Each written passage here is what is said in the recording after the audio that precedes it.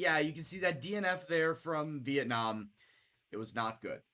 All right, it was definitely not a good race. We were able to get the win at Bahrain. That was a much better race, but Vietnam Vietnam was not good.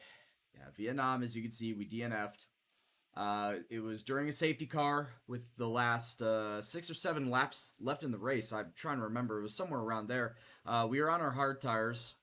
Oh, sorry, we weren't on our hard tires. We switched to another set of mediums because our front wing got damaged. Because front wing damage on tracks like Vietnam and Monaco, they go hand in hand.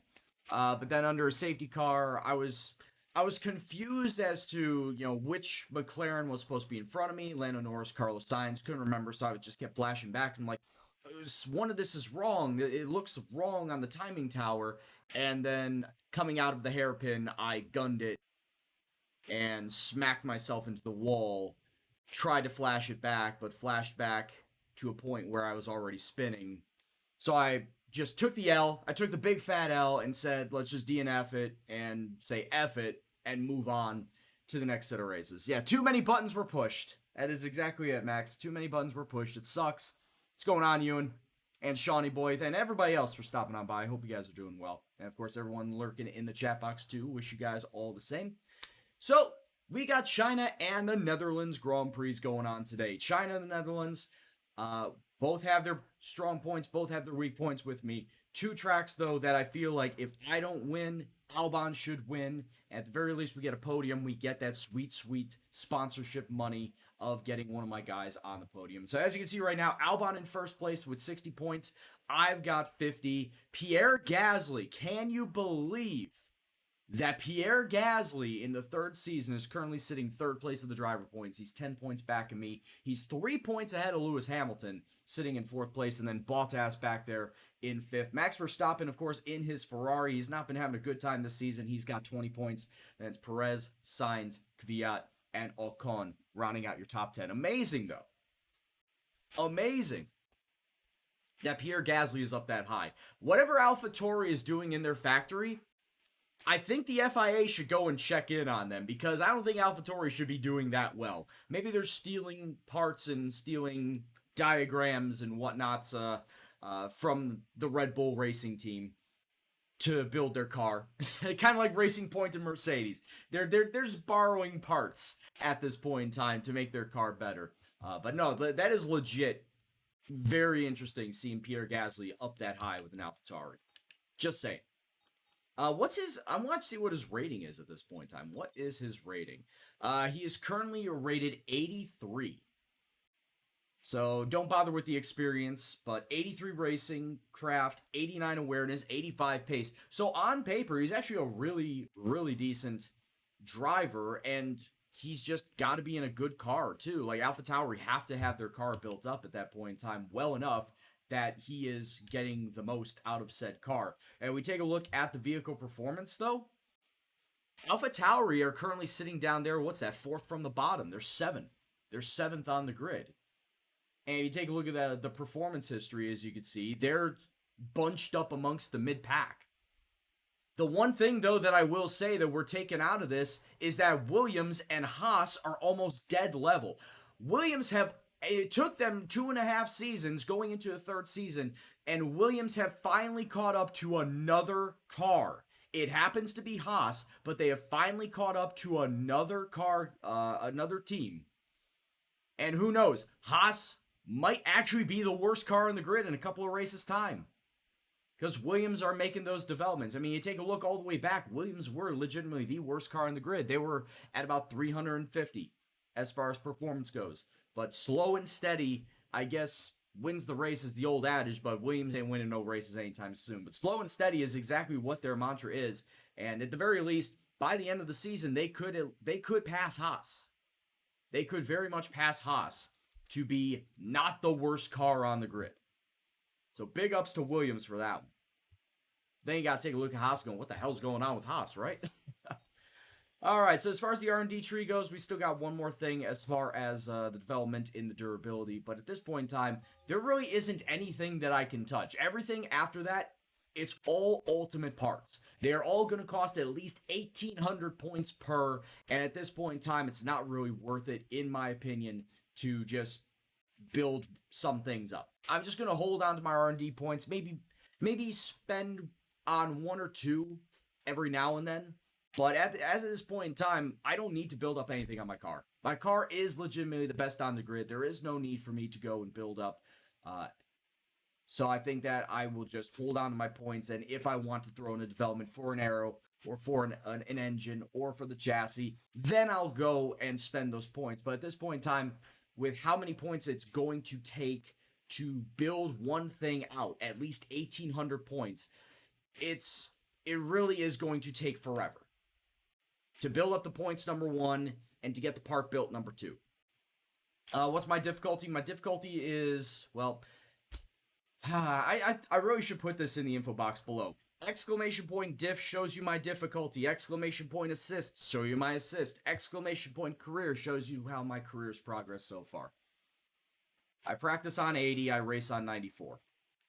I really should put this in my info boxes so that people don't have to ask me that question all the time. FAQ. There we go, an FAQ section. That would be better. Also, as far as money goes, I don't really need to throw in any money here either. Unless I really want to build up my resource point generation, I don't think that I should be spending my money all that much. Thank you very much for the Twitch Prime sub, Mr. Spade UK, coming on in with the second month in a row. Thank you very much for the support and dedication to the stream, my man. Welcome back. And before we even get into any sort of racing today, we've got an invitational event here at Spa. It's the Overtake Challenge. I need to overtake a certain amount of cars by the end of the race. I think it's going to be a 3-lap race. And it looked like the car that I'm in is going to be the 1992 Williams, the FW14. I think we might do that.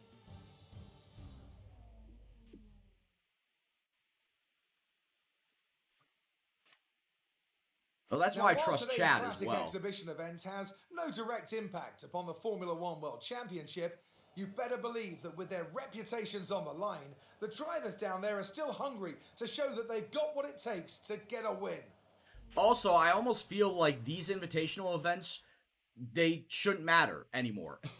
Honestly, these invitational events don't really mean a thing for me. 1,000 driver acclaim and $150,000, that doesn't really mean a lot to me much anymore. Like season 1, season 2, yeah, but season 3, now that I've got my car built up and I'm almost at team level 20 at that point in time, that is the highest as far as team acclaim can go. I think it can go higher, but that is the last one to open up the last sponsor slot. I feel like that the money aspect and the acclaim aspect don't mean that much to me so much anymore now it's season 3. So I'll still do this one, but I think this might be the last one that I do. I might not need to do anything more after this. So they want me to overtake 10 opponents in 5 minutes and 15 seconds, and I'm in the 2003 Williams, the FW25. I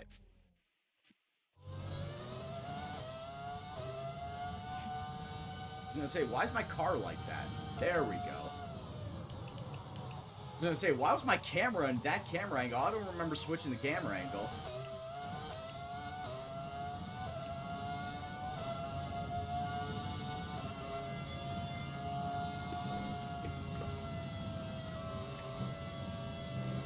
Go to hell.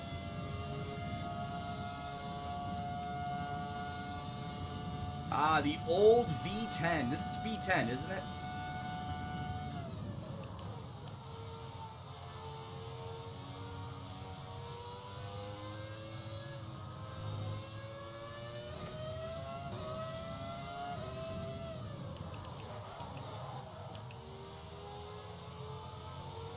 Wait, Williams was BMW powered? Williams back in the day was BMW powered? I didn't know that. I just noticed the BMW on the wheel. I didn't know that old Williams was BMW powered.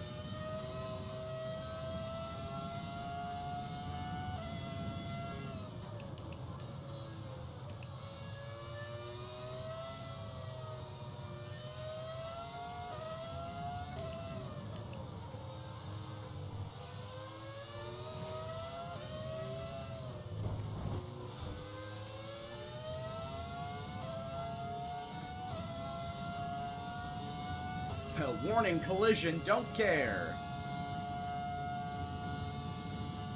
We're still running at 195 miles an hour and 17,000 RPMs. I was going to say, 2003, the layout of this chicane was different, too.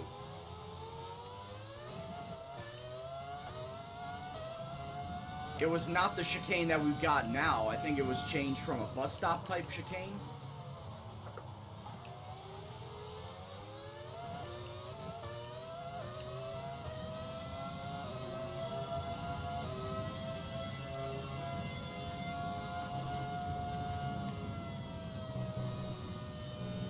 Maybe if I ever do the online lobbies, whenever I do the online lobbies, they can give me an option to choose old-time cars.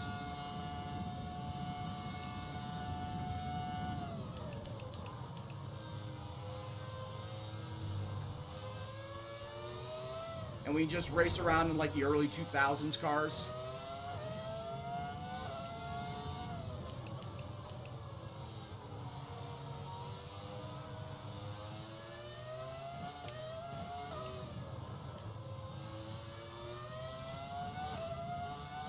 I got 4 more cars to pass in the next 2 minutes.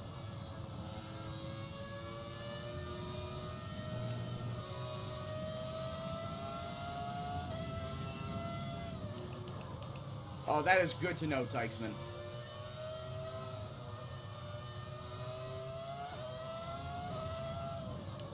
Because I would be all for racing in the mid-2000s. The mid-2000s vehicles over the current F1 cars.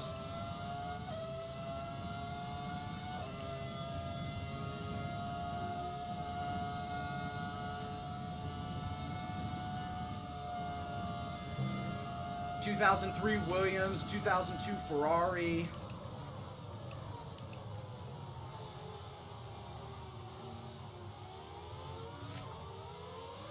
...2010 Renault...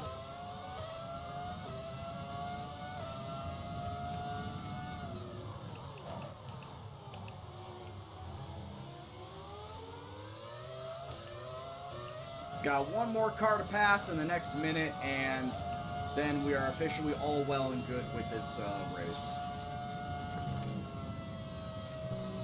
Alright, so now all I need to do is officially hold on to this for a minute. And I've achieved this challenge.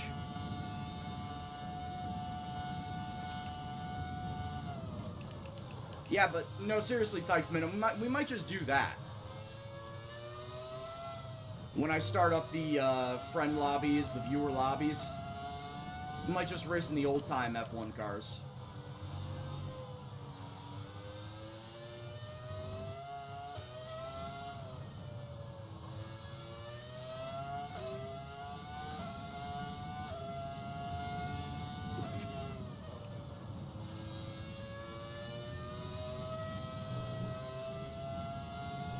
Yeah, seriously, what has been going on with Ferrari? It doesn't look like anything has changed with them. And also, we got the Italian Grand Prix coming up, the Monza Grand Prix.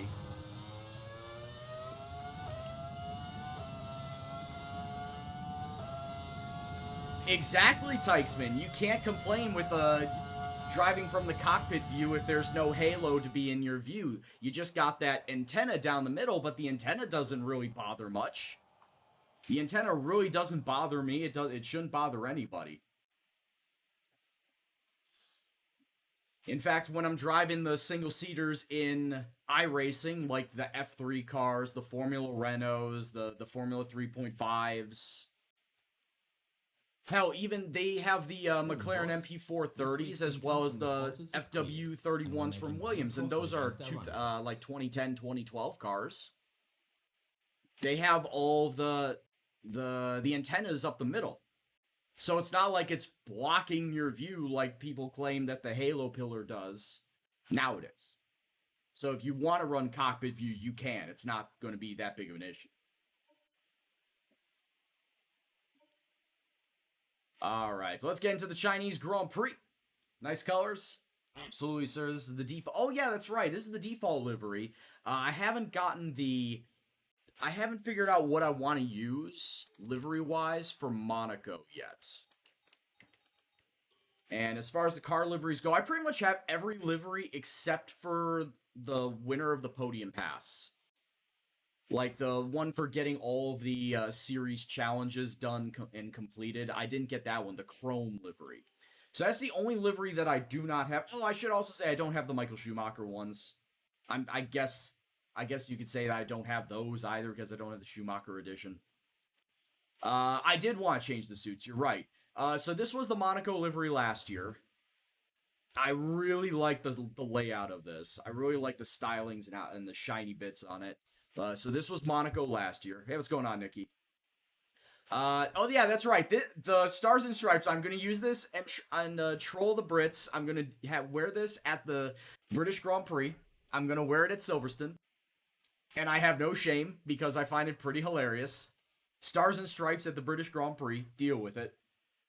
But as far as my Monaco livery is, I don't really know which one as far as a specific design goes. And then these are all the default designs. I don't want to go with the default one. I don't know which one I want to use. I really don't. You do multi-class racing too? Ah, shit. That's awesome. But yeah, as far as, yeah, I did want to change the fire suit, didn't I? What do I want to go with?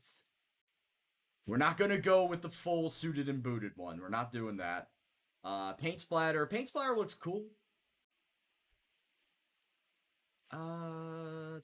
Tiger suit. There we go. We will become the Tiger King. Roulette. That doesn't really look all that great. I'd probably make it a base of blue instead of white.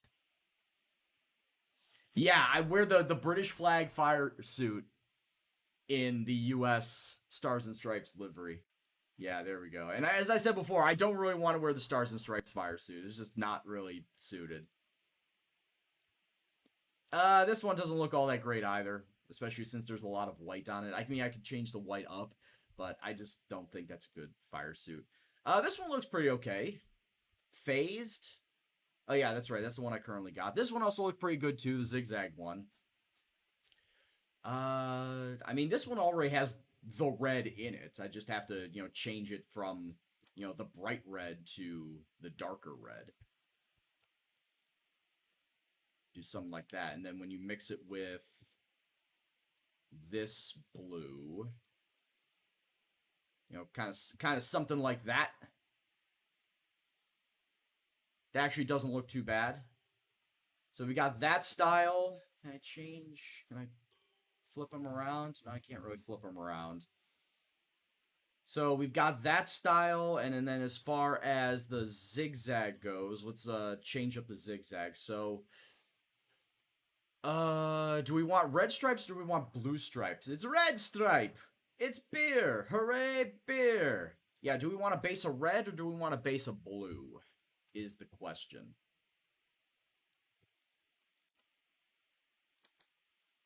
So, basically, option 1, and I'll have to do something with those stripes. I may make the stripes white. Oh, that actually looks pretty sharp.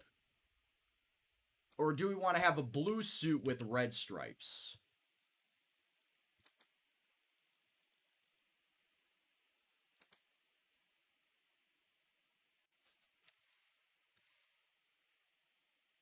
I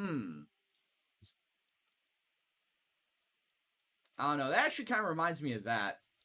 But yeah, as far as the striping goes, I'm not really a big fan of how it's laying out now. Now that I look at it, I'm not really a big fan of it. So let's go reset it. So I think we'll go with this one instead. Let's take some of the other ones. Default. Oh yeah, the rest of these are default. These bottom 7 are your original set. These bottom 7 are your original that you get. So I'm not going to touch any of those. So yeah, I think we'll go with the phased one. We'll have this as our official Season 3 fire suit. And we'll go ahead with that. Gloves are going to stay the same. Just keep them default red. Like, I don't think, honestly, that there's any way that I want to, and any reason for me to go with any of the other ones. I'm just not feeling the other ones, you know what I'm saying? Even though I think this one may go well with it, like, there's just the pattern-wise. I change up the color, it could fit with the pattern. But, you know, I'm just kind of feeling just staying with the classic red. I think we might just stay with the classic red because it melds in with the fire suit. So we'll just stay with that. Helmet. I love this helmet design when I made it last season for last season. So we're going to stick with the helmet design. So we'll stay with that. All right, let's move ahead to the Chinese Grand Prix. You tried manual and gear recommendations on time trials Austria, and it was bad. I don't know what you're talking about, Tykesman, because I've not done it myself. Are you doing a controller or a wheel?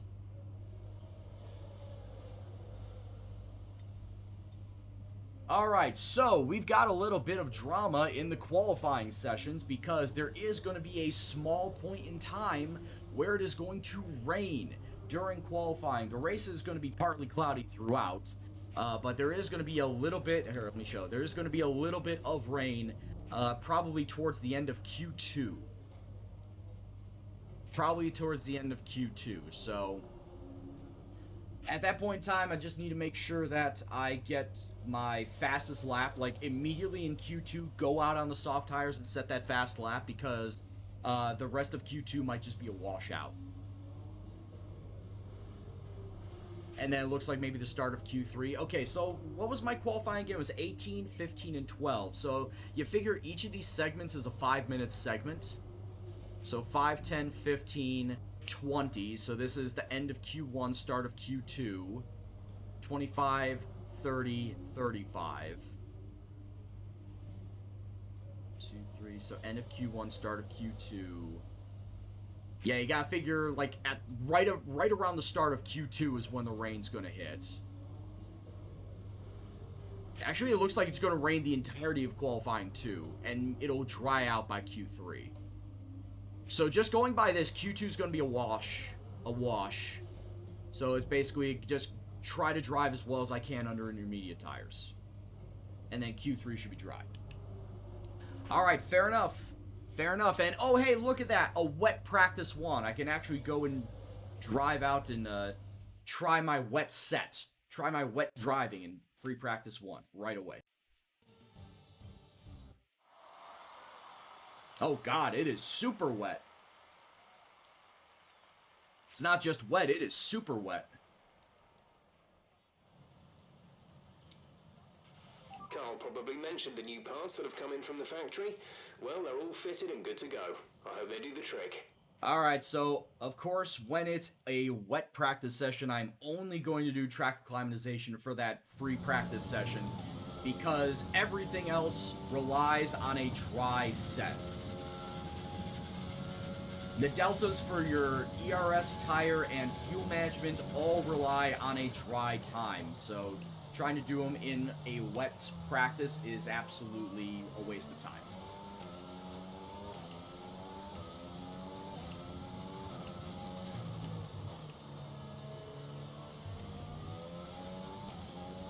But at the very least, this will help me in getting myself acclimated into driving this track in the wet so I can get a decent time, potentially a decent time in qualifying.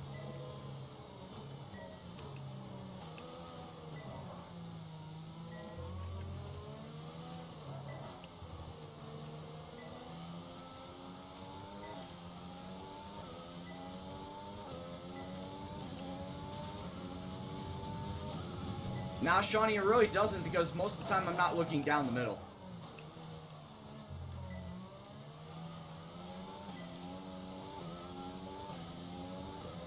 I'm looking off to either side so I can plan my turn entry. See what's around me, see how the turn is going to lay out, see where the other drivers are. Now, let me start that one over.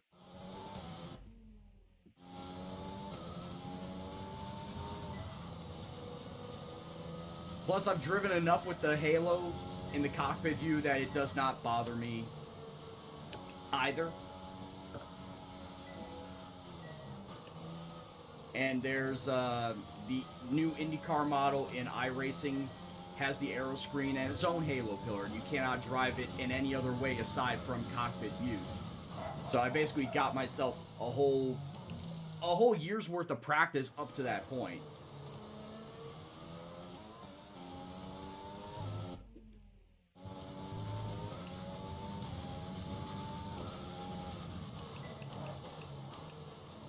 Plus, I'm just basically going by what the actual pros say when they are racing with the pillar. It's just like having your nose in your field of vision. Technically, it's there, but you don't see it because you look past it. Your eyes got to train yourself to look past the pillar so that it's not there either.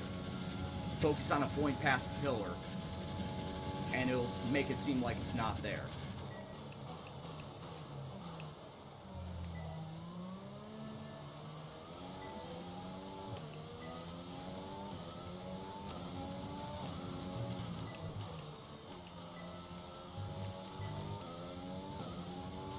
Alright, I think I should have purpled this.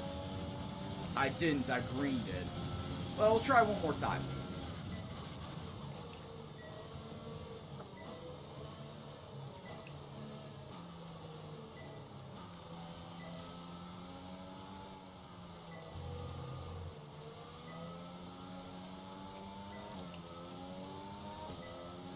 Now this is just full wet conditions. It's only going to be a light rain when I go into qualifying. It's not going to be this bad when I go into qualifying.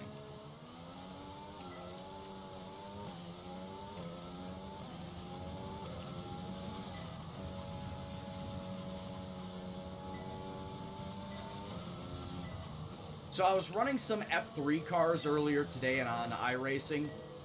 They were at Interlagos. We had 27 cars in my split. I qualified in 15th. And of course, Interlagos, we all know how the track at Interlagos is laid out. We know how turns 1 and 2 are intensely tight, and it's a really hard braking zone going into it. Standing start, too, of course, because it's F3.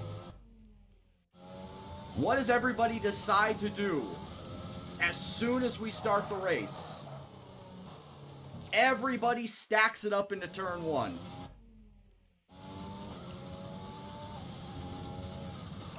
And about a good 10 to 12 cars got some sort of damage coming out of that turn. Myself included. Because it was pretty much everybody from the mid-pack and back that got hit.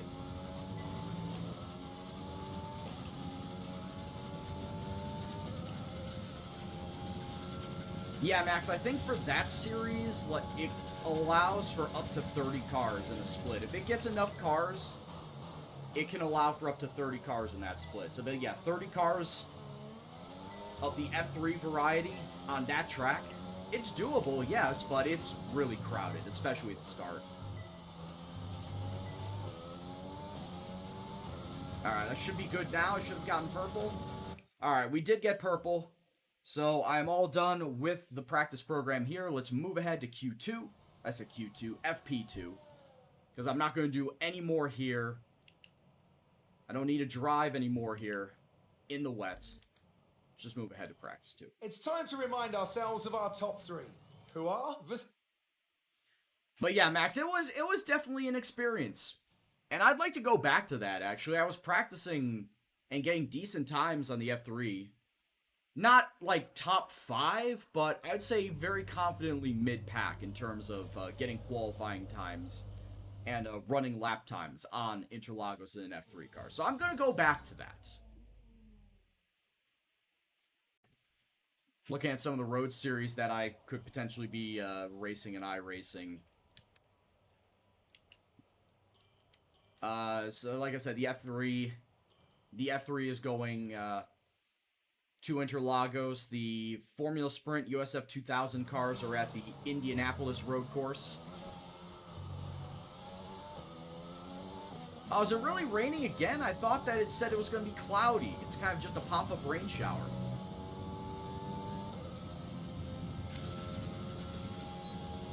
It showed on my weather forecast that it was going to be cloudy, so this is just a pop-up shower.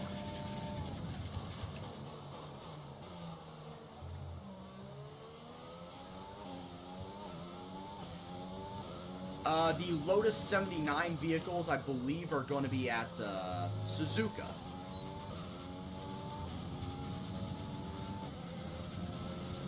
So that one's going to be fun.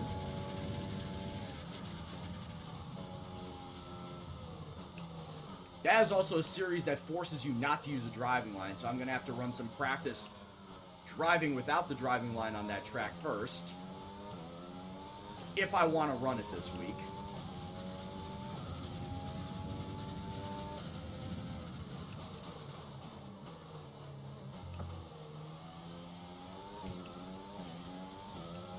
This Friday is also the last week for Tora, the Online Racing Association's Oval League. I am well out of the running, so I'm pretty much resigned to maybe not running it, maybe not doing it.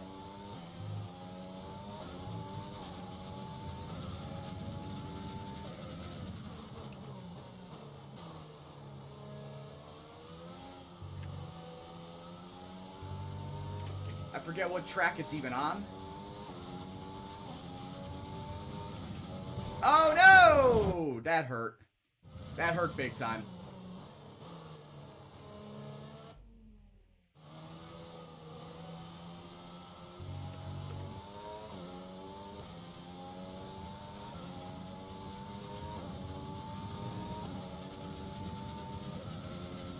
I have not fully committed to a stream on Friday either. So, if I do, I do. It'll probably be some random iRacing. If I don't, then I don't. I will say this, though. Be prepared to laugh pretty heartily on Saturday for the Saturday stream, because the Saturday stream is when I do the 100% Monaco race. 100% distance Monaco. Oh, you better have your front wings in tow, because I'm going to be breaking a lot of them. That one is going to be fun. For you. It's going to be fun for you. It's not going to be fun for me, but it'll definitely be fun as hell for you guys.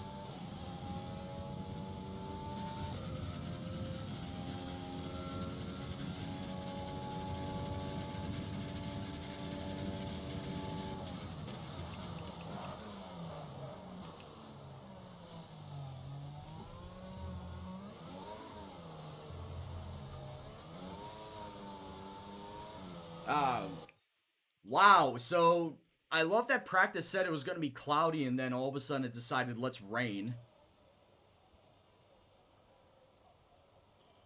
So this entire practice said it was going to be cloudy and then, oh hey, let's bring the rain. So do I have to go into FP3? Is that what I'm seeing here? Do I have to go into FP3 to do this? To do any of my practice shit? Yeah, I'm going to have to go into FP3. And with all the cars now wow. over the line, all right. Let's see our top three again. O'Brien, Magnussen, and Alexander Albon.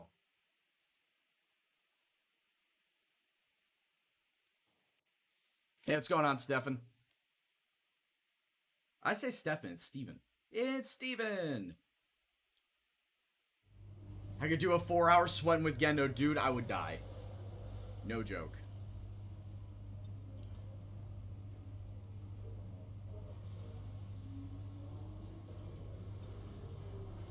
Let's do that.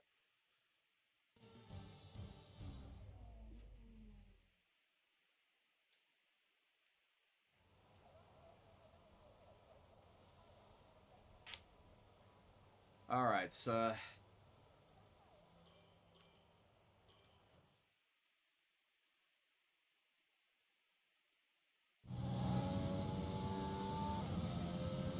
Wow, it's my first FP3 in a good long time, because I rarely if ever go into FP3.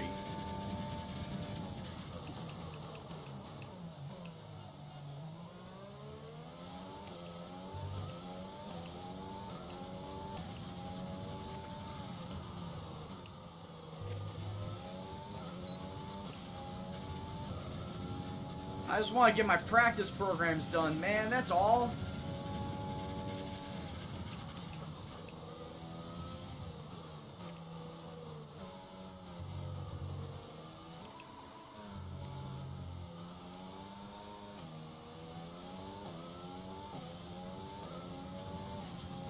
Yeah, I know.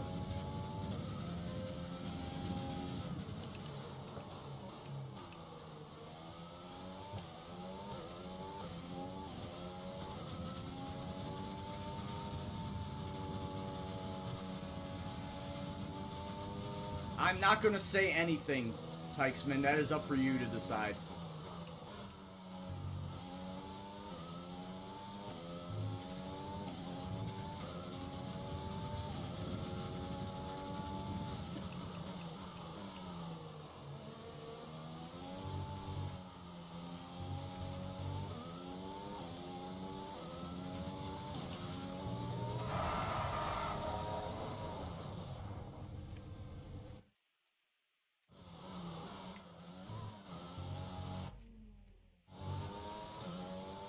Well, Saranti, I can tell you this much. It looks like the AI bug, the difficulty bug, has been fixed. Because I am running a full 1.5 seconds behind the Delta. I did up the difficulty to 94, but I was trying to play on the fact that it would not happen the very next session. It would happen the one after it. Nope. It looks like they fixed the AI bug. They fixed the difficulty bug. It does look like they fixed the difficulty bug.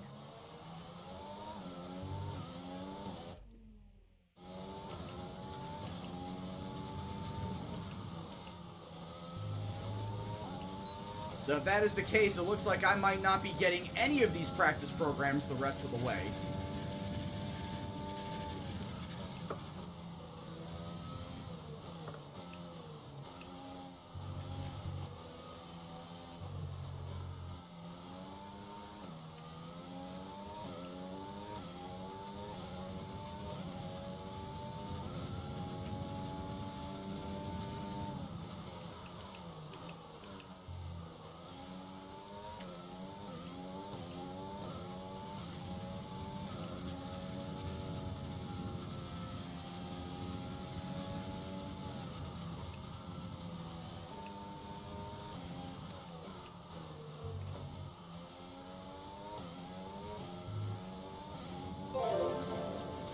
Yeah, I'm already 1/2 second down. This would not have happened if I was still under 80% difficulty for the practices like I normally would be. Thank you very much for the host, sir.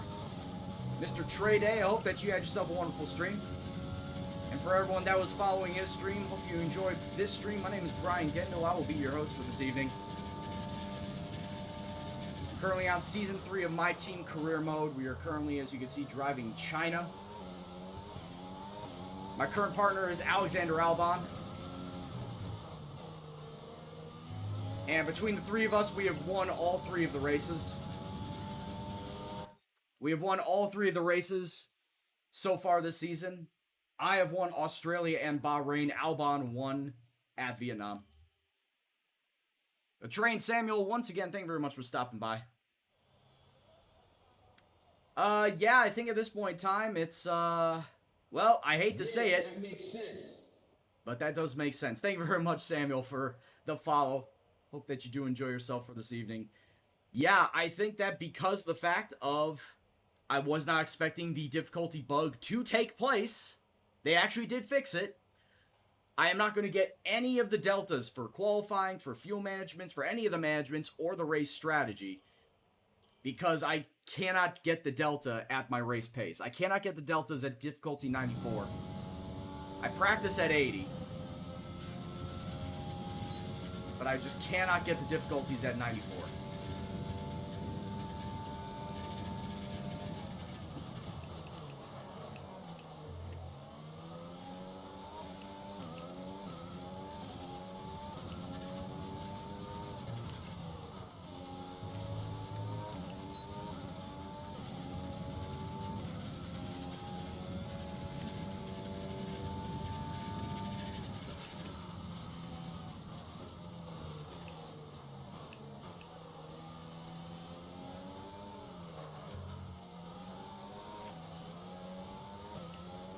Well, I can at least try for race strategy, but I don't think I'll get the qualifying program down.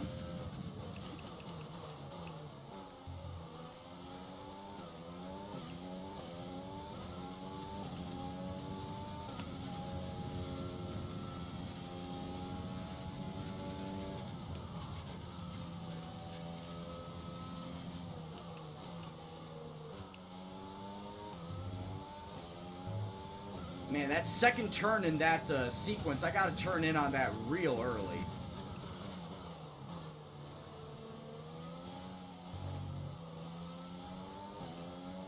Just so I can have the car swing around exactly how I want it to swing.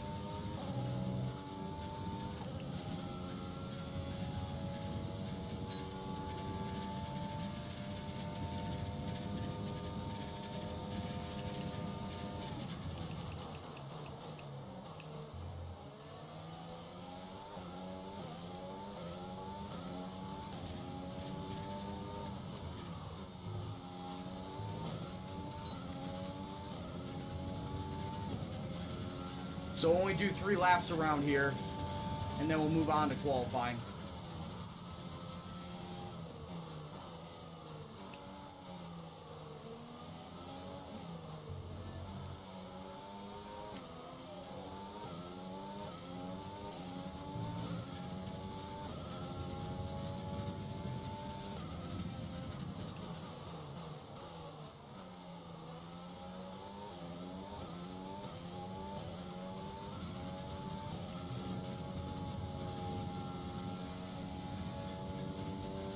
But yeah, for those coming on in that don't know about what's going on this season, we're currently in Season 3. And I have a very strong feeling this is going to be my last season here. We have the best car on the grid right now. Legitimately best car on the grid. We have overtaken Mercedes. We overtook them last season.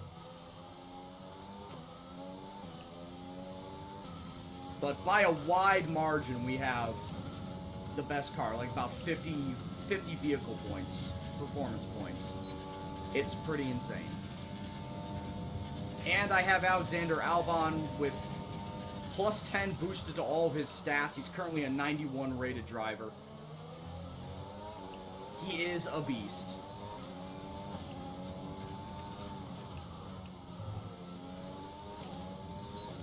And pretty much if I am not on the podium, he is up there. So sometimes we both get on the podium.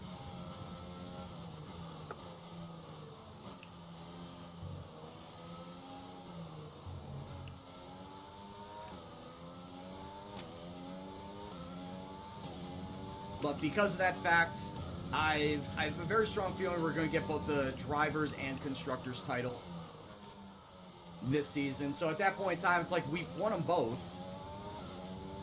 There is no real point in continuing on this save, so I'll just move on to something else.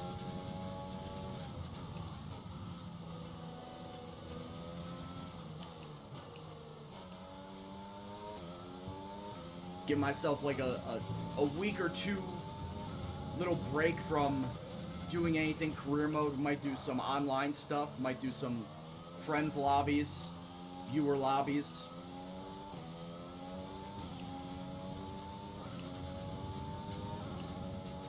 And then come back at the start of October with the Williams Try Not to Suck Challenge. Make Williams not the last car, not the worst car on the grid.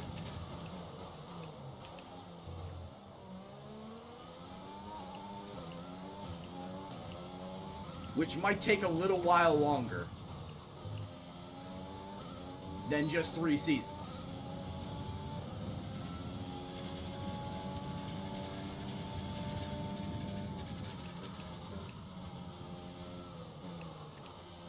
I think at this point in time, I'll go for all 5 laps here just so I can get the most amount of data for my personalized pit stops.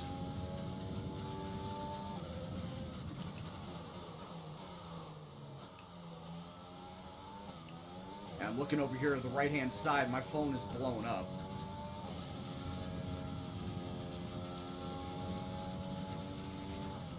I'll check it out after I'm done with this.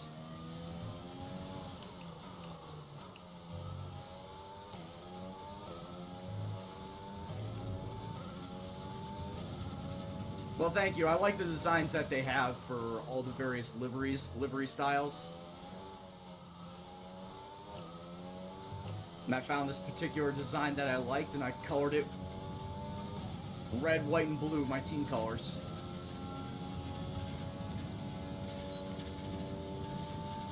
Speaking of the car, we have a Mercedes engine on the inside. I've stuck with Mercedes since day one of Season 1, when it was still technically the second best engine out of the 4. In Season 2, Mercedes did become the best engine. However, in Season 3, before we even started this season, guess which engine became number 1? Listed as double 100 in power and reliability. Renault.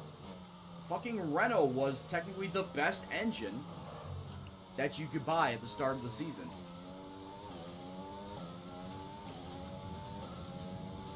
It was Renault, then Mercedes, then Ferrari, then Honda, but the difference between Renault and Honda was very tiny. Renault had the double 100, Honda had double 95. So the best engine in season, or the worst engine in Season 3, still a double 95? It's not bad. Not bad for choice.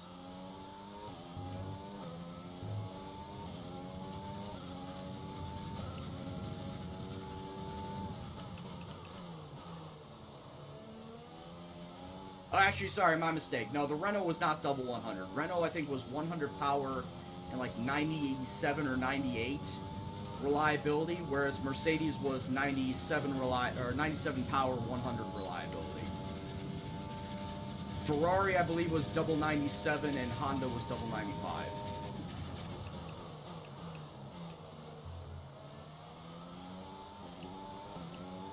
Hey, what's going on, Carnes? So before we got into this Chinese Grand Prix... Okay, test... So before we got into the Chinese Grand Prix here, we did the Spa Invitational test of passing a certain amount of cars in a time limit. We were in the Williams 2003 car. And we need to pass 10 cars in 5 minutes, and we did that. Pretty easy. What's going on, Long Turn? Yeah, I decided against switching the engines because of the fact that it was doing so well for me. Oh, they changed the line.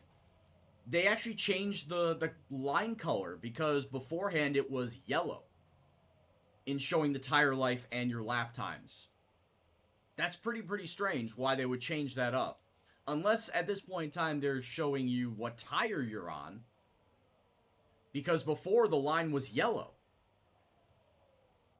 Now it's red. And it didn't matter what tire I was on, it would always show it was yellow. So I guess now they're showing you what the tire color is that you do the tire line on. Or I don't know, maybe. Oh yeah, what is my gearbox at right now? Because I am technically running my main gearbox. Yeah, it's on 27%. I'm going to have to stop. Alright, let's go ahead to qualifying. The session has drawn to a close, so let's review. Let's move ahead to qualifying. Oh no, I only got 900 resource points. How's the headphones? Oh, they're doing pretty well, doggy. They still work, which is always a good thing. And to be fair, this pair of headphones are not cheap, but they're not expensive. I think when I bought them, they were like 60 bucks. They were the Audio-Technica, and I have them in the info boxes below. It's the Audio-Technica M30X or something like that. Something along those lines. But yeah, I think when I got them, it was about 55, 60 bucks. Alright, so just as a make mention once again, this is what the qualifying weather looks like. It is supposed to rain, I want to say, at the start of Q2. Q1 should be dry, going to cloudy, but Q2 should be raining. So I think what I'm going to do, if just in case it starts to rain at the end of Q1, I'm going to go out on soft tires for my first lap. Just in case it gets washed out and I'm not, sitting there waiting to put in a faster lap, because if I get forced onto intermediates, the intermediates are automatically slower than any of the slick tires. Intermediates, I think, are somewhere in the range of like Order 0.5, 0.6 seconds slower than hards. Just not good. Peachy Dwarf coming on in with the Prime sub for 2 months. Thank you very much for the support and dedication to the stream. Welcome back to the Gendo gang. Yeah, Gearbox is okay. So yeah, let's get into qualifying.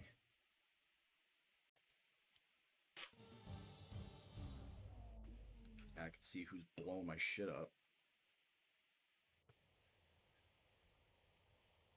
Oh, it's my cousins talking about drafting.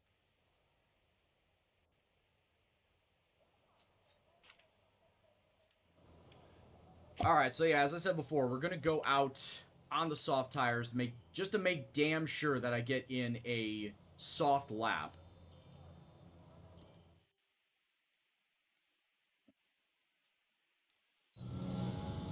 I think sweating with Gendo might be good for the entirety of the first race now.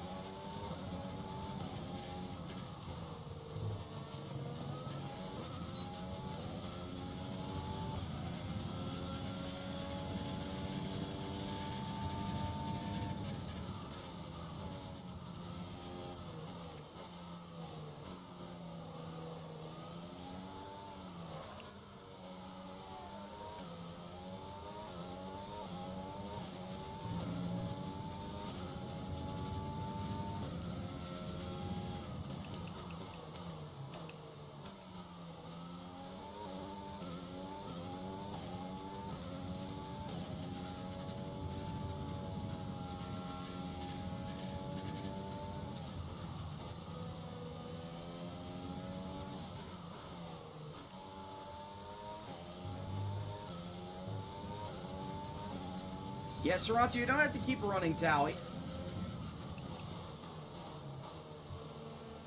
You'll know when you can't select one anymore.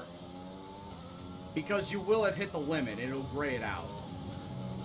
Since the limit for each stream is 10.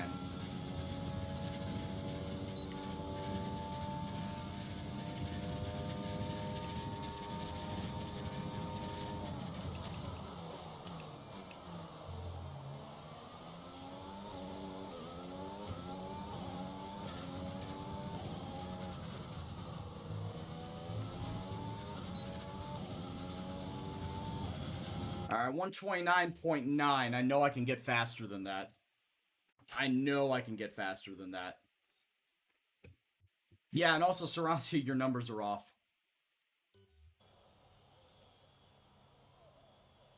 Alright. Alright, so I got 1 point, or... If you want to know I don't know why I specific said information or 1.99. make certain changes to the car during the pit stop, 129.9. you can tell me what you want over the radio. Press and hold the radio button to activate the system, and you can either speak the command or select it manually from the radio screen that will appear on the multifunction display. While the radio is active, cycle through command groups with the MFD button. Alright, so I'm noticing, I'm saying this right now, I am noticing that it is going to start raining right at the end of qualifying. It is going to start raining right at the end of qualifying. So what I'm going to do is once the track clears, probably with like 7 minutes to go, I'll throw... I don't even need to throw in another lap time, because Alexander Albon and I are fine sitting up top. But yeah, I'll go out right now and do one more lap. Just to do another lap. But it should be raining right at the end of Q1, and it is going to rain for pretty much all of Q2.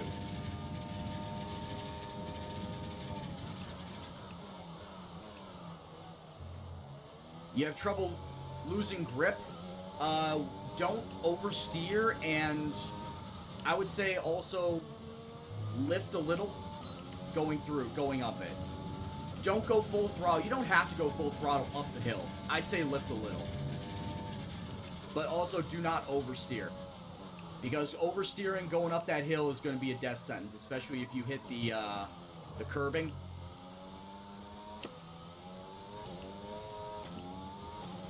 There's only one lap Speaking of of fuel remaining. oversteering.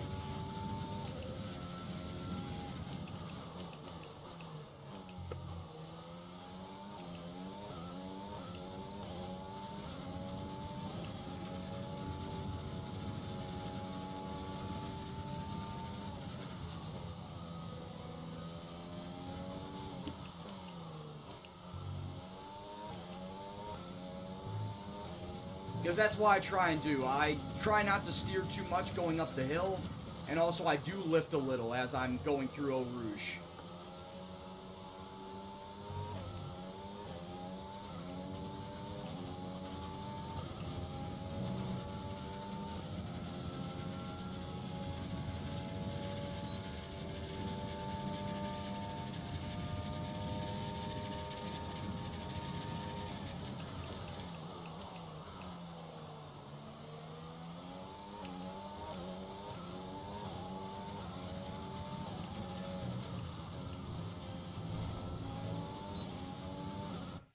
Wow. That was no good. I was probably about to get about a second or a tenth of a second faster. 2/10. Alright, so I got 2/10 faster. That's all I need. Honestly, that's all I need. Just to put together a solid lap time. And it looks like that I'm not going to have any problems qualifying to the next round. Yeah, Albon and I, far and away the best drivers. P1, P2 from qualifying 1 going in, and I'm already starting to see the rain coming down at the end of qualifying. That's okay. It's only qualifying, Tykesman. It's not the race. I did fix it right now, though. I did notice the rain as soon as I switched to Q2. Yep, there's the rain. The rain is officially coming on down.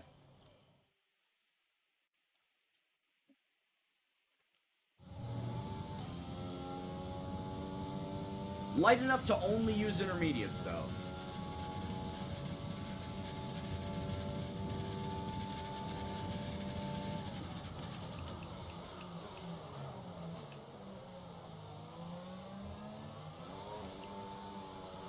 At the end of the heavy braking zone, that's going to be a problem.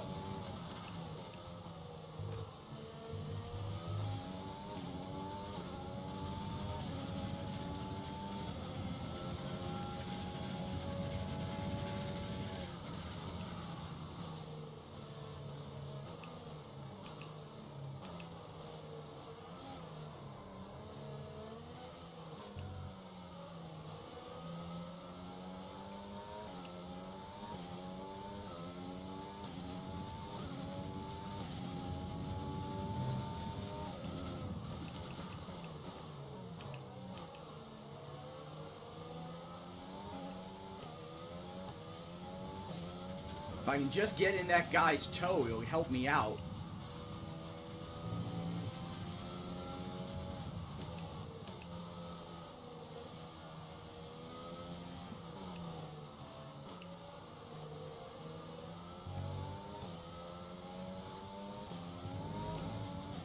I say if I can get in that guy's toe, it happens to be Bottas.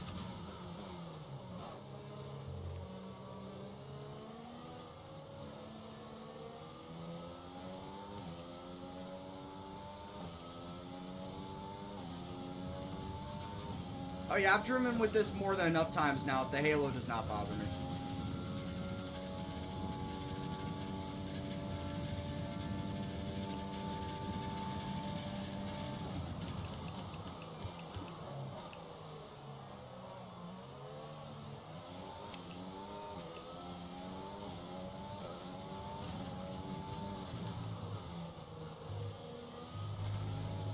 Oh, fuck you.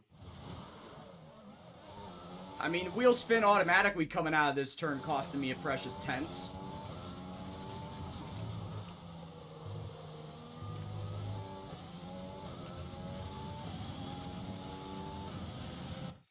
I apparently got fastest lap. I don't believe that, but I did.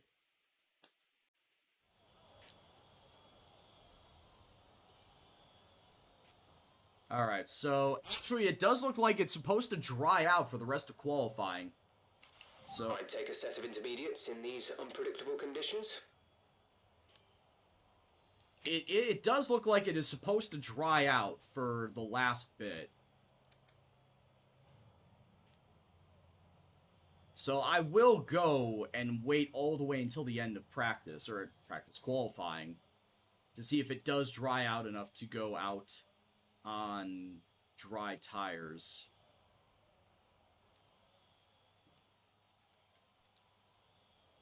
Yeah, I did. In fact, I turned the difficulty up in, shut the fuck up, Jeff. I turned the difficulty up before practice 3, so it is already set to 94.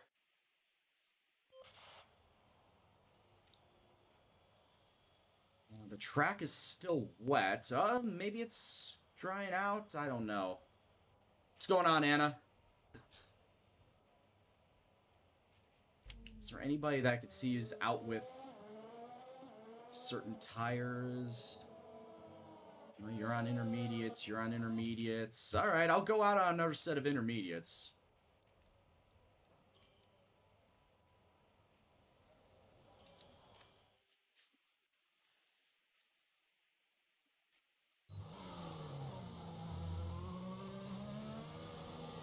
Of course, as I say that, the track did dry out.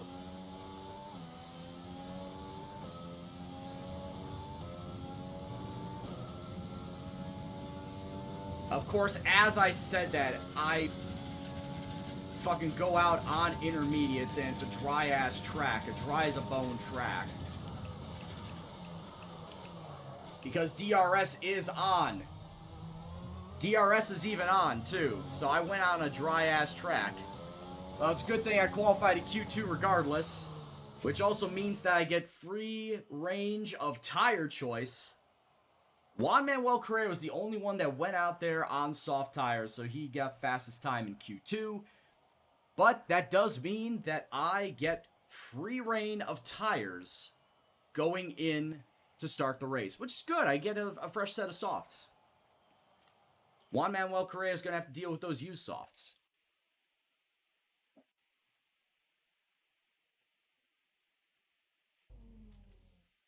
F1 stream with a wheel? Yeah, buddy. I've had this wheel for like a year, almost a year and a half now. Alright, so yeah, we'll go on those set of softs. Drop the fuel load. And let's go driving. Though I will say, you're going to have to get used to this real quickly. I'm not doing T-pillar, I'm doing cockpit cam. The only time I will change out of it is when I'm going through the pits. Whoa, buddy. Broke too late.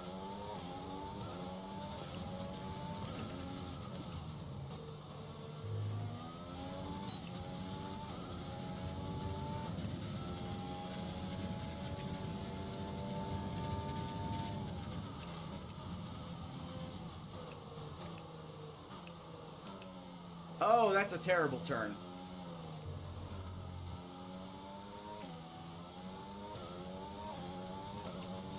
A terrible turn through the snail. Already I'm going to have a bad qualifying time. At least for this first one.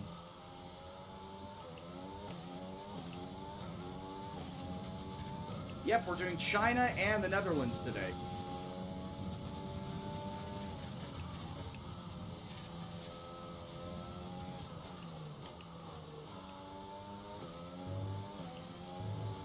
And so far this season, between myself and Albon, we've won all the races.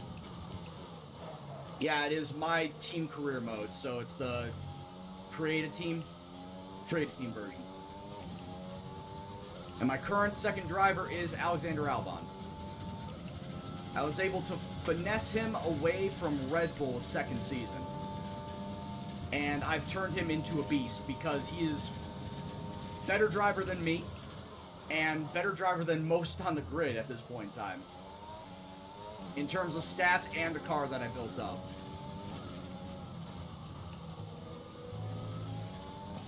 Like, the only drivers that he is currently behind are Hamilton and Verstappen in terms of rating.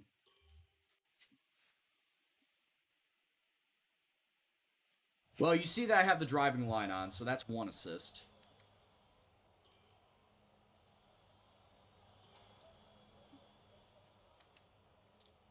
Alright, so Alexander Albon currently sitting on pole position. He's more than likely going to keep it.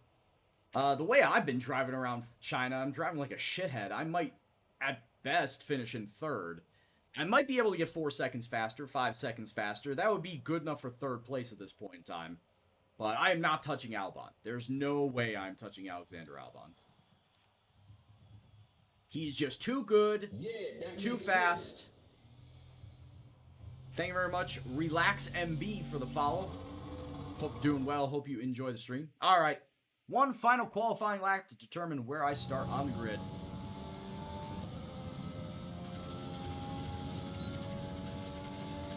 Anybody in front of me? There sadly is not. I can't tow.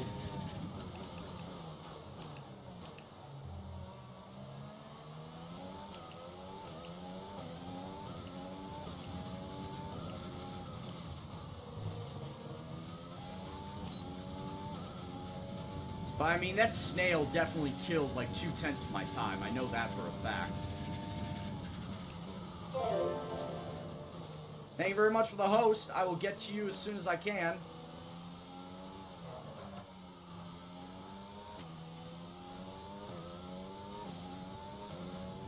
That's a name and a half. Direct Kaijus. Thank you very much for the host, dude.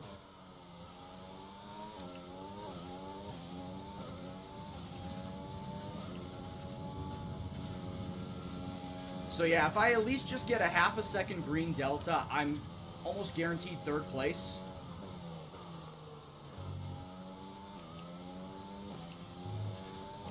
Any more than that, I do feel like that I've got 3rd place wrapped up in the bag.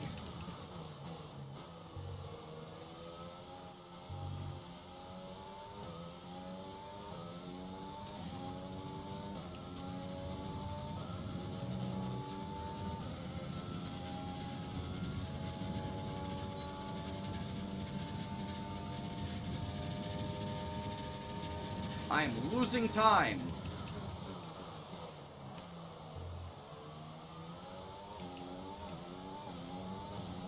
That was actually a very sexy hairpin.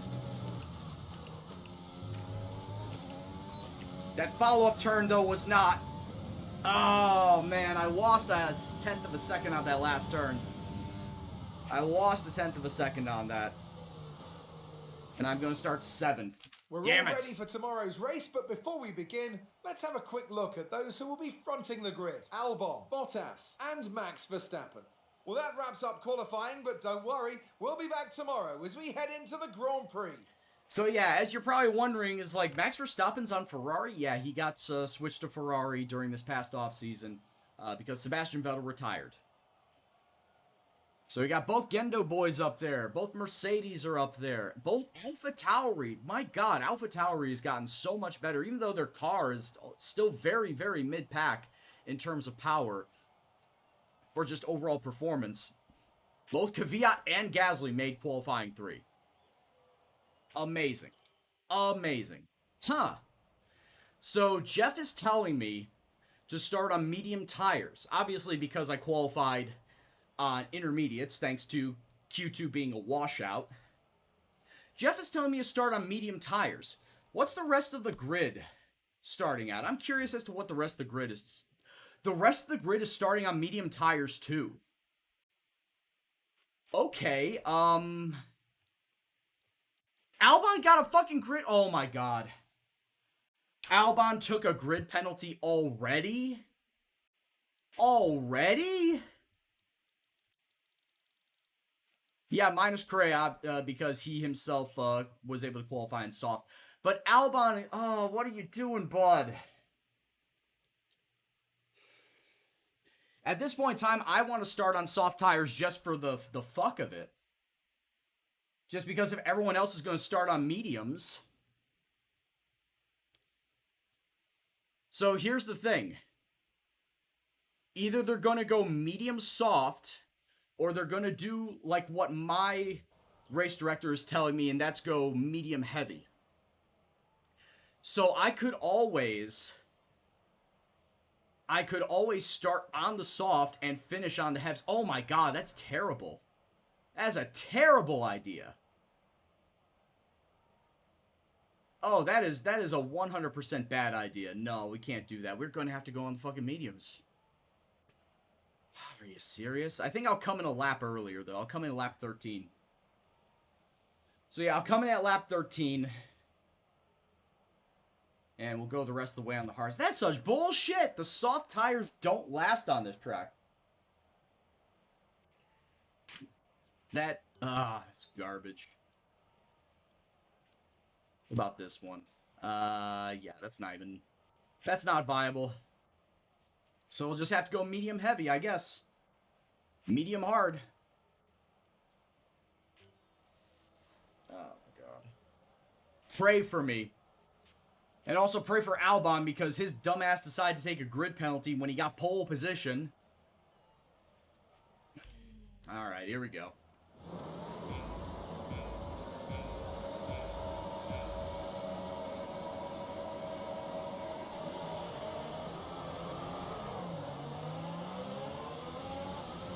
Whoa! Watch out behind you.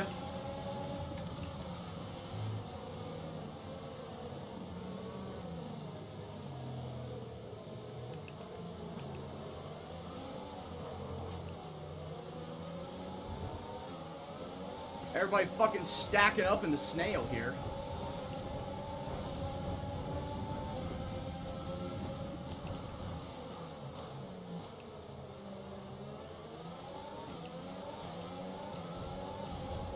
Caution already.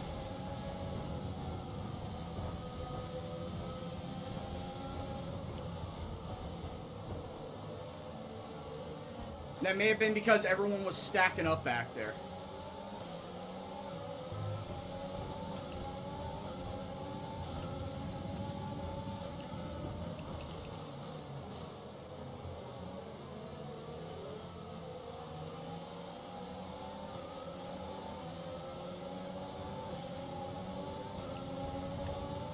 Oh, this has got bad news written all over it, but we're going to make a pass on Kvyat.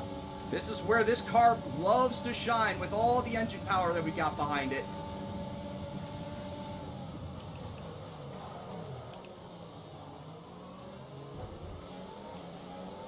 That was a very dangerous pass as I late braked on accident. That was a complete accident with the late brake. But I will tell you this, it got us up into third place.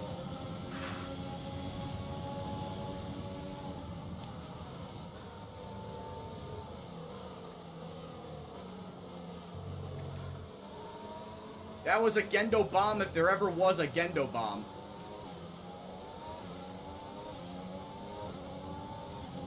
Yeah, the patented, trademarked Gendo bomb. That's what it was. But that was completely an accident. I knew where the braking zone was, and I thought I hit it. Clearly I didn't. I went past it.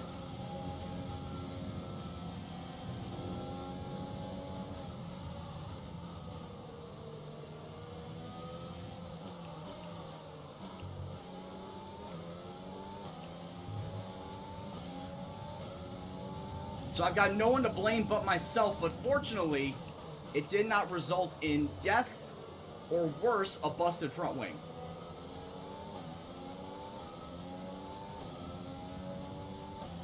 Yes, I do. I'm not running traction control, no ABS, no none of that.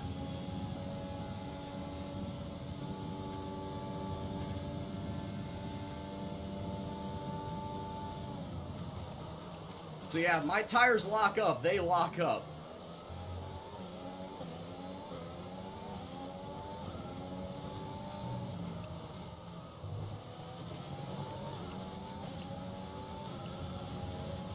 DRS is being enabled this lap. We can use DRS when you are within 1 second of the car ahead and in the DRS zone.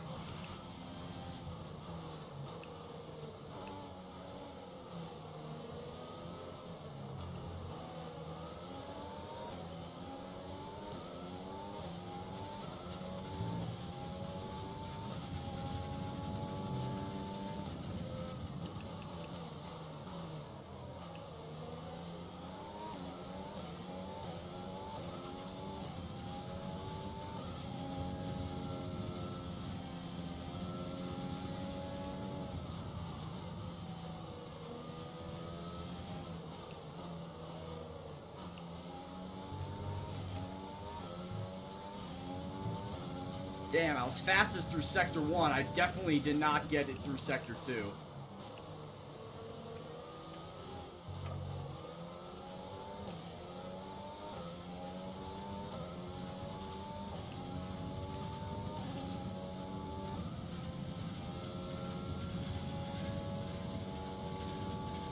What's a Spotify?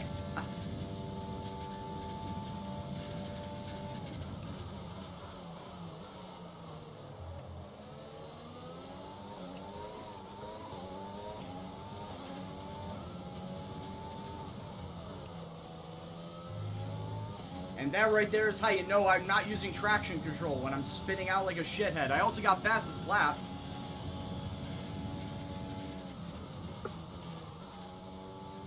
Granted, it was only lap 3.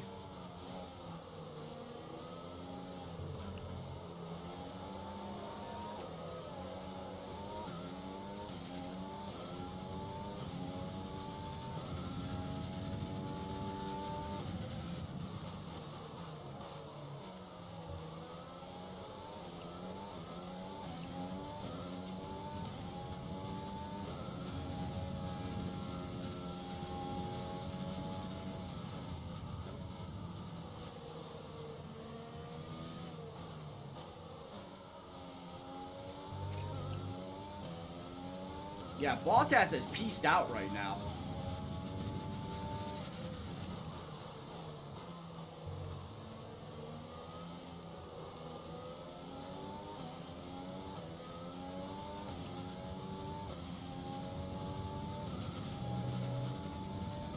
Yeah, Bottas is straight up pieced out of this race. He is lengthening his gap on Hamilton.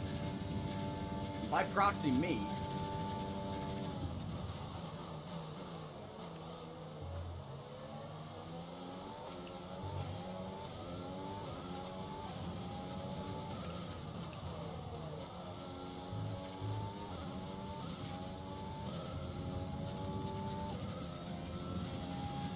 At least I did get fastest sector there.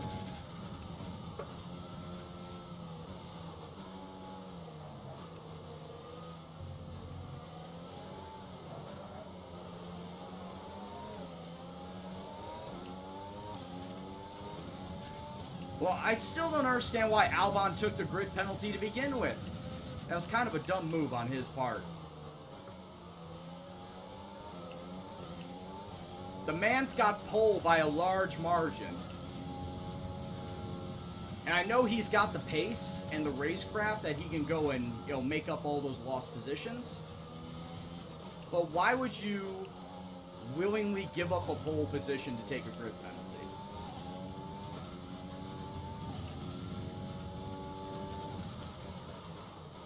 Unless it was just that, he thought I could, you know, weave my way back through the field.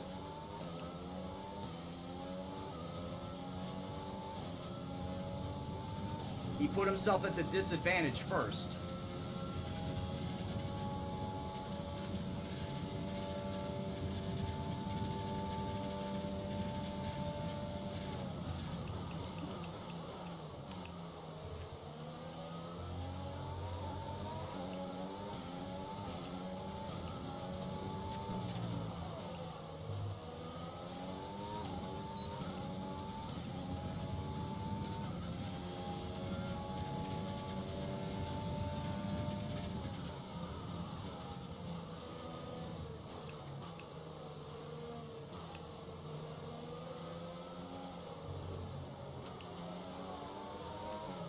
You're in Ireland, so close yet so far away. And just fake a UK account, or fake a UK address. Get like a PO box in the UK and get it sent there.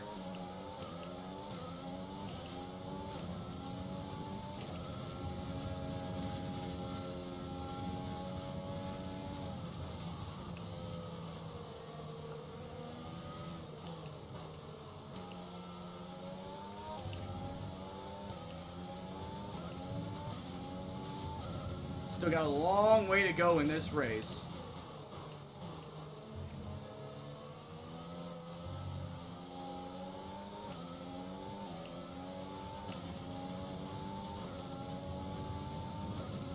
As a reminder, I'm coming in and pitting lap 13. 13. Lucky or unlucky number 13.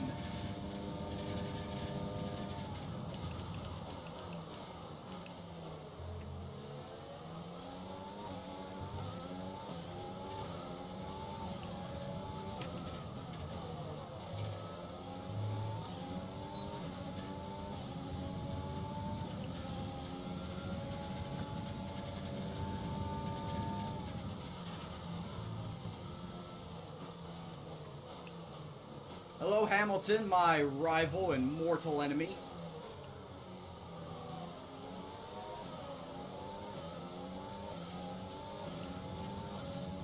Well, I'm driving with a wheel, so it only makes sense to drive cockpit view.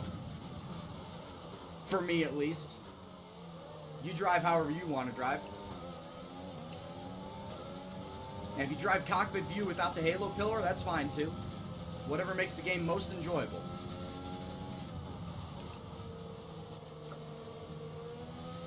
Everybody plays differently. Oh, Hamilton. Hamilton with a big check up there.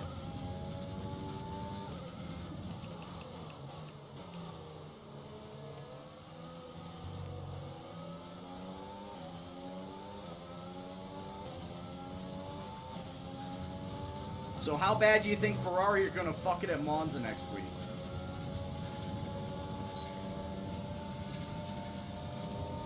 Oh, Hamilton. Where you going, bud?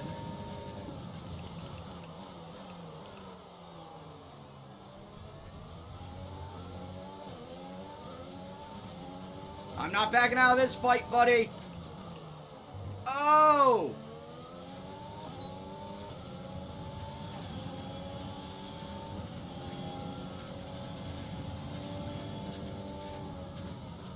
We touched. We touched.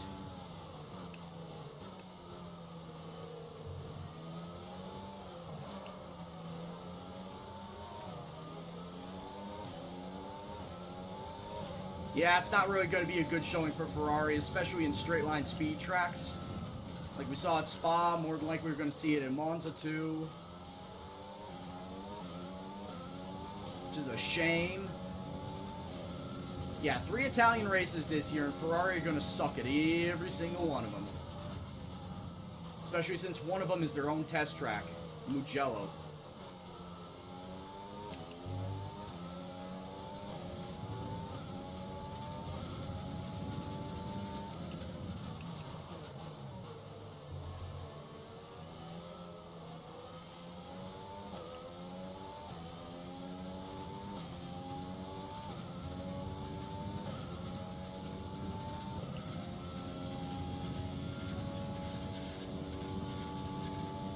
Consum, he's got competition. It's called Bottas. And that's it.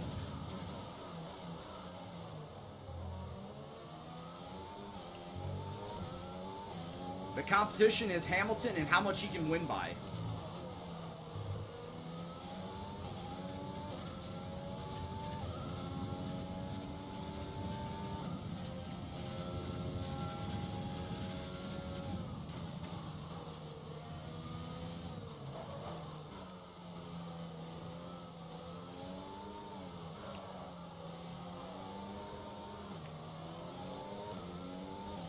Anna, because you said that, I had to throw the snail turn out wide.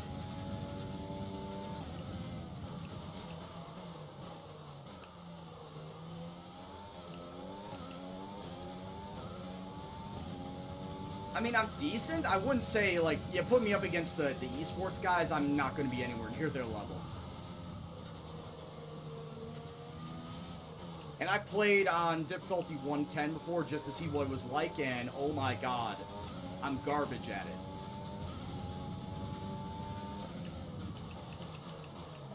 And esports guys will regularly win races at difficulty 110. I'm comfortable in my own difficulty. I might raise the difficulty up. Maybe to like at 100 at most, like, but no more than 100.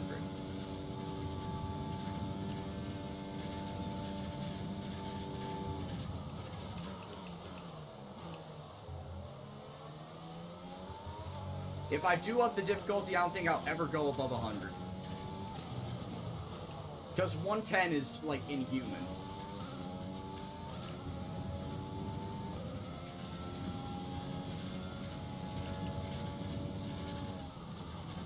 And yeah, I'm also not a big fan of online play. I might do a little bit of it once I'm done with this career.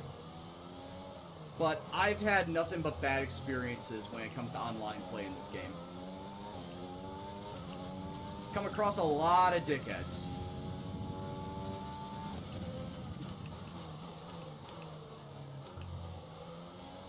And most of them are in ranked play, too.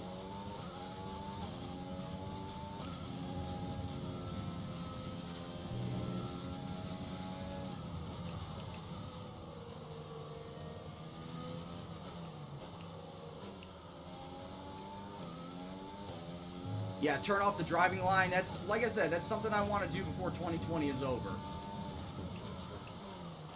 Is get comfortable enough to run without the driving line.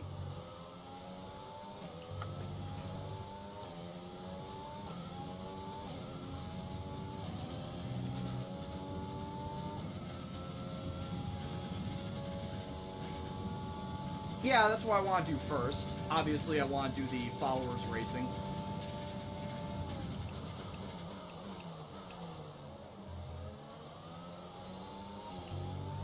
Which I'll try and set those up on like a Friday night or something.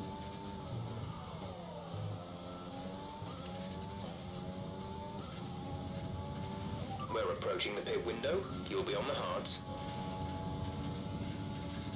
Oh, I gather it's a big difference because you got to formulate your own line.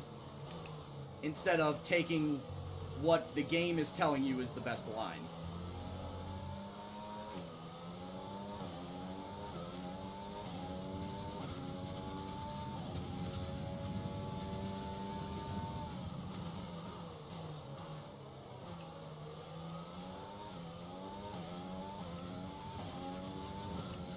And I'm slowly catching up to Bottas, but we're both going to be pitting. We're probably both going to be pitting at the same time.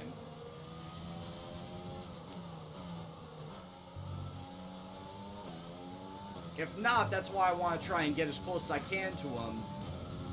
If not pass him, so I can undercut.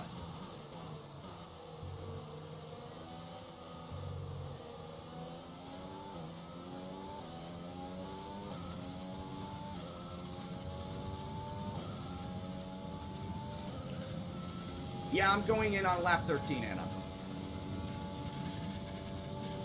The default strategy told me to come in 14. I decided to go in a lap earlier because it said that I would actually gain time if I came in a lap earlier. A little less than a tenth, but I would still gain a little time.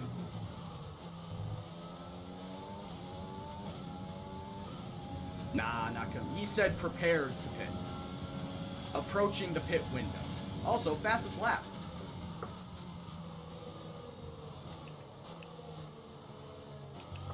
Uh-oh.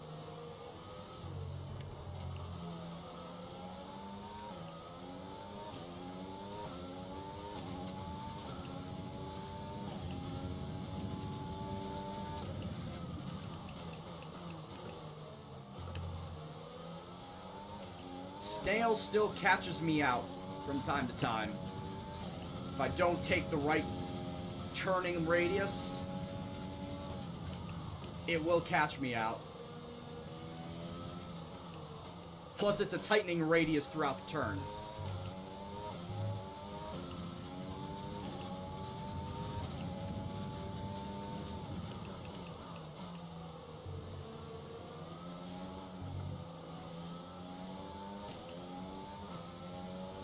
Tires are currently low to mid-30s.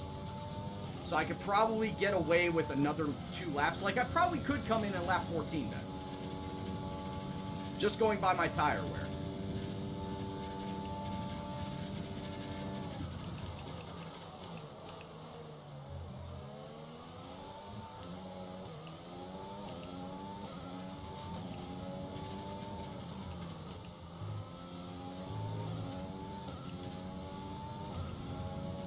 We're going to box this lap, push hard on the in-lap.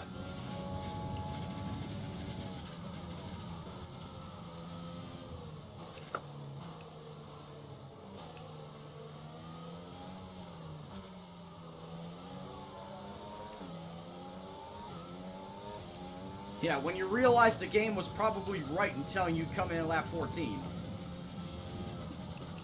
See what Bottas does first? I was planning on it.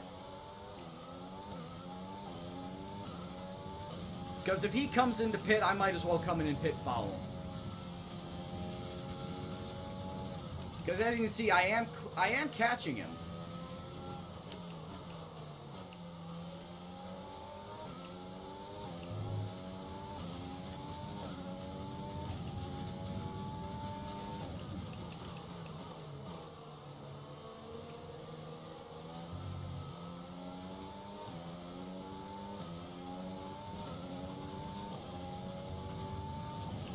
Be aware we expect the grip levels to start falling away soon.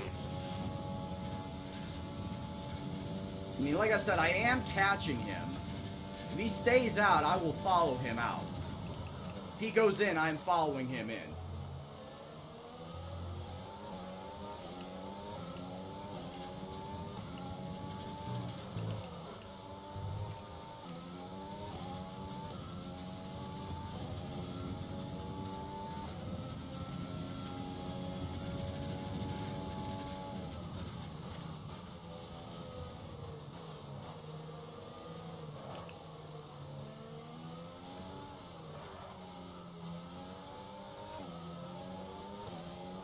Spin out what part? Because I hit the curbing?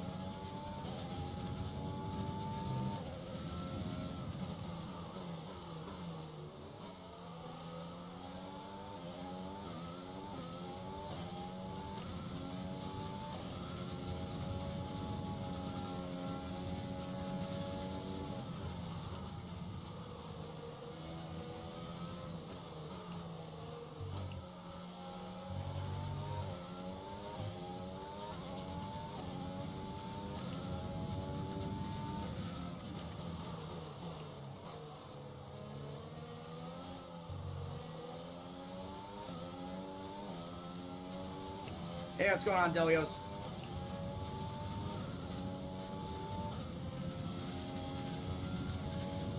Yeah, P2 at China.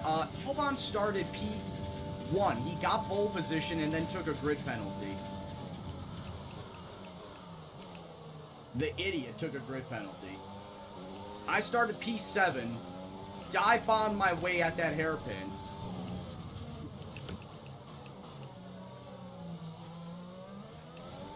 I dive bombed my way at that hairpin for like 3 positions. And I'm up into P2. But yeah, Albon got pole and he took a grid penalty, so he started back of the pack. Alexander is coming in for his stop. There goes Bottas. Alright, so we are officially still second behind Bottas. Okay, stay clear of the white line on the exit. We'll receive a penalty for dangerous driving if you cross over into the track.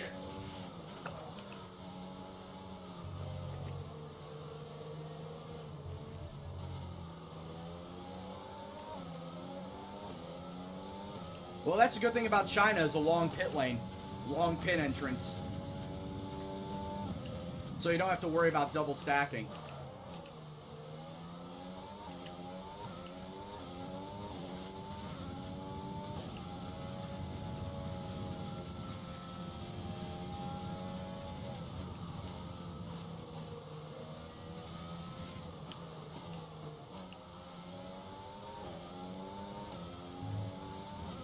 But I mean, look at that. Bottas and I are still within a second and a half of each other.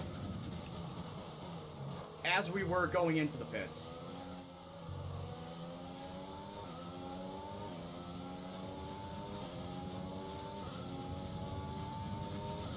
And now it comes down to driver skill as well as car. How is car built out?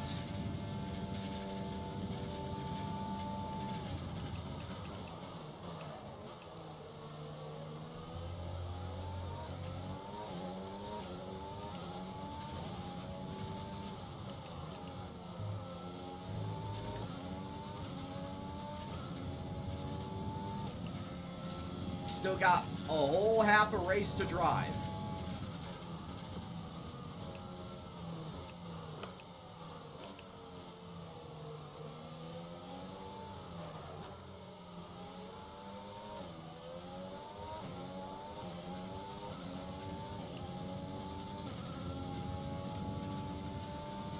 And how do I not spin it in low gear? Very, very carefully. Throttle control. Which I still sometimes like to gun it coming out of a corner, too. So I'm not completely well versed in the art of throttle control.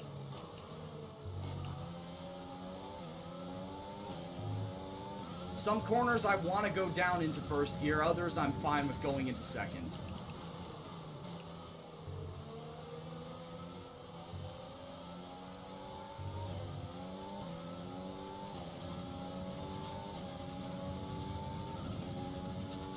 There are several at Mexico that I need to go down to first gear for. Oh, we are in DRS zone, boys! Woo! We're in DRS range.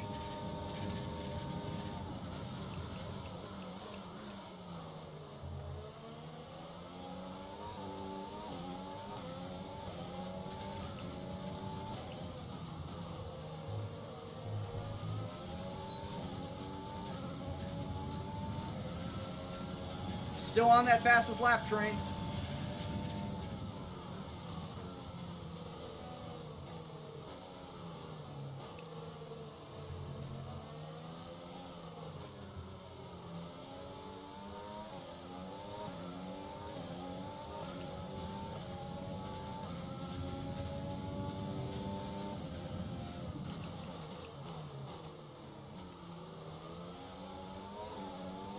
Bottas is hearing that boss music in the background.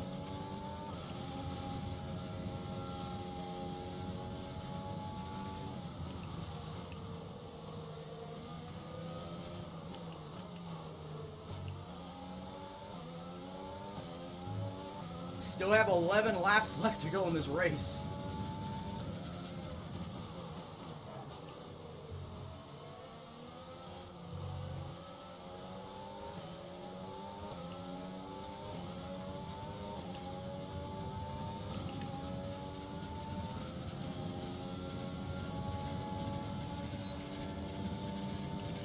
I don't think I have enough space to make the pass. No. Not yet. Carroll Shelby's in my ear. Not yet.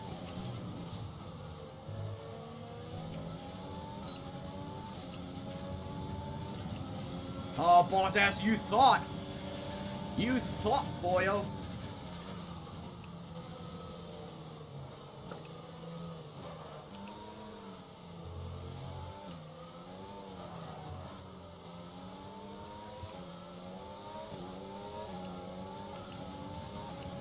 Yeah, I almost spun out because I turned on the overtake button too early. And threw extra power into the engine. I was still in the middle of the turn.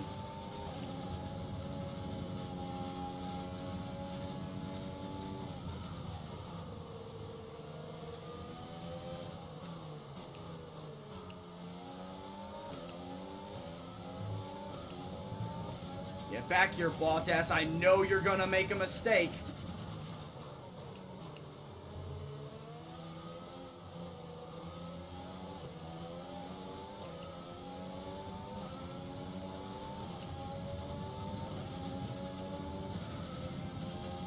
What's going on, DeVitas? Now is the time, now is the place.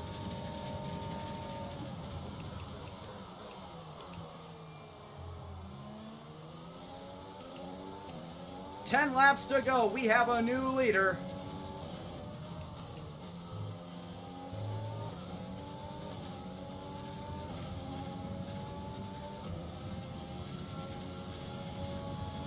His name is Brian the Gendo.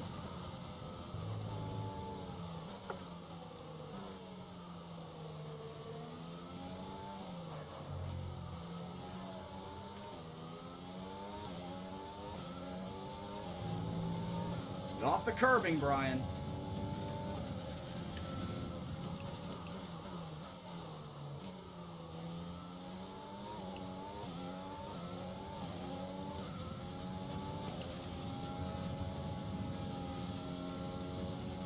But anyway, DeVitas, how you doing, bud? On this fine Tuesday evening. Or Wednesday morning, depending on where you live. Oh, saved it. We got squirrely, but we saved it.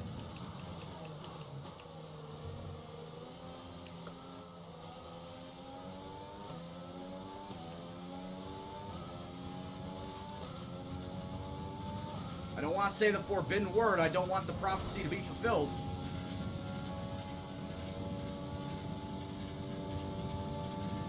But anyway, Shanghai's going okay. As you can see, we are currently in the lead. We started in P7. Did not qualify all that great. Albon actually got the pole, but then he took a grid penalty to start in 11th place, which I think was rather foolish.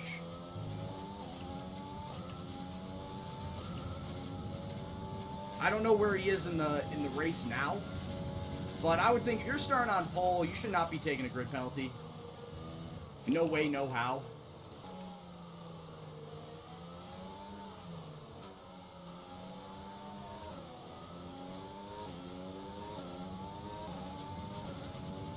But I think it was, what, on lap 2, coming down to the hairpin? Is either lap 1 or lap 2, where down the back straight, I passed 2 guys, and then at the hairpin, I passed 3 more. So I jumped from 7th to... Was it 7th to 3rd, or 6th to 3rd?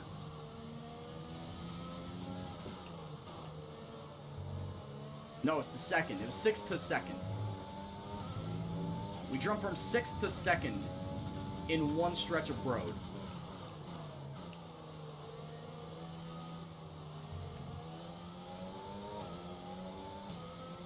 Because it was coming down this back stretch. I turned on my push to pass. I passed Kvyat. It was either Kvyat or Gasly. It was now the tower car. And then going down to the hairpin, it was Norris, Verstappen, and Hamilton that I passed right here at the hairpin, like dive bombing. Dive bombing the hell out of it. And made it stick.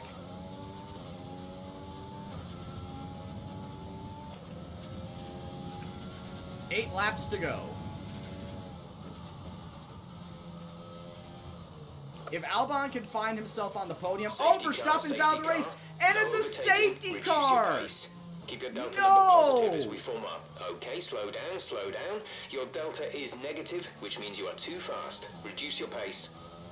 Verstappen out of the race, and he brings out the safety car with 8 laps to go. Are you joking me? Box, but you are joking, Sarancia. You are absolutely joking. I'm not boxing.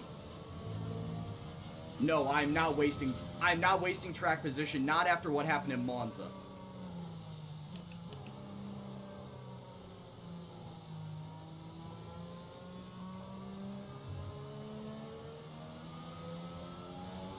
I don't even know how far I am ahead of everybody. If it would even be worth it.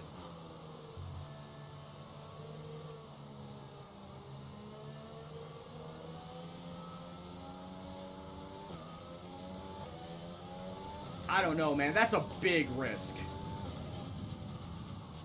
That is a big Drop big your risk. speed. Our delta is too low and we risk a penalty. Slow your pace immediately. Pit stop would take, what, about 25 seconds? And Albon is currently 23 seconds. No, pit stop here takes about 30.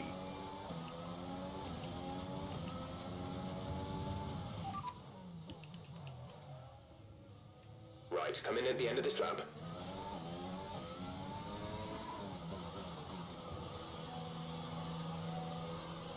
Alright, we'll take the risk. We'll take the risk this time.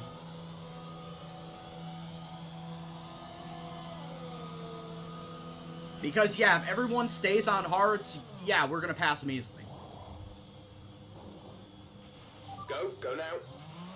He is right. If everyone does stay on hards, we That will was our pass. last We will stop. pass them No more easily. scheduled pit stops. We're behind Albon. We're in 5th place. Albon's in 4th. Everyone's staying on hard tires.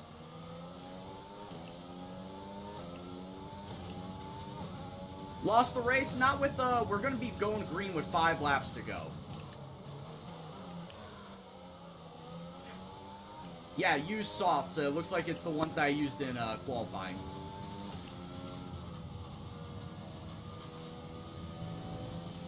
These are the tires that I used for qualifying. Now, I'm going to look for speed here.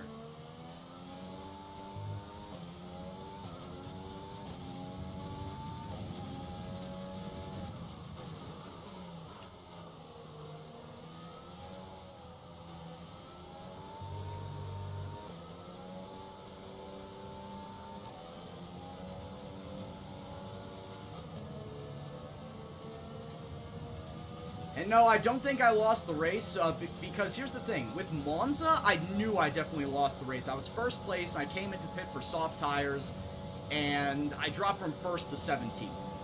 That was a big mistake. This, however, not a big mistake, as I only dropped from 1st to 5th. And when the safety car comes in next lap, there will be 5 laps to go. I can easily pass these guys down this back stretch. I can easily pass these guys down this back stretch. The very next lap. What's going on, Lark?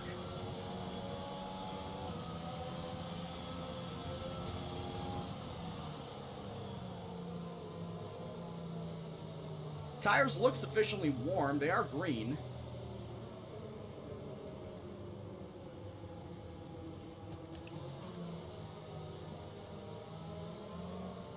Oh, my rear tires are blue.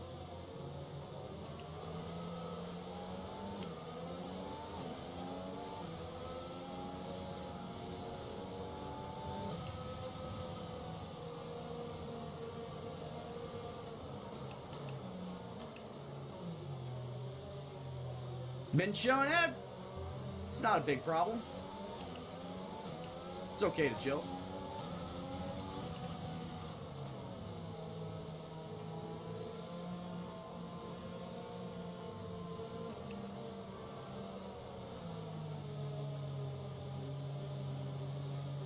The AI only weave like this when the safety car comes out. Yeah, it's to heat up their tires.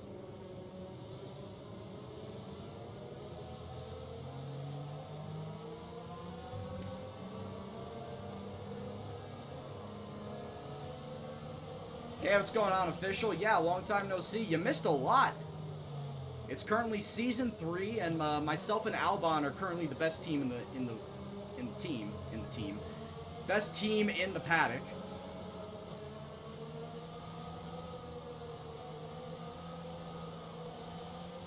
Between both of us, between myself and Albon, we have won all the races so far this season. I've won the first 2, Albon won Vietnam. And with me on the soft tires, while everyone else is going to stay on the hards, I feel like I should be winning this China race.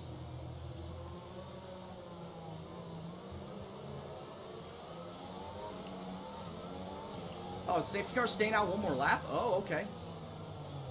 One more lap of safety car, which means there's only going to be 4 laps of green.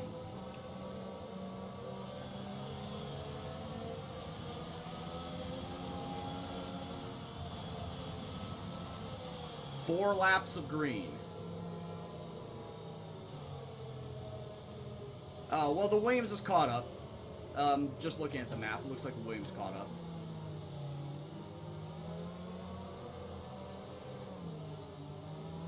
Alright, so 4 laps of green to finish this race.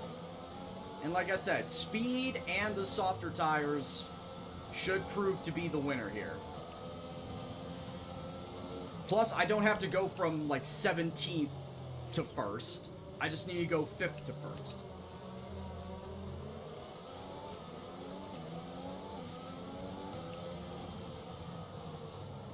Who crashed? Verstappen did. Paramagician. Verstappen went and crashed. And by the way, Verstappen, he's on Ferrari now. He transferred this past offseason from Red Bull to Ferrari because Sebastian Vettel retired. So they decided to go with Supermax.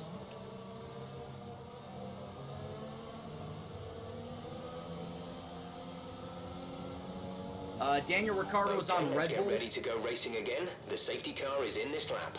When Daniel the field Ricciardo is accelerates, on Red Bull remember, there is no because overtaking I took until the green Albon from my flags. team. Safety car in this lap.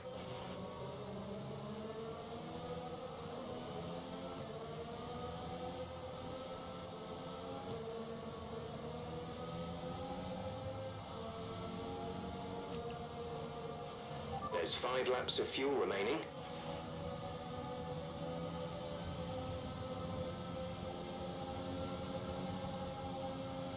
Just trying to heat up the tires.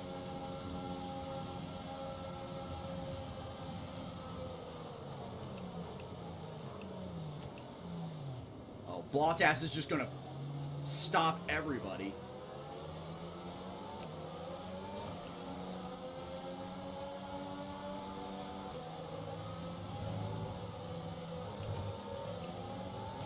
Yeah, Bottas was fucking stopping everybody at the airport. Green flag.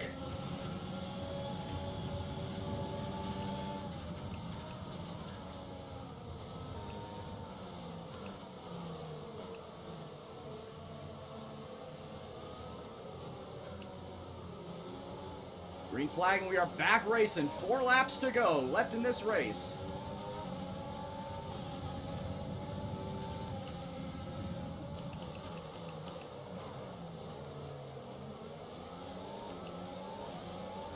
Everyone's stacking it up at that hairpin.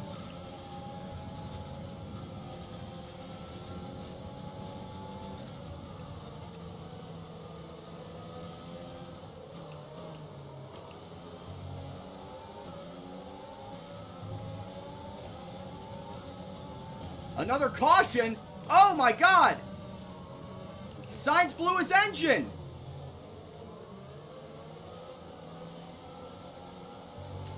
Okay, some information on Sainz. They're retiring from the race. Sainz blew his engine in front of Albon!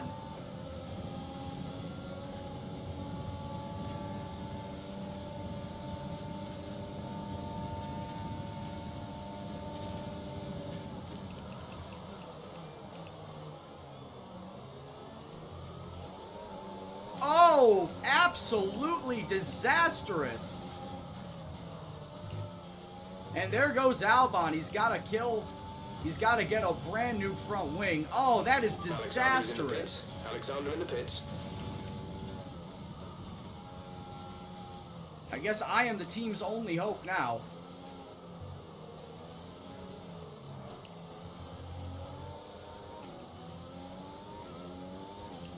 Hey, you could say that one was not on me. I did not sabotage Albon. Sainz just straight up blew out his engine in front of him.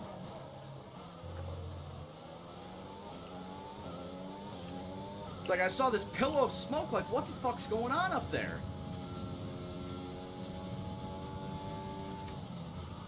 I was bracing for a big crash that I had to go weave around.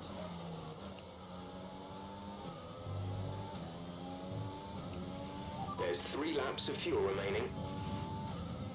I did not pay Sainz. I will not stand here and deal with these wild allegations.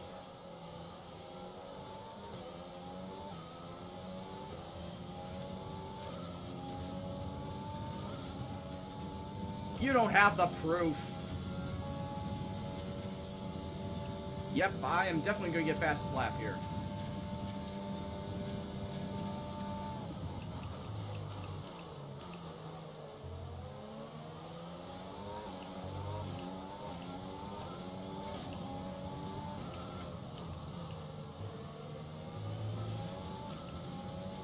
Alright, so DRS is going to be activated for the last Stewards lap. have now enabled DRS. DRS is now online. DRS is going to be activated for the last 2 laps of this race. This is going to be interesting.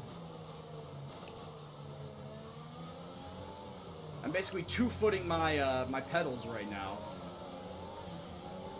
Throttle and brake at the same time, a la Michael Schumacher.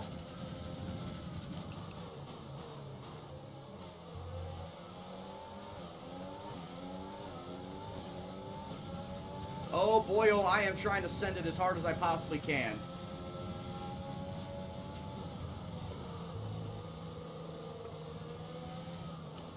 It is definitely going to get sent down the backstretch.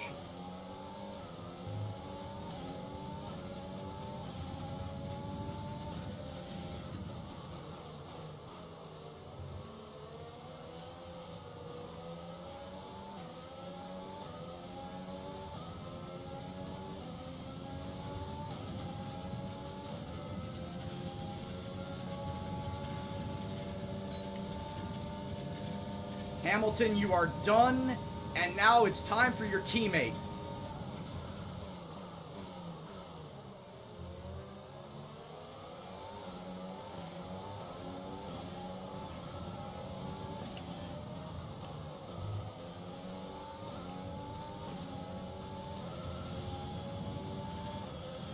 Can I catch him?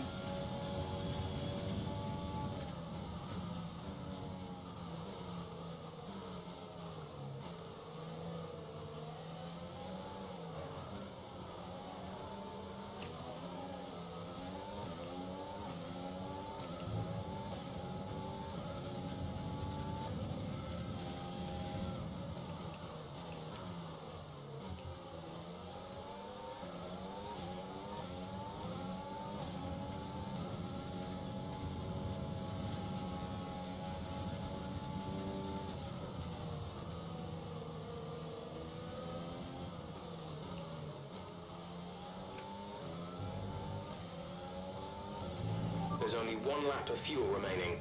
I've got this, Jeff.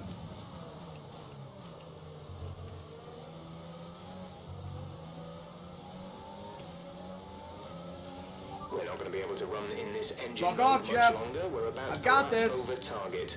Drop down to mix too soon. I've got this, Jeff.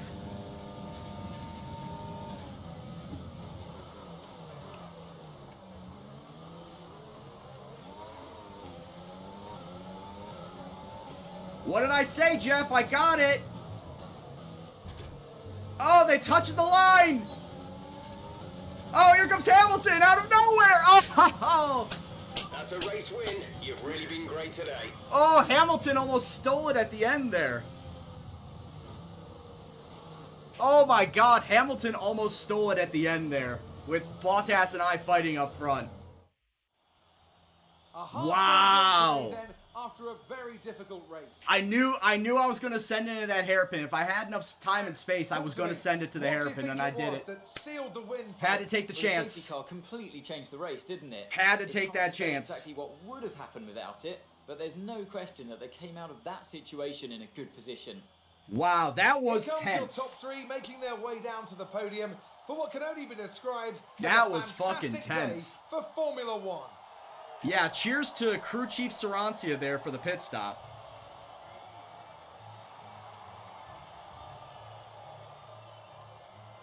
Crew chief Sarancia gets all the props for that.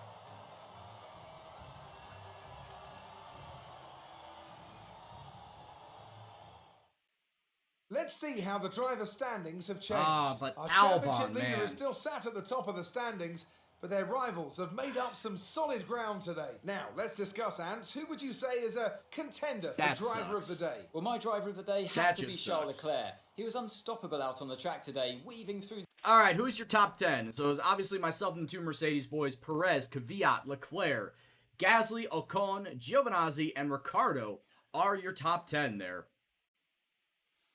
I probably could have Genius. Honestly, I probably could have had I not pit. Just with the way that my car was, I probably could have easily have won and pulled away from everybody behind me. And not have had this heart-stopping, heart-pounding moment at the end of the race. Competition with ease. Tykesman, stop It's time spreading to those check out the lies. constructors' standings. The current championship leaders still hold top spot, but that gap is getting smaller. There was also a strong showing from the Mercedes team today as So yeah, at this point in time, currently 43 points ahead of Mercedes. AlphaTauri still top 3 in Constructors' they title. make their way up the standings. And as Well, far as the Ants, driver's ends to title, another- it is now officially swapped back into my hands because Albon didn't get any points. I am sitting up there 15 points ahead of Albon and 20 points ahead of Lewis Hamilton. He is starting to inch closer to the two of us. He's definitely inched closer to a lot to Albon because Albon didn't get any points. But Pierre Gasly's still up there in top 5 with 4th place right there. Without Max and Sainz blowing up, here's the thing. Max blowing up, here's the thing. I would have probably, had I not bothered with the chat, I probably would have stayed out on the hard tires. I was first at the time. I probably would have stayed out, And more than likely, I still would have won the race. Just because the power output of the car. All right, take it easy, Anna. Fantastic weekend of racing. Thanks to everyone who joined us.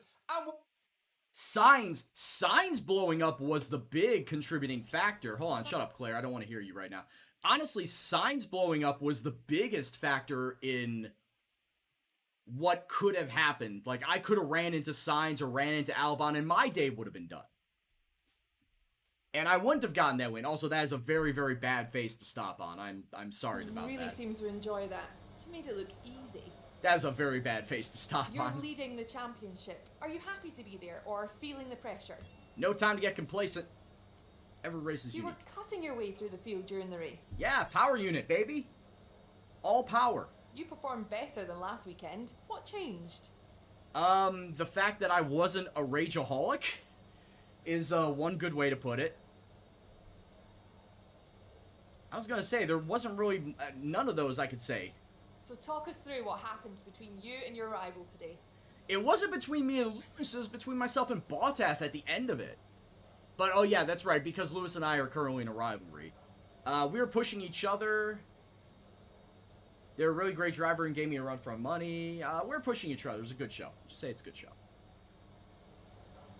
Appreciate your time. I didn't kill Albon. See, Tykespin has given me the anti-Albon slander, making me out to be the bad guy because, oh, something wrong happens to Albon and all of a sudden it's my fault. Come on, man. Oh, God. All right, so Team Acclaim is currently still at 19. Once we get it up to 20, then we can finally unlock that last sponsor slot that is currently locked. Both Albon and I currently at driver level of 15. Another 1.75 million in the bank. Thank you very much, sponsors. And, of course, since we fucked up our front wings, we only get 25,000 out of a combined 100 that we could have gotten.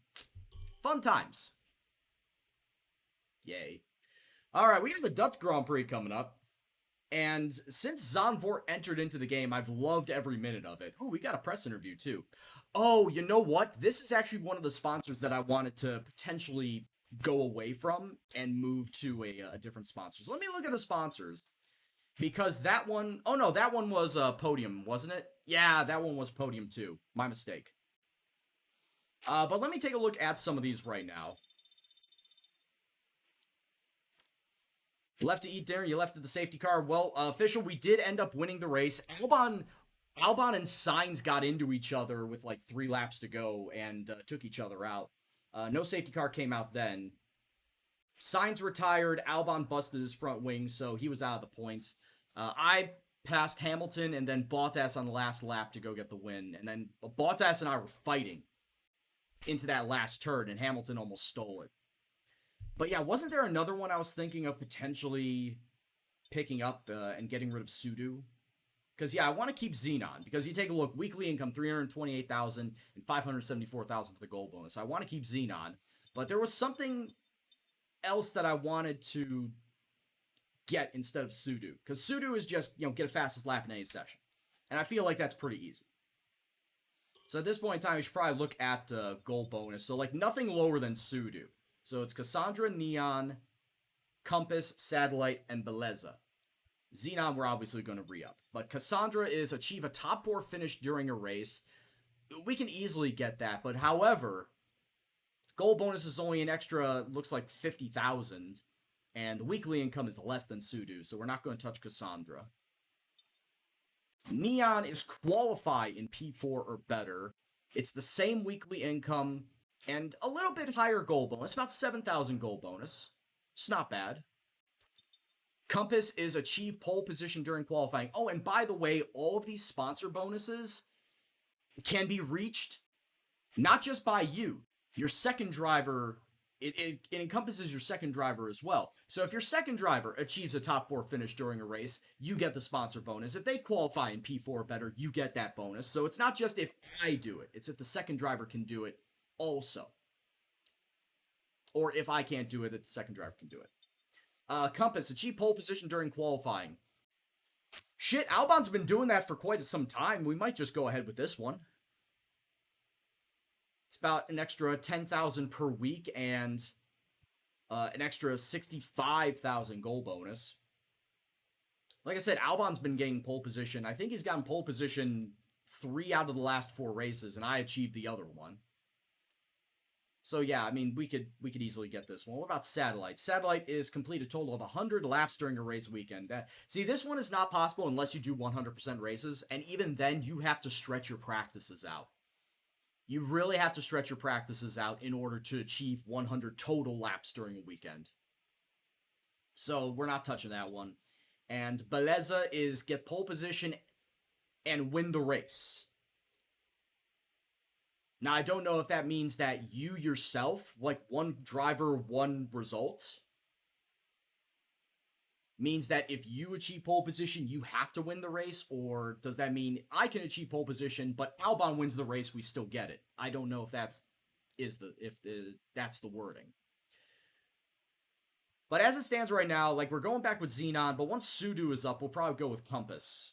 We'll probably go with Compass because between myself and Albon, we're achieving pole positions. We can easily get this one. Oh yeah, Max. No, I totally get that. Both drivers, it does count. It does count. Total. But I'm just saying that if we go to a track like...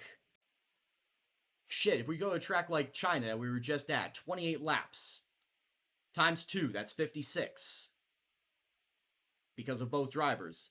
And then you got to account for all the practice laps and qualifying laps on top of that. So you got to then drive another 44 laps between yourself and the second driver over the course of all the practices and the qualifying.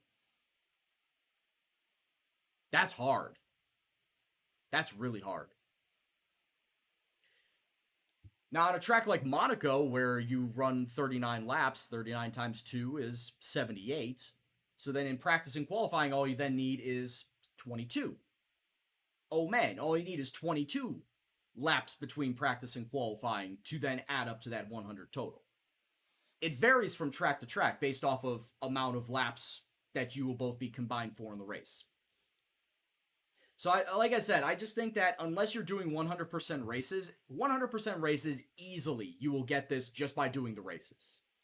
And barely putting in any time, if at all, in the practice and qualifying laps. But since I am not doing 100% races, this is not something that I can viably go after. So I will be going back with Xenon, and then once Sudo is up, I will go with Compass. And those will be my sponsors. And unfortunately, because we had to go and re-up the sponsor, and I really hate that we have to do this every single time, but when we have to re-up a sponsor, the sponsor goes away on the livery. We then have to then reapply it back to the car. So once Sudo and Zanzare are up, I've got to then reapply them back to the livery, which is very annoying. It's very, very annoying. Okay, how's my engine? Okay, let's go back to my practice engine. So at this point in time, I have a very visible practice engine and race engine. Yeah, I understand, Sarantia, but I mean, just for the aesthetics, just for the look, I think it's better to have it on. What's my gearbox looking like right now? 35% after 4 races. Okay, we're doing pretty fine with it. We're doing pretty okay. My R&D tree... At this point in time, what do I want to build up? I think I should build up something durability-wise. Like, in all sorts of honesty, I probably should build up my gearbox durability so that I know for a fact I don't have to worry about my gearbox crapping out on me before the 6 races are over. So I think if anything that I will build up, it will be the durability of the gearbox. And I will try and rush it. Only 32% chance of failure. If we don't get it before the Spanish Grand Prix, we'll definitely have it for the Monaco Grand Prix. But let's rush it. But like I said, at this point in time, there isn't really much that I can do in terms of building up my tree, since everything is at least 1,800 points. So it'll be going in spurts. So we'll do the activities stuff, and then we will go sweating with Gendo. Don't worry, I didn't forget about sweating with Gendo. We'll still do that. What do I want to do? Vehicle PR filming. Sponsor event. I do want to continuously boost up the team acclaim. I do need to boost up the team acclaim, so we'll go vehicle PR filming there. Yeah, he honestly doesn't need to work on his race simulation. Alright, so let's go and talk to Will Buxton. Well, it's See what great he's to be got to back say. at your headquarters, and I've got to say, an awful lot's changed since we were last here. Let's dive in with some questions. Yeah, I'd like to see if I can actually do that Managed to with my negotiate wheel. contracts with new sponsors. How important is this fresh injection of cash to the team? We're looking to stress test our durability. Yeah, Your I don't second driver looks know to have how been really because busy I've not really recently. looked into it. It's always good to see that level of dedication, isn't it? Fantastic, they're working their hardest. You're now one of the most competitive teams on the grid. What was the most important thing that helped you achieve this? Power unit definitely is part of that, but going back to the wheel, like, yeah, I've looked into getting an F1 wheel setup for the Logitech, but I've not really been putting that top of mind, because I not just only drive F1, I do iRacing as well, and iRacing I do dirt, road, oval, all disciplines, so it's better to just have a bog standard wheel instead of just one for F1. Will your team be going for the Constructors' Championship this season, or just for points? Oh, that is a slap in the face. We are currently 1-2 in the driver's title, and far and away the best team in the Constructors table, so yeah, of course we're going to be going for the title. We're going for titles this season, obviously. Do you see your relationship with your second driver being long-term, or will you be looking for someone else if you're successful? Albon is a fucking beast on my team. There is absolutely no reason for me to go after Hamilton or Bottas or Verstappen or Leclerc at this point in time, because they're going to cost like $7 million extra when I've got this guy on my team right now for $10 million. I'm absolutely going to keep Albon.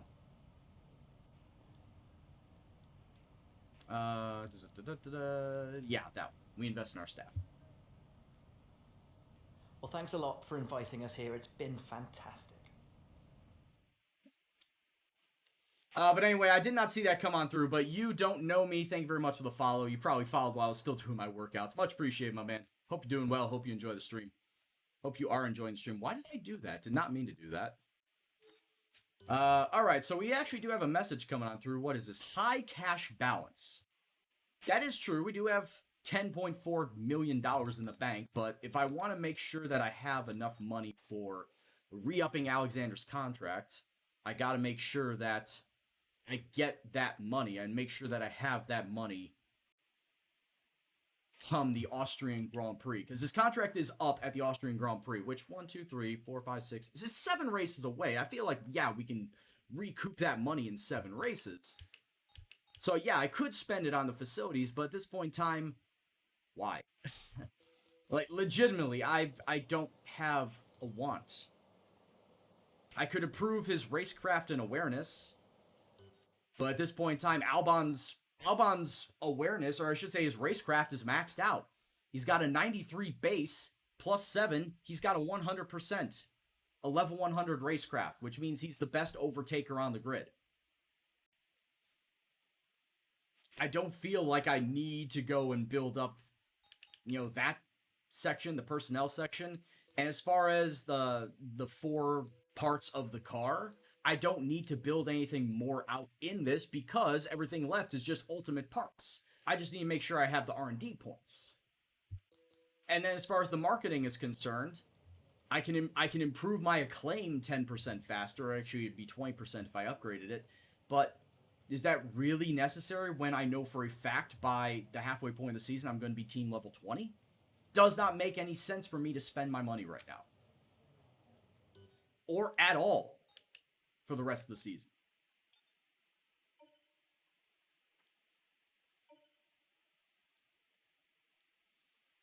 So we have gone back down to practice level 80. Let's go to the Dutch Grand Prix and let us pray that there is not going to be any rain. Oh, I shouldn't have said that. I should not have said that.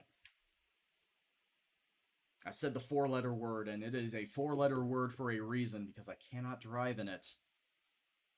So it's only $40 on eBay. We can take a look at it. We can see. Oh hey, there's more rain during practice. God damn it. Why is it rain during practice, but it looks like it's going to be sunny for the race? What about qualifying? It's not even going to rain for qualifying, but it rains during FP1 just to fuck with me. Yeah, it's just doing it to mess with me at this point in time. Like, come on, man. Oh yeah, Tykes, Paramagician, I do like Zanvor. Like, as soon as it got into this game, and I drove it a little bit in iRacing, but only on the GT cars. And the GT cars are pretty slidey. There's not a lot of grip with them. So when I saw that it was announced for the 2020 season, and that it was going to be put in this game, I got excited because it's like, oh, I can drive it in a Formula 1 car. I can actually have the downforce and the grip necessary to go around and drive this track. What about that R&D? 1750? Yeah, as you can see, my aero... The lowest amount of points in order to build my aero up, 2025. Yeah, that's not happening. As far as my engine, 1850 if I want to build my engine up again. Chassis, 1950 if I wanted to build anything for my ultimate. And as far as my durability, 1875. Of course, now that I'm building up the gearbox durability, is bumped up to 1875 in terms of points. So yeah, I can't really do much of anything if I want to build up my car. So, it's all about just hoarding points at this point in time. But alright, let's do a couple of laps around in the rain just so we can do the track acclimatization program. Just to say we did it. I absolutely hate it.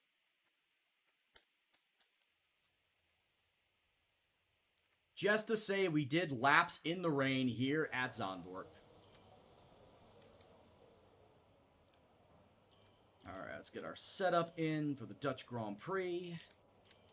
And let's go and drive out. Yeah. But anyway, Paramagician, you say Netherlands is your favorite circuit. Have you played this game? Have you played this game? And if so, like, what's your favorite track to drive? And also, who's your favorite driver IRL? And that goes for everybody that's stopping on by that's new to the stream. Basic questions that I've got to ask. Where are you from? Who's your favorite driver? What's your favorite Grand Prix circuit? And if you play this game, what's your favorite track to drive?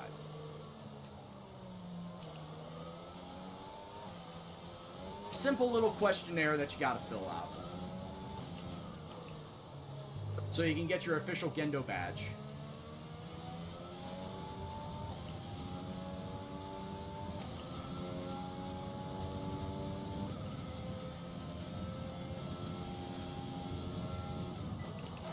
Tykesman, that is his own fault. Albon is not doing himself any favors. Oh, that's not good.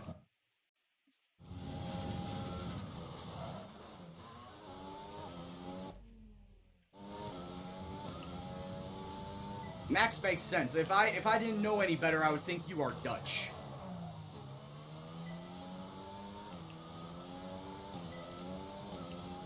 If I just had to take a wild guess, I would say that you are IRL Dutch.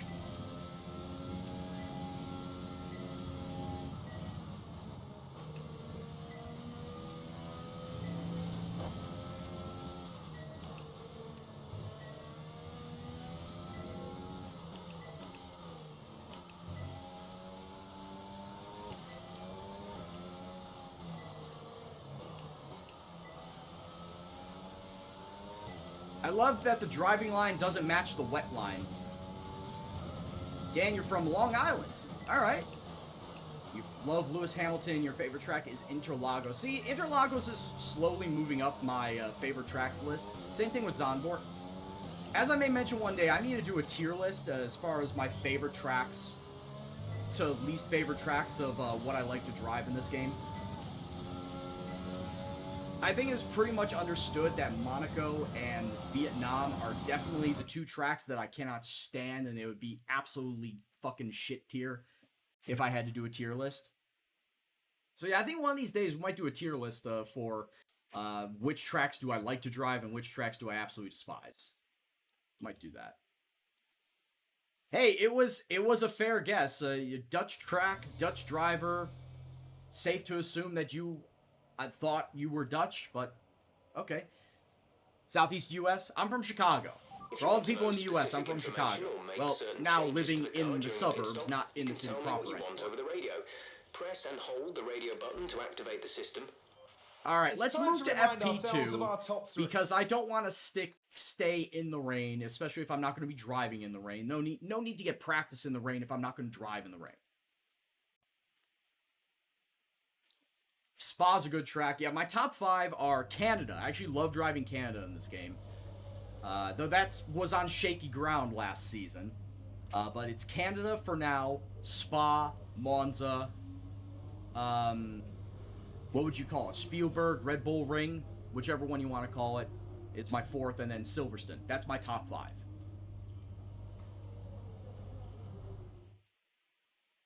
Rolf, you're from Luxembourg. Oh, I think you actually are my first ever Luxembourg viewer. So welcome on in, sir. Hope you are enjoying yourself. Sebastian Vettel and George Russell. Dude, George Russell has a good future ahead of him. No joke. I think George Russell has a good future ahead of him. He's very talented. I honestly also think that he needs to be in a better car. He's not going to be staying at Williams for very much longer. Hazy Plank, thank you very much for the follow, dude. Hope you're doing well.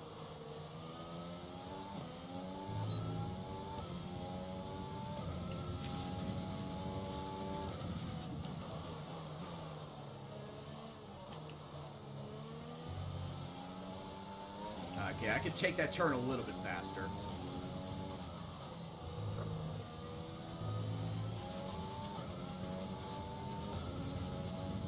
And before any of you new people that came on and say anything, yes, I will one day take off the driving line.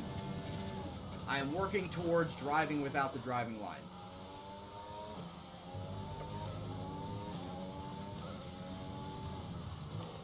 I think that is actually the goal of Mercedes, is to try and get George Russell onto their team full and proper.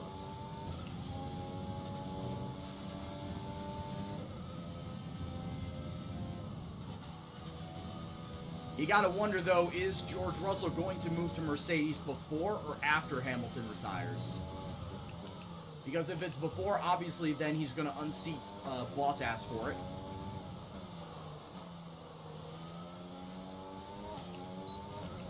So at this point in time, I don't think he's going to move until, like, after 2021.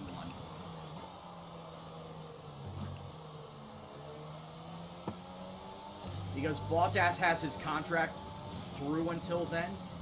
Hamilton, we actually don't know. Hamilton, I don't believe, has signed a new contract through the end of this year.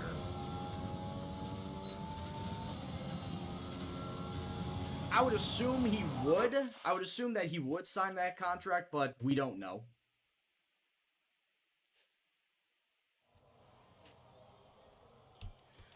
Alright, let's worry about ERS management now.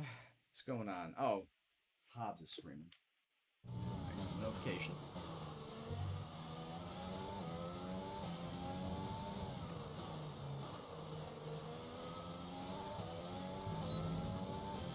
Tykesman, I will say this, even though I keep tinkering with his equipment, it still barely affects him.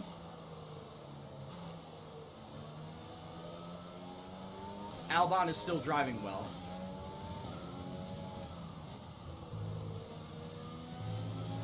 Was Verline also in the Mercedes Driver Academy?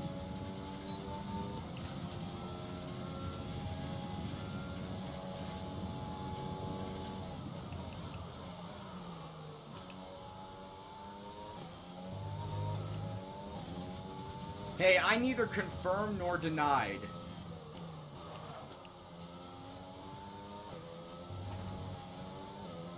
That's a little bit of oversteer.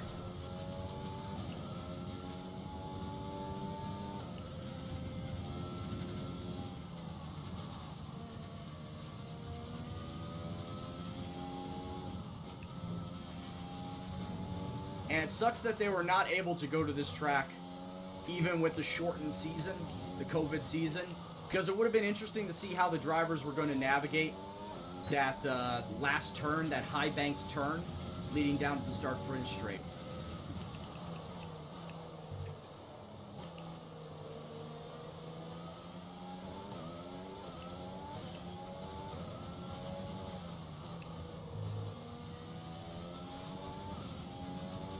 What's Circuit 10? I don't know. I don't remember what they are on the calendar.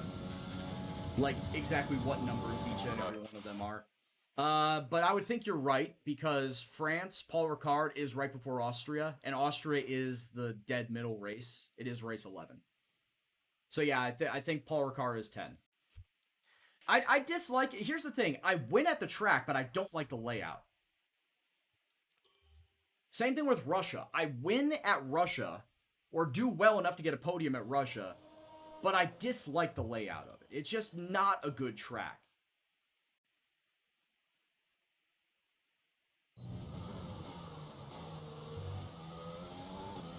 Also, Rolf, there obviously is nothing stopping them from, taking contracts, taking drivers in the middle of the season. At a price, of course, but it's not like it wouldn't be unprecedented.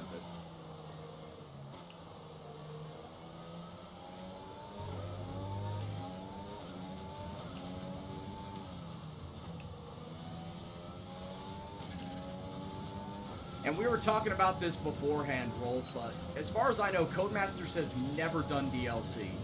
Sarantia can confirm that, but Codemasters has never done DLC ever for their games. So I think it's highly unlikely we will ever see any additional tracks.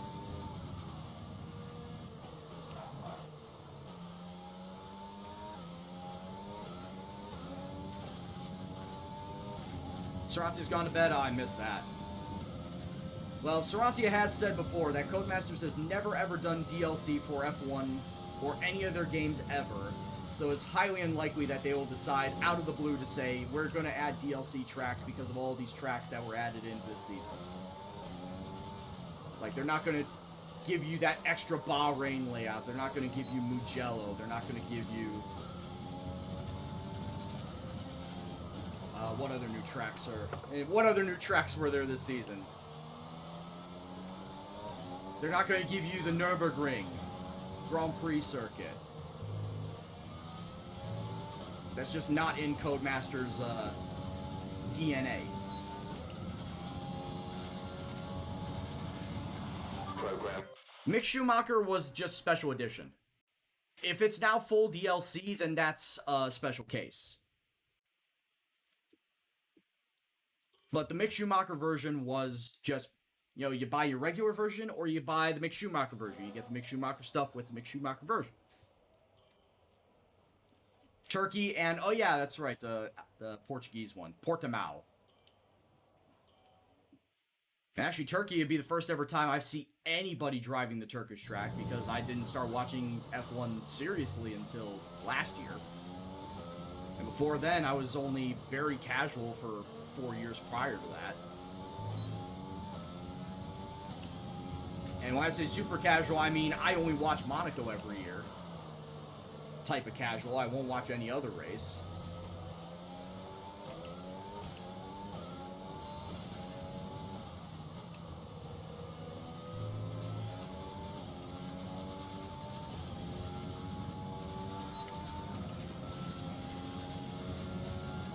That's right, Imola.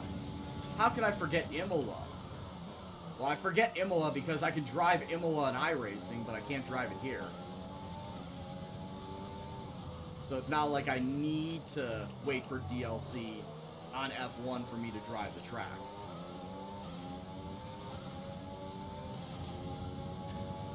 Matsushita, are you really gonna hold me up, bro?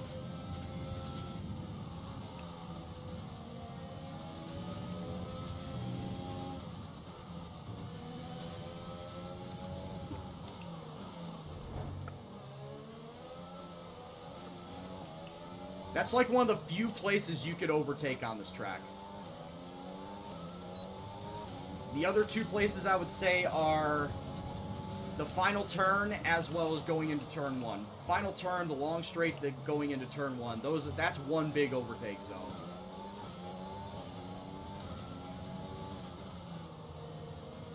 Basically, from this final turn all the way down to turn one is one big overtake zone. That seems like, to me, the best overtaking spot in the track. Is this entire section, and that's it.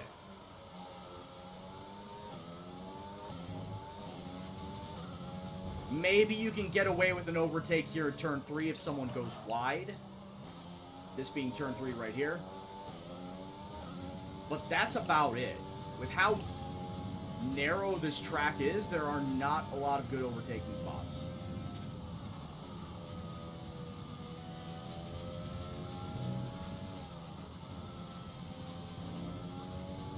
And like I said, maybe something right here where you could dive bomb it.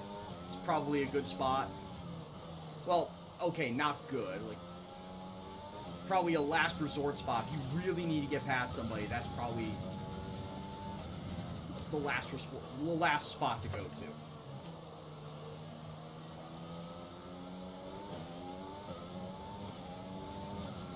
Sergeant Martin, I totally agree with you because I'm practicing at 80 right now. Oh, really? I practice at 80 and I drive at 94. So yeah, I totally agree with you because it does feel like that if I try to practice at 94, I can't hit any of the deltas. 100%, I agree with you there.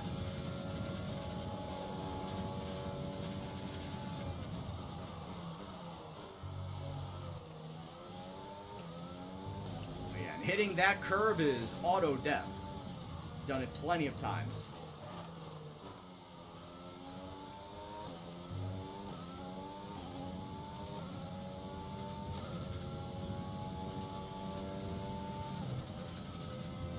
Wide.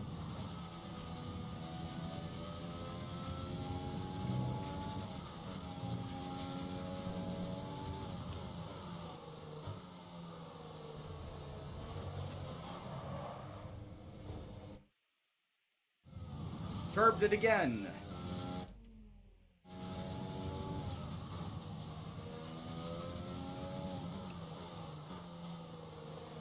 I was going too fast into that turn.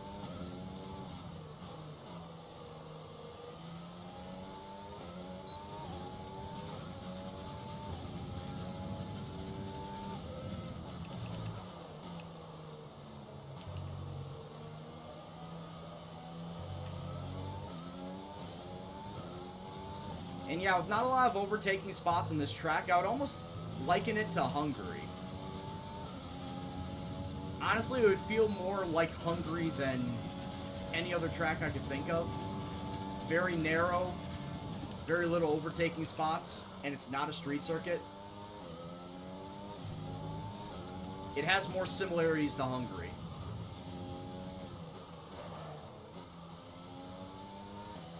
And all because of turn 3 right here. This circuit kills the left front.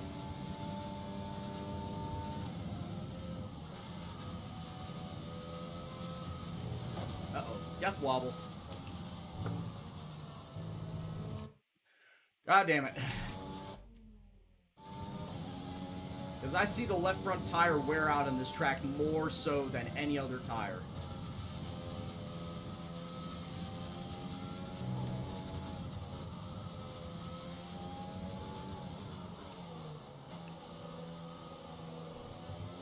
I think that also has to do with how many actual right turns there are on this track.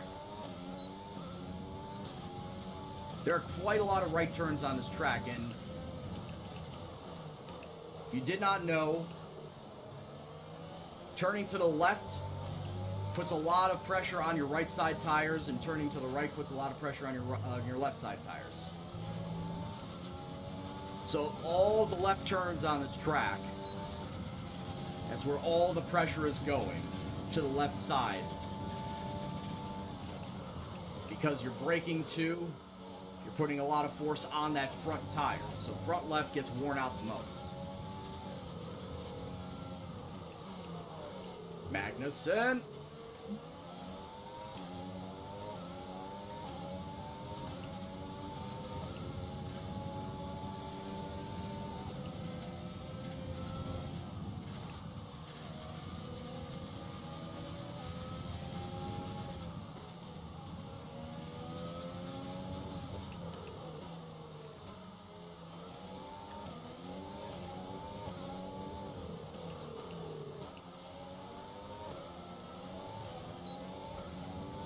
And Magnuson is being very dickish right now.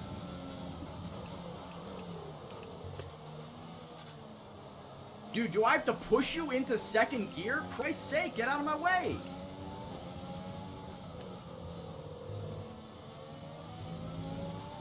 Do I need to call you a cab?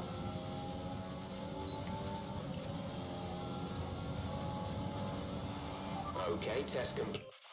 Like, seriously, it's like he's just trying, he's struggling so hard to get around these turns. I feel like I needed to push him.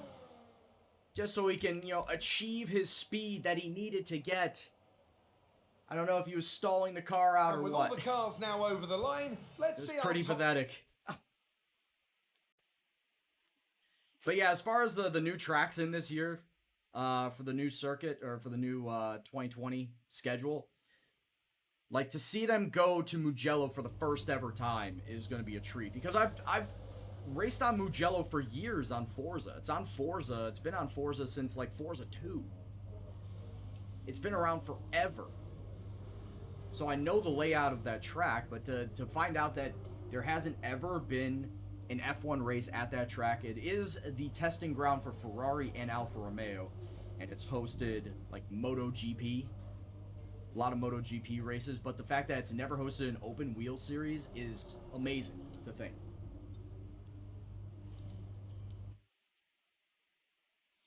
Make an anonymous gift to Haas. Yes, I'm going to gift you this engine. Stop being shit. Please and thank you. Do me a solid and just not be shit.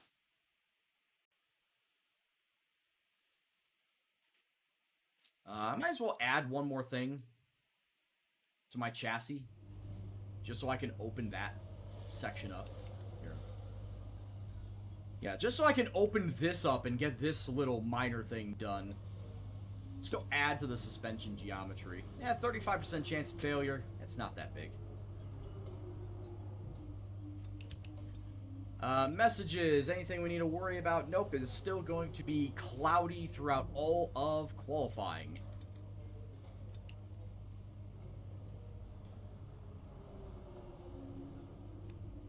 Yeah, we're still good.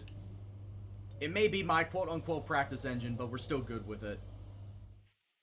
It's not like I need to go and switch over to the secondary engine.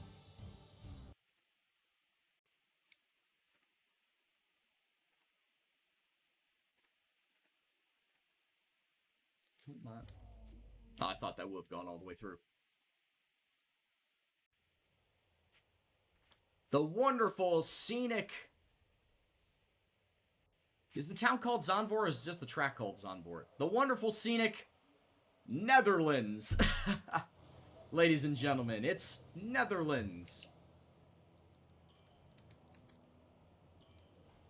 Alright.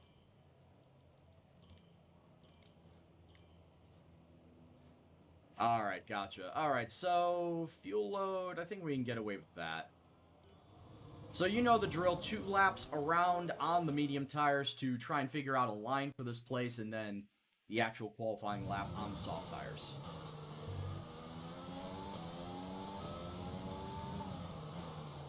Yeah, in the pan shots, in one of the pan shots, it actually does show the beach.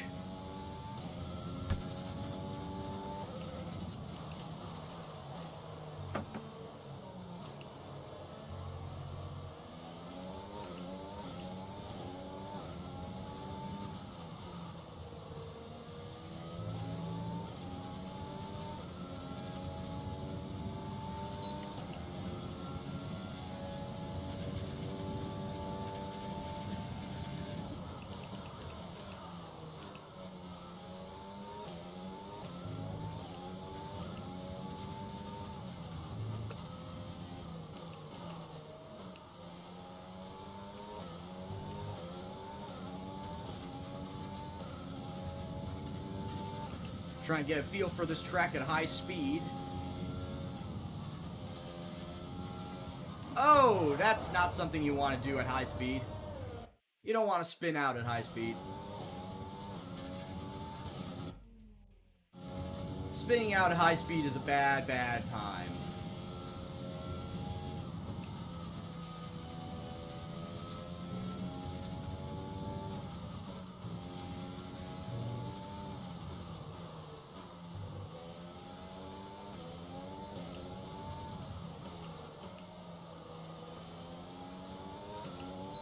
And that's the thing, I didn't hit anything, I didn't hit a curve, I didn't hit a grass patch, I just over-rotated.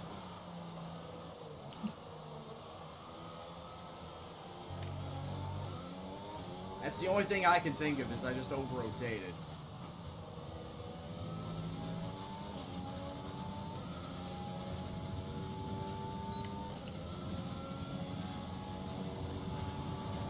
Alright, one more lap.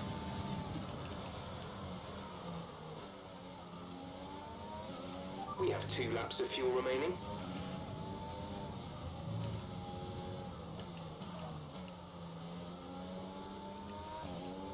Love how Leclerc gets out of the pits for his out lap and immediately dives out of the racing line, seeing me come through.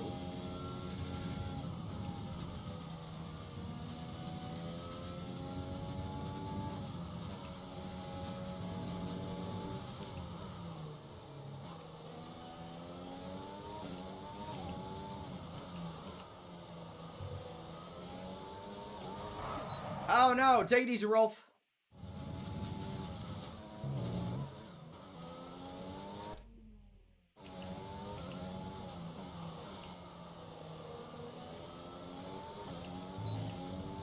There's too much power in this engine.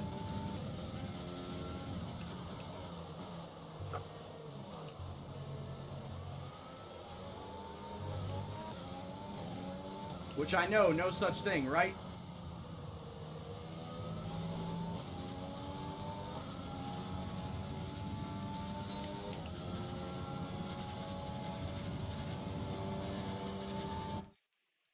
Okay, I'm looking at my time. I honestly don't think I can... I honestly don't think I want to do a soft tire run. If we take a look at my tire, or if you take a look at my time, okay, maybe I might.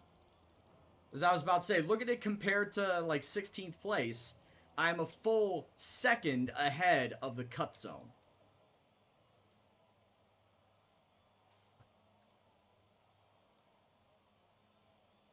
As much as I was going to say, actually, I'm being a full second ahead of the cut zone. I probably don't want to chance it. Actually, I'm not even a full second anymore. I'm 7/10. I'm not going to chance it. I'll do a fast lap. I want to make damn sure that I get myself through.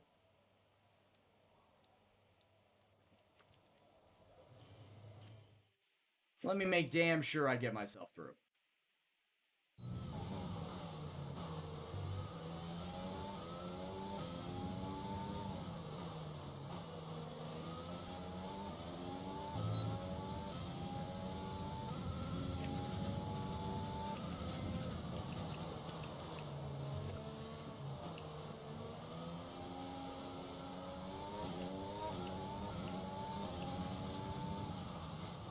Also, I just realized I did not change my fuel load.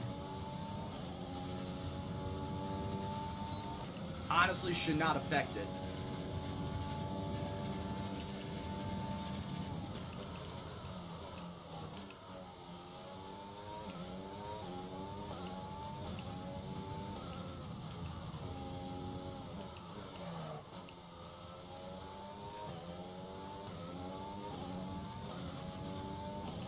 So that I can set a baseline time, Dan. So I can set a baseline time that I use as a benchmark for when I go out on soft tires. Especially when I was, you know, in Season 1 and Season 2 and not quite hitting Qualifying 2 or Qualifying 3. I would try to go out on medium tires to set a benchmark as to what I should be hitting, delta-wise, in order to make Qualifying 2, Qualifying 3. And that mentality is kind of just stuck with me. So it's in essence just a way to set a first time to then compare it amongst the rest of the group. And like I said, during Season 1, Season 2, that would be... It would honestly have been better for me. So that, you know, I'm sitting on the cut line. Like, how many more extra tenths do I need to add to my time when I get on the soft tires? Will it then push me into Q2 or Q3? So that's the whole reason why I did it in the past. And actually, now that I see that, if I stayed on the medium tires and if I didn't use up this soft run, I probably could have finished 9th or 10th. I definitely would have qualified out of Q1. Probably would have been 9th or 10th. So, yeah, I guess in the grand scheme of things, it did not matter for me if I did that soft tire run. But here at the Dutch Grand Prix, I feel like it's better to do, I think, soft medium. I think I could get away with soft medium. Maybe soft hard, but definitely soft hard, maybe soft medium. For sure.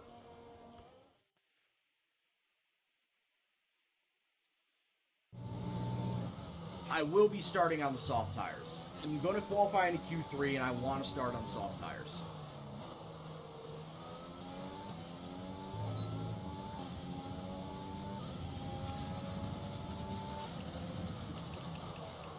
So here I'm just going to do one more lap around on the mediums. Again for that baseline time. I got a fly just buzzing around my head.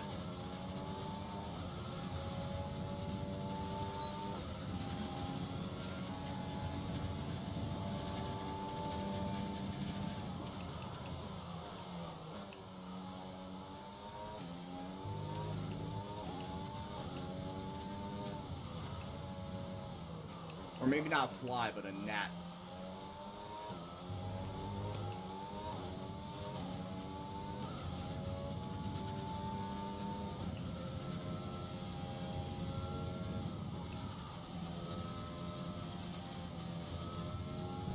Oh no, I certainly do not make my own setups. If you want to know, I use Sarancia's, and you can find his setups on his Discord. If you type in !setups, gives you a link to his Discord. He currently has a version 3 out for every single track. And I've used his setups starting with his original, version 1. I find his to be a lot better than the F1 setups from the forums, f1setups.com. They're definitely faster. So I'd highly recommend that you go check them out. Like I said, !setups, SETUPS. Plural, if you are interested.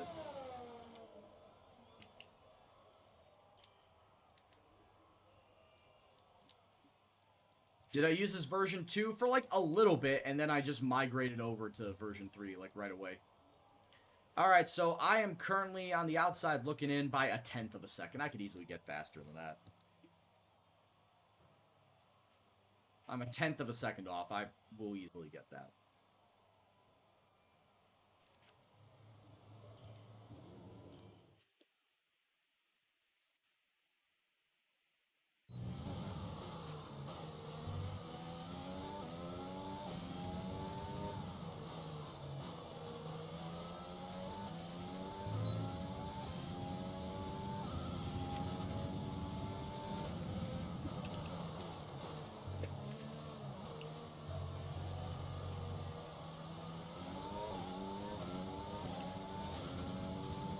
Well, considering I didn't have a lot of time on V2 and just went right to V3, say it's Just completely 30 up to you. seconds left in the session. I would, because it's his newest one, it's his most up to date.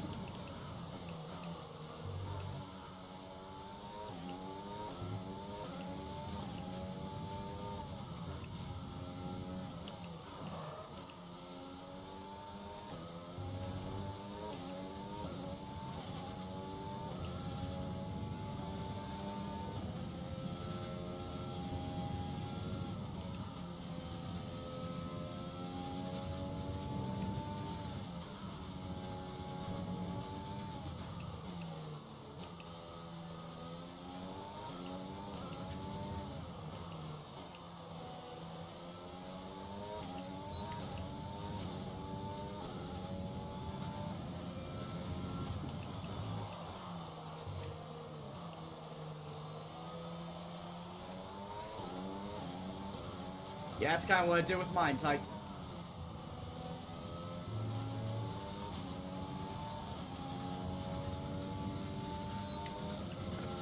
Alright, a full 8/10 faster. That's obviously got me up there. That's obviously got me up into Q3. It doesn't even matter what that positioning is. All that number matters to me is what that number is at the end of Q3. Verstappen, currently the fastest around the Dutch Grand Prix circuit here at Zandvoort. I mean, hometown guy. Of course, he's got to be loving it. He's got to be loving it. Alrighty. Broke. Oh, wow. We've got a leak in the hydraulic system, so it's going to be a few minutes before we can get you out on track.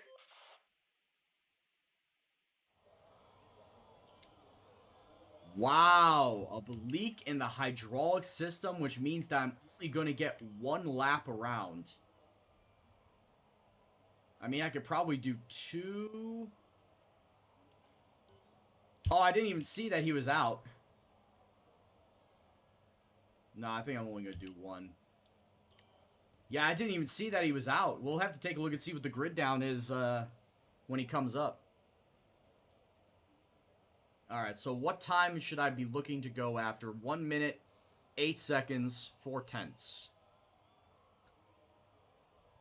I think my qualifying times so far were like 1 minute, 1:08.6, 1:08.7, so that would be putting me comfortably 5th, 6th place. But actually, that's a good catch. I did not see that Hamilton was out in Q2.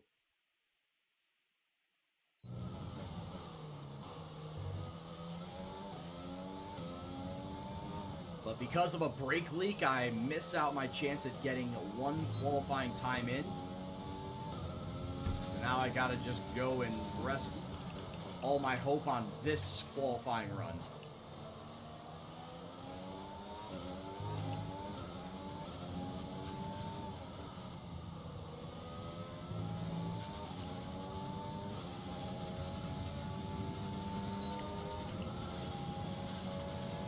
Here we go.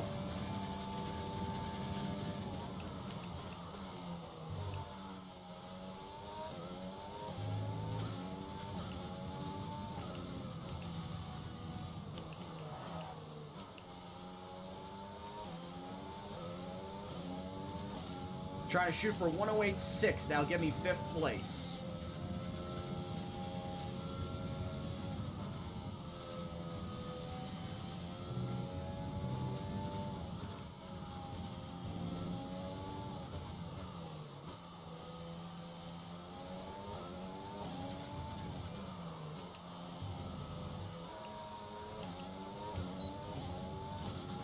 I'm not going to get 1:08.6 by doing that.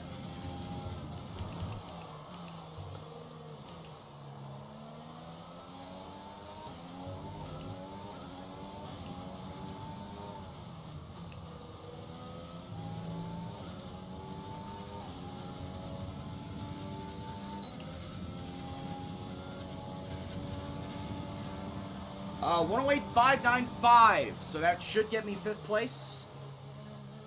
1:08.595 gets me 5th place. Alright, so like I said, that's what I was shooting And for. with qualifying complete, let's review our top 3 today. Verstappen, Leclerc, and Valtteri Bottas.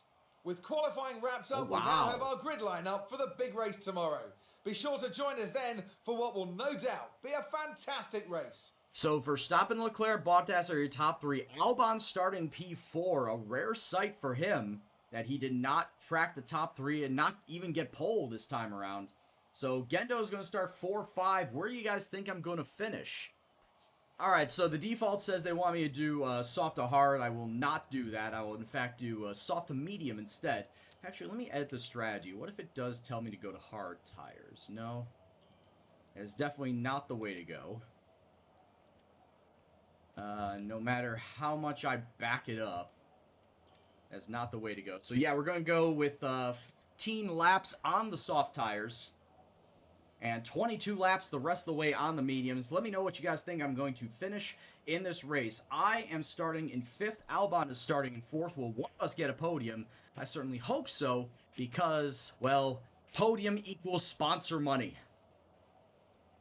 So I will say this, if we went with Compass, we would not have gotten that sponsor money, obviously, because none of us got pole position, which is not good, especially since both of us have the ability to get pole position. So on sort of the faster tracks, like Spa, like Monza, like Silverstone, like Russia, we should be getting those poles pretty easily. Pretty easily. I was gonna say, I'm looking at the umbrella over here for, hold on, he's behind me. The umbrella over here for over Albon, just looking at it, it's got red, white, blue, and then red, white, red. It's a weird-ass looking umbrella. I'm not doing burpees, and that's the end of that, Tykesman. You could keep asking for it all you want. It's not happening.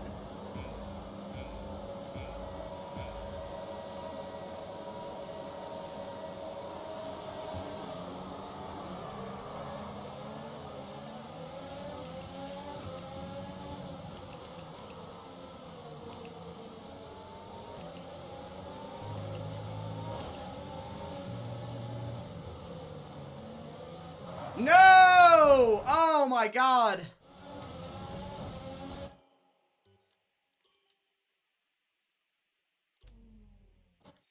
No, we're just gonna restart it. We're just gonna straight up restart it.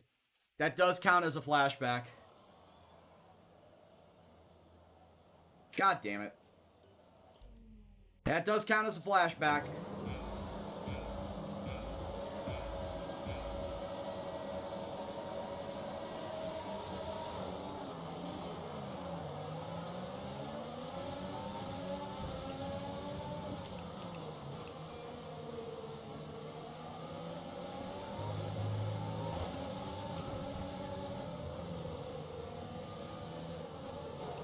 Oh god.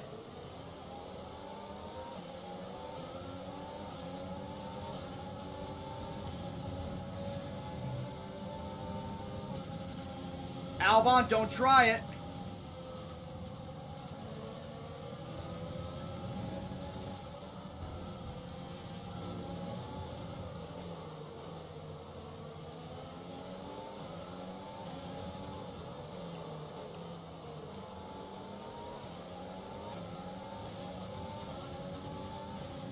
Yeah, we were Gendo bombing. Well, we had the ability to, dude.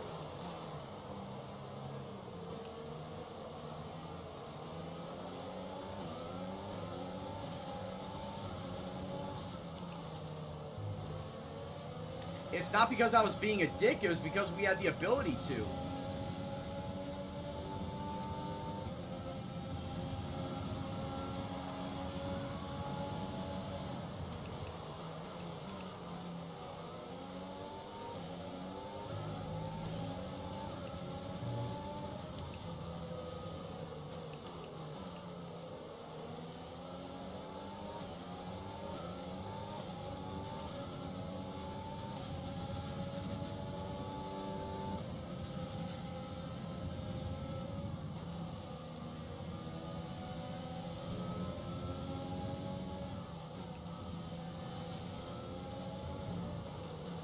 Alright, take it easy, Max.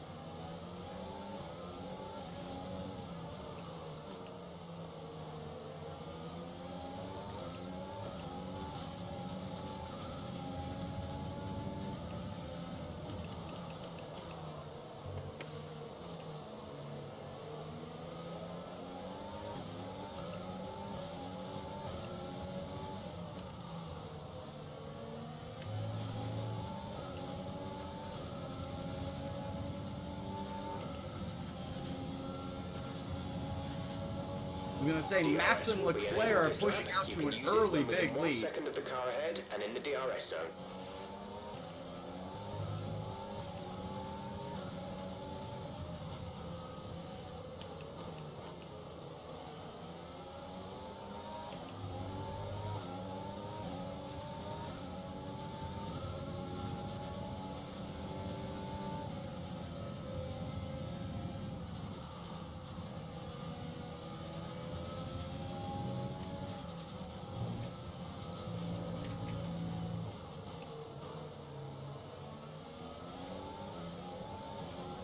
Damn, Albon is getting a big run off of 3.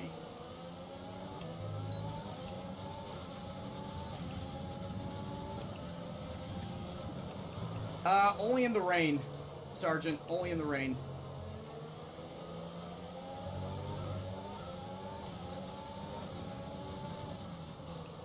Like, in the rain, I'll change the differential to 58 or 63, depending on how wet the race is. Front brake bias, nah, 53 I found is a good solid number.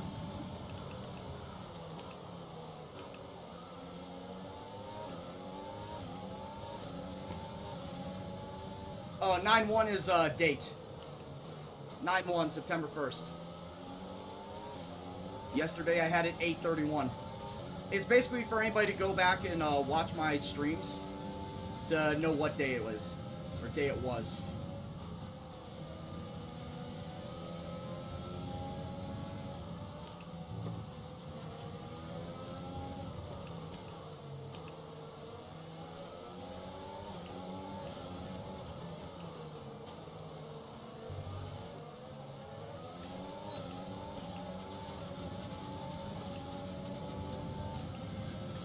Fuel is looking really good. You're managing it well. God damn it.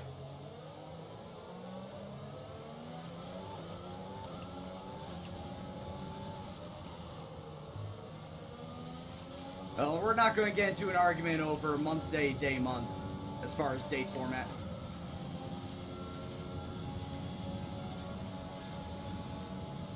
It is what it is, RVD.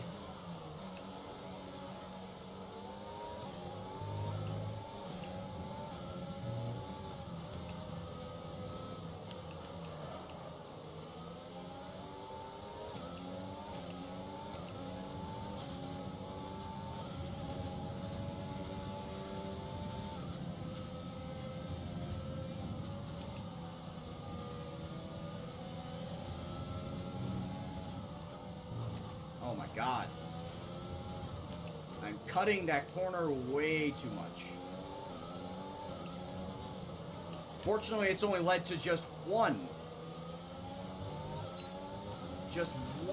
warning of corner cutting. But if I keep cutting it that much, I am going to absolutely kill my tires.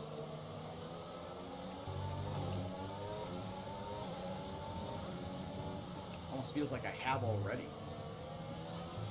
5 laps in and I've already got fucking 20% used on my tires.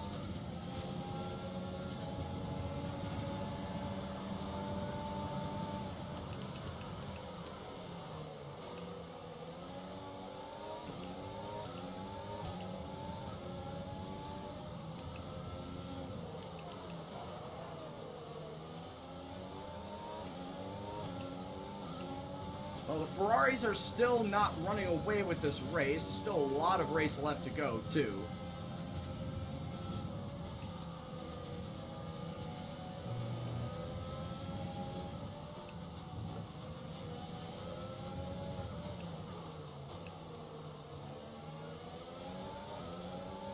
For right now, it's just my team.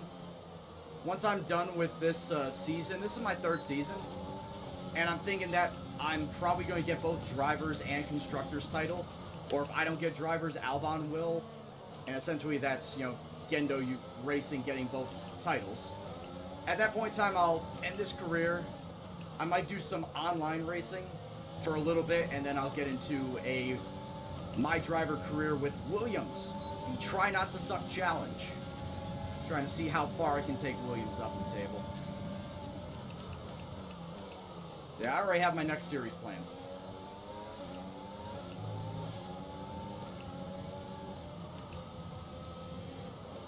But that won't come until, like, October. Because this series should be done by, I think, September 19th was what I was going for. Like, three Saturdays from now is when this career is projected to end.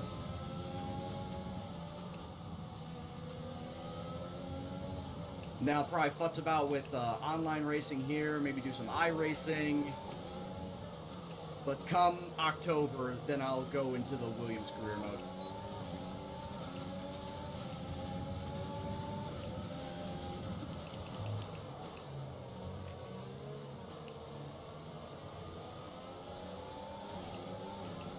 That one I fully expect to take a little longer than just 3 seasons.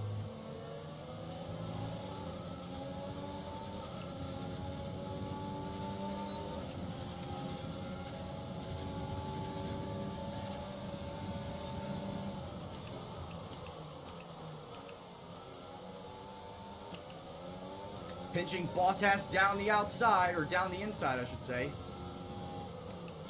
And there is that overtake in turn 1 that we've seen so many times before. And we have moved up into 3rd place for now.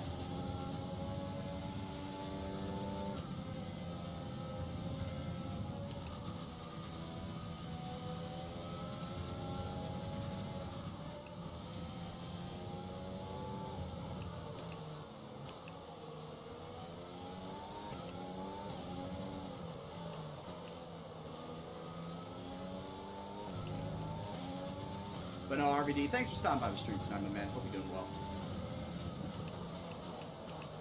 Oh, shit. I knew I cut that wrong as soon as I turned in.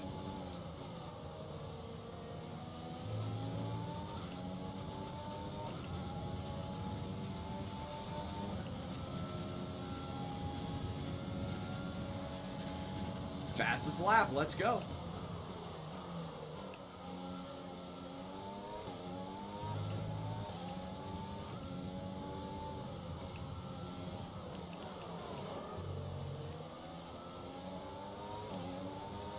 Oh, I agree with you. F2 cars are like boats.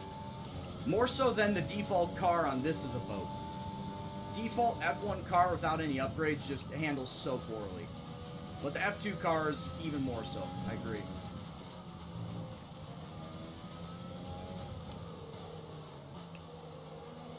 But I mean, it's a spec league. Can't really develop it. Everything's got to be the same. In real life, it is supposed to weed out everybody that is not good enough for F1.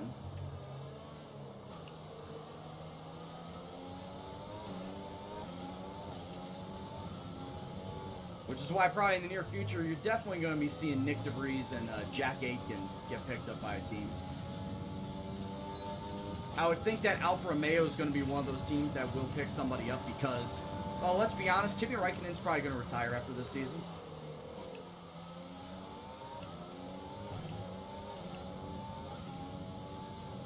And unless Alpha go and pick up a veteran driver, they're left with F2 talent.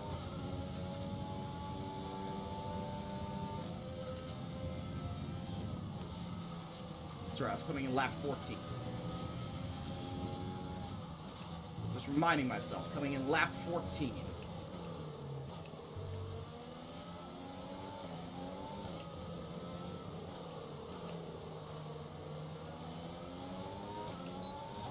Bottas is well and truly holding up everybody behind him.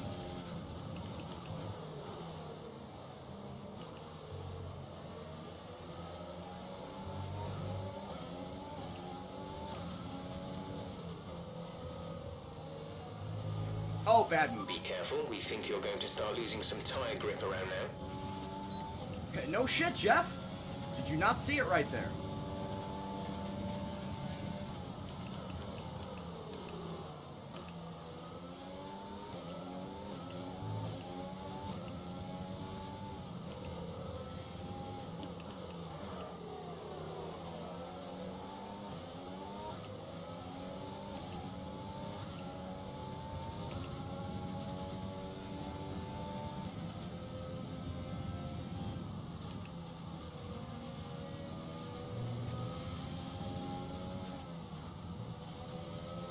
I should let Max win? Oh, no, no, no. I don't care if it is his home country. He's not getting off the hook.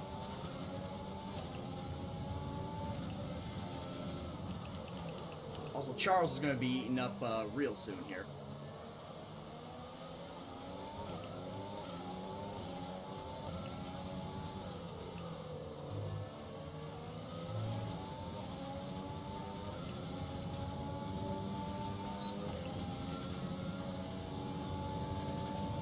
Charles, my They're boy, I hate to approaching do the this pit to you. window. You'll be on the mediums.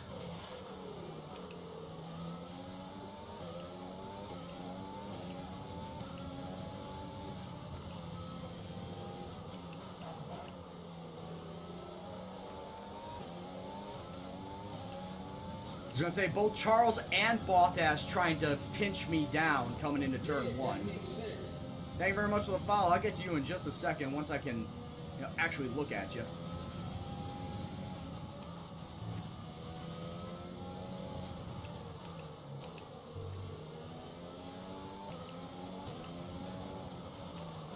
Thought I saw. Oh, Beal 577. Thank you very much for the follow. Hope you're doing well. Hope you enjoy the stream.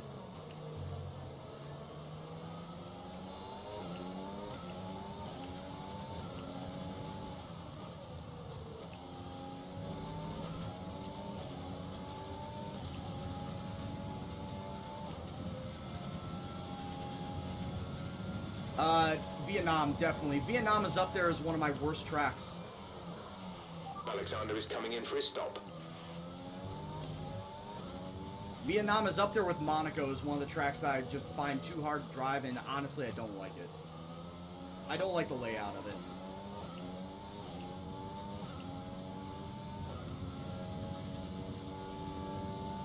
I know what you're gonna say though. Oh, but it's just long straight into hairpin, long straight into hairpin. What's that? What's so hard about that? I don't like the layout. It's wonky. It's also a street circuit, and I don't like street circuits to begin with. The only one I find tolerable is Baku.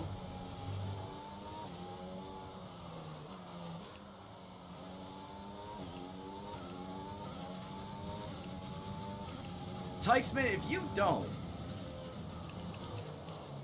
stop, there are going to be some consequences.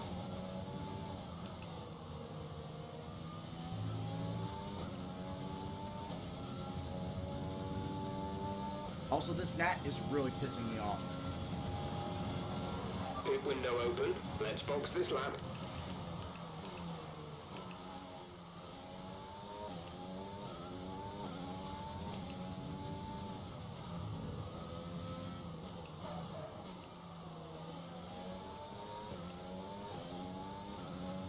Oh, you saw that too, didn't you, Tykesman?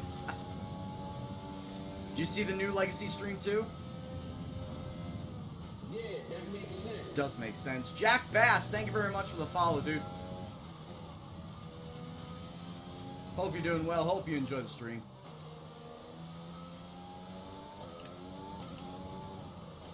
I did not get nearly enough of a cut as I should have.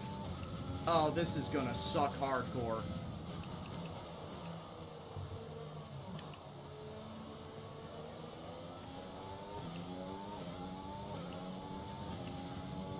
Yeah, and on New Legacy stream, they had Austin Creed on, Xavier Woods. And he was, the New Legacy guys were messing with him, so he busted out. I was like, boy, if you don't stop. Oh, I think I may have fucked this up. Exit now. I think I may have screwed this, Pit strategy complete. pit strategy up. See these tyres through to the end now. I'm going to be coming out in third behind Verstappen.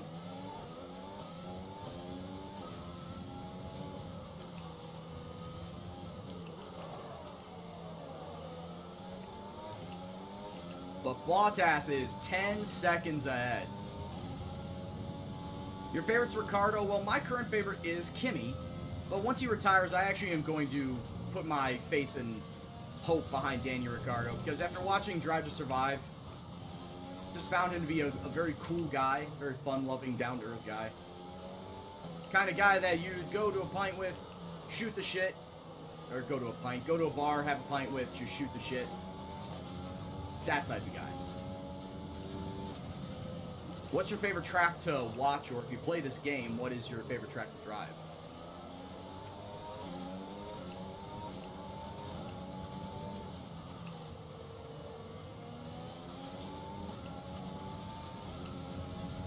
Oh no, I'm too small time to get someone like Xavier Woods on my stream. Oh, Bottas had to pit. Oh, thank God.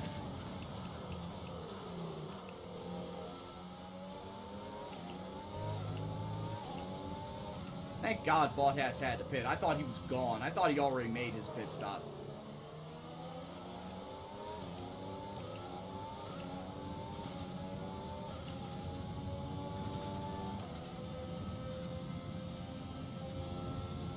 Like, I see him with a 10-second lead. Like, there's no way he hasn't hit yet.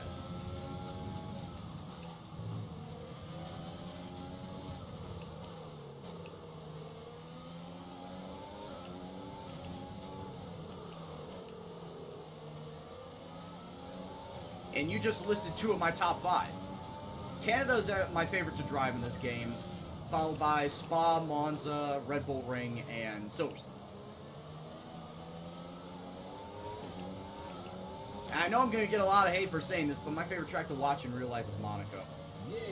Mostly because Monaco has been the one F1 track, the one F1 Grand Prix that I've been watching for the last 5 years. It's the one constant. It's Kyle D. Thank you very much for the follow, dude. Hope you're doing well.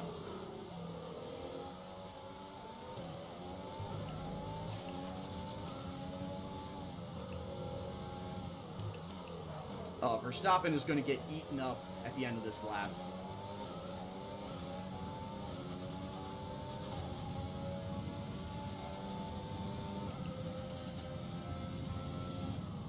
As I was just saying to chat about an hour or 2 ago, and on a couple other streams, I kind of want to do a ranked tier list as far as tracks that I like down to tracks I don't like.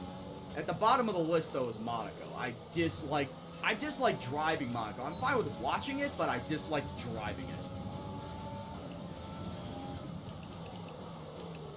And guess what's coming up? The 100% distance Monaco race on Saturday.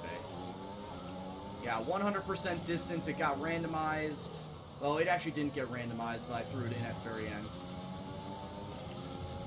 It was a little gimmick that I had for this series, is that I randomize 2 races, and I do 100% race. Oh, you piece of shit! You go to hell. So anyway, before I was so rudely interrupted by Mr. Verstappen over here, I randomized 2 races using a list randomizer, and for that season, I do 100% distance of them. And then for next season, those 2 tracks get taken out, just so I don't go and duplicate 100% distance races with them. This season it was Russia and Brazil, but because this might be my last season with this career mode, I decided to do the fan favorite of Monaco. So Monaco got added to the list.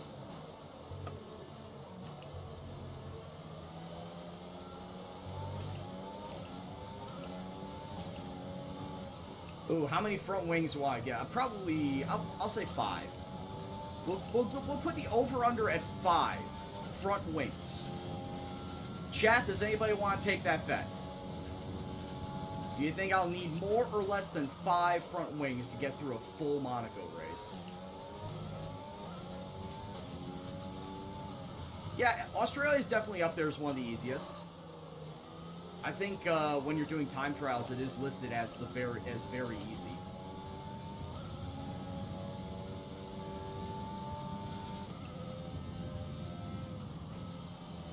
It is one of my more favorable tracks.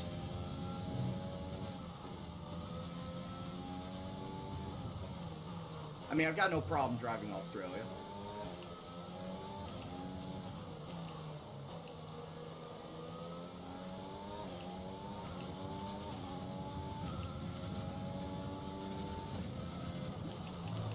You know, everybody choosing hard tires behind me, I have a very strong feeling that they're going to go the distance route. They're going the durability route. I'm going for the speed route. As you can clearly see, I'm just trying to pull away from everybody before my tires start to degrade. They're already at 10%.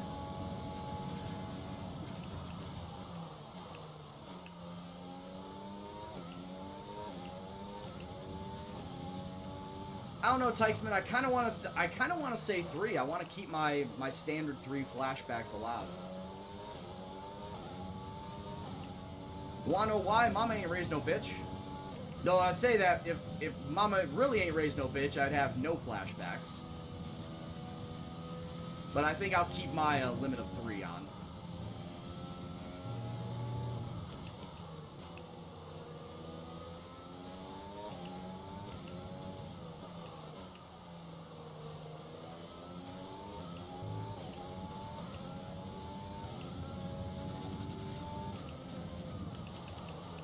Well, I will say this, if Verstappen wants to win in front of his hometown crowd, he's got to pick up the pace with his Ferrari.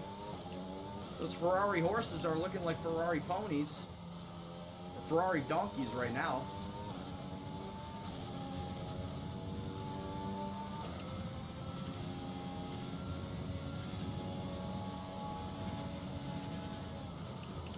I just want to put together a good Monaco race. And I know good and Monaco in the same sentence is an oxymoron. Yellow flag? Where? Okay, clear. No safety car? Somebody is out of this race, and I don't see a safety car pop up yet. Verstappen is out of this race! Get fucked, Dutch boy! Oh, in front of his hometown crowd, his Ferrari piece of shit box goes and blows up on him. I am sorry if I offend any Dutch people in the chat.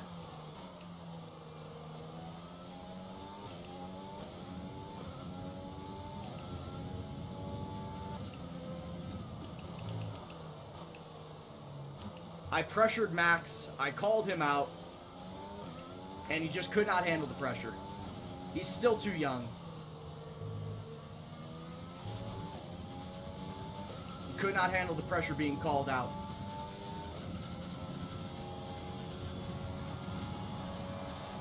Couldn't handle the hometown crowd.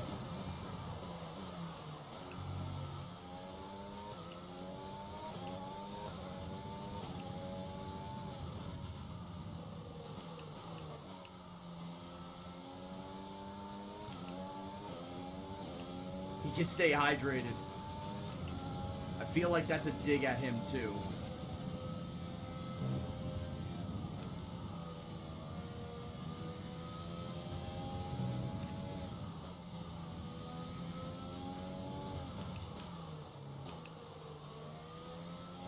I'm also very surprised how short this track is. When they said how short this track was, only 4.2 kilometers, didn't think it was that short.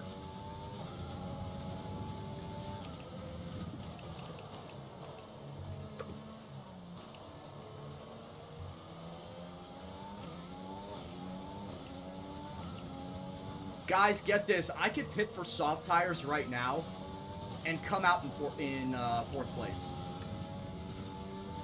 If I really wanted to finish this race, I could go and finish on soft tires.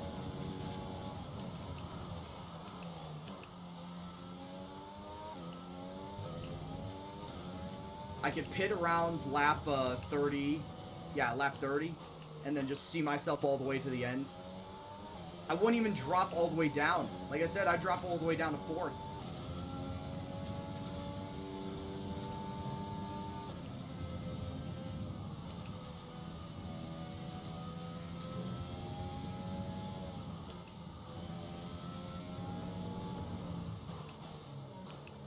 I say that is a little bit of a contentious opinion. He's certainly not bad. By all means, he's not bad. I mean, look at what he did at Red Bull. Before he got booted out by Christian Horner just not wanting to keep him.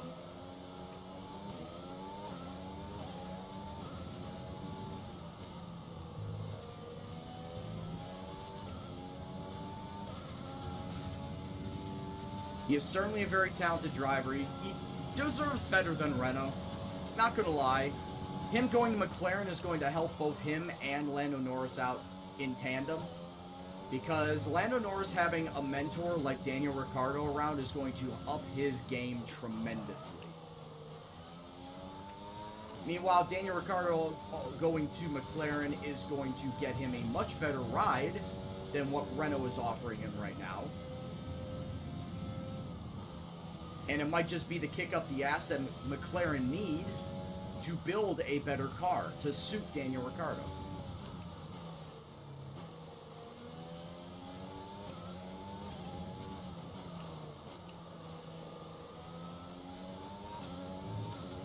No, it was very obvious from the documentary.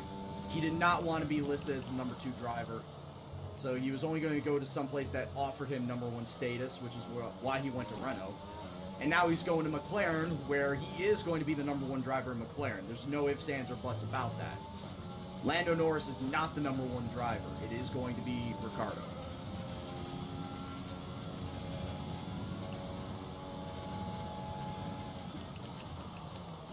Really? I thought... Okay, then I was misremembering. I thought Christian was the one who kind of orchestrated that whole thing as to why Danny did not sign a new contract.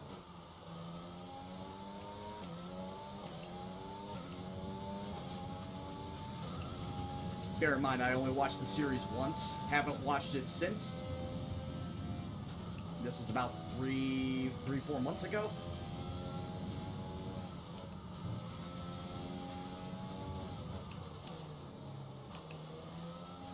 I know that Christian Horner is married to a Spice Girl, so good for him.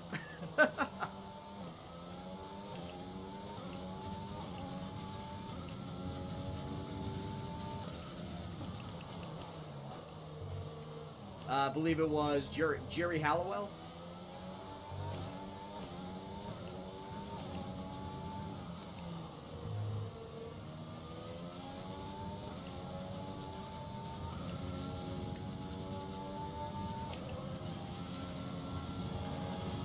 Absolutely, Jack. He could get podiums at McLaren, and I would expect him to get podiums at McLaren.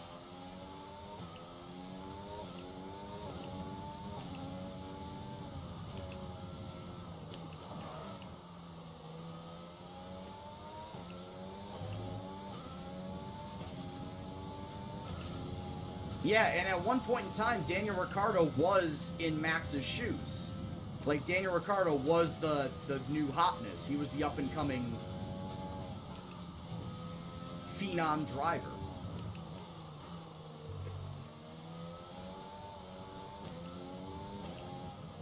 When he was driving with Sebastian Vettel. But yeah, it is hard to deny that Max, being as good as he is at the age that he is, it's hard to deny him reaching those heights. And anyone hindering him to reach those heights. Max has already shown his leadership. He's already shown his racecraft. He's definitely well versed beyond his years behind the wheel. Shit. It's a good thing I have a 10-second lead and I can afford to mess up like that.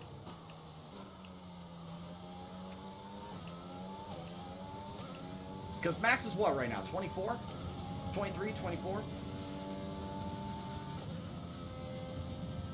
No more than that. I know that for a fact. He's no more than 24.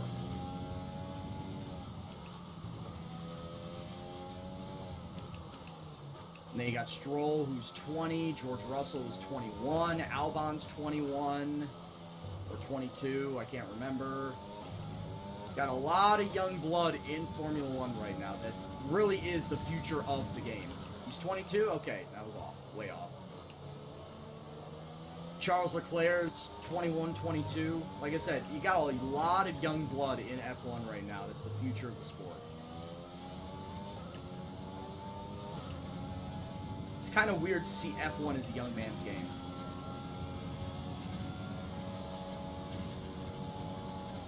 But we're also kind of starting to see that in NASCAR as well. The youth movement of NASCAR, where you're starting to see a lot more drivers break out before the age of 25.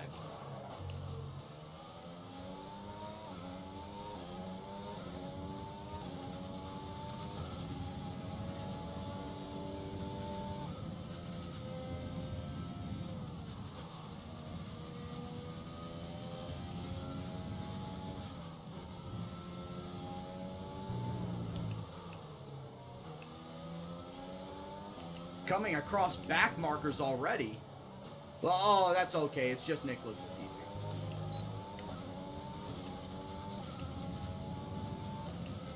Yeah, and we've said this before, not just me, a lot of other people in chat too.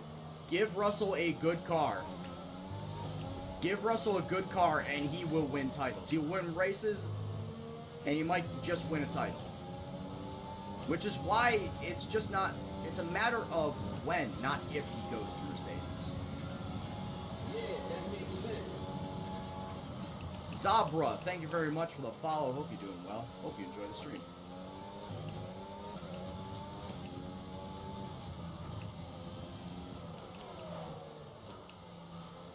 And I said it before, even today, I'll say it again. It's when does he go to Mercedes, before or after Hamilton retires? Because if it's before, then obviously they're making way by getting rid of Bottas.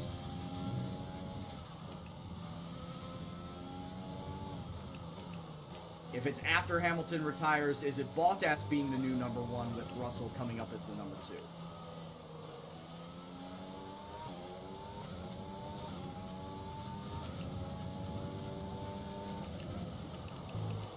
We could very well see a driver mid-season movement in 21 if Mercedes decide to pull the trigger then. But yeah, because contracts are running out in 21, 22 does sound like the more likely plan.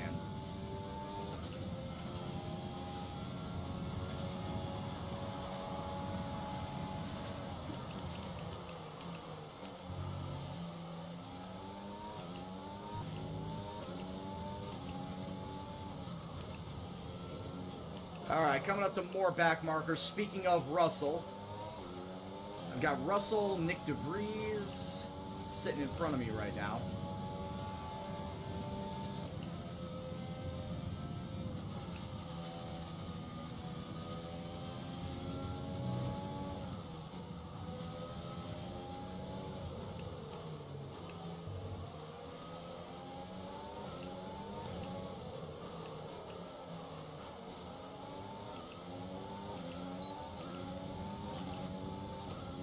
They want Russell to learn from Hamilton. I mean, that'd be a good scenario. That'd be the ideal scenario. So then, if that's the case, where does Bottas go? We don't know what the driver situation is going to be like in 2021 or 22.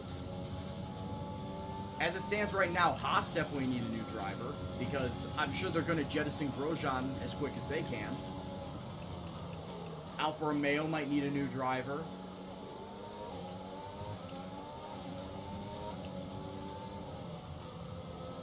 Or Bottas could just say F it and just retire from F1.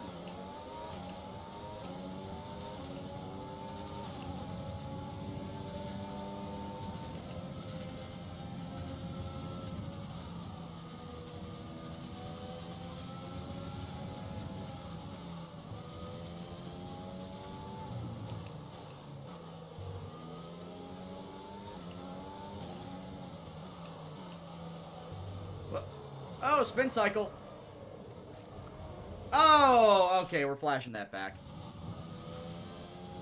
That is flashback number 2. 2 out of 3.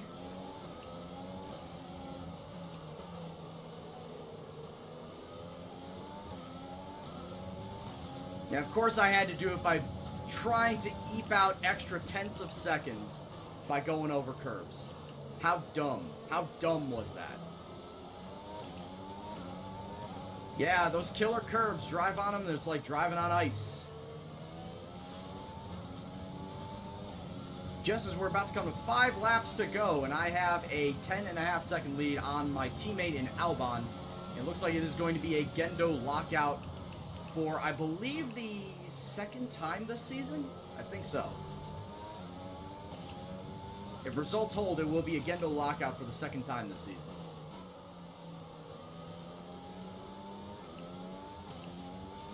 We have 5 laps of fuel remaining. Bottas to Renault when Alonso leaves.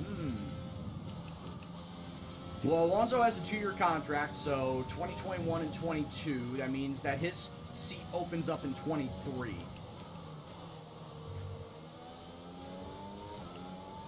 I'm not going to say Alonso and Bottas together, because then where does Ocon go?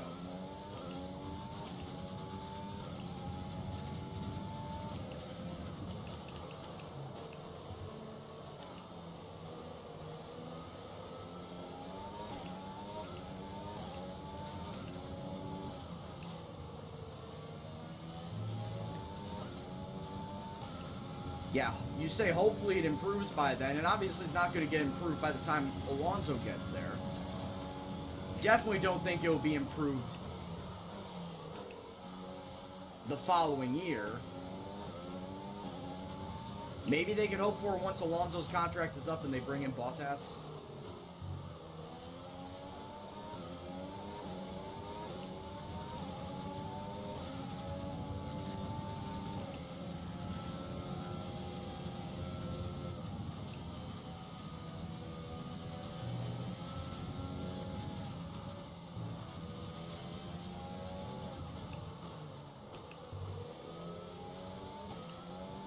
Yeah, math is my strong suit.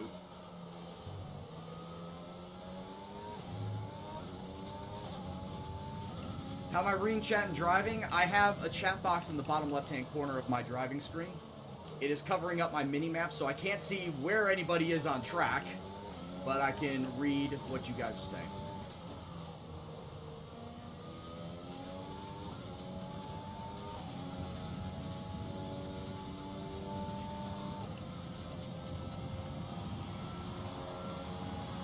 Yeah, that's what chat was saying, like, last week, a couple weeks ago, that Bottas would stay. Hamilton retires, Bottas stays at Mercedes to continue the Mercedes dynasty. And then Russell comes in and learns under him instead. Or maybe Hamilton will retire and then stay on as, like, an advisor. Once again, tutor or mentor to George Russell. I don't know, a lot of scenarios. Tire We have condition no is idea. still looking good. We have no idea what is going to happen with Mercedes. But I would think as long as Mercedes have the car that is miles ahead of everybody else, they're going to want to try and keep that dynasty going.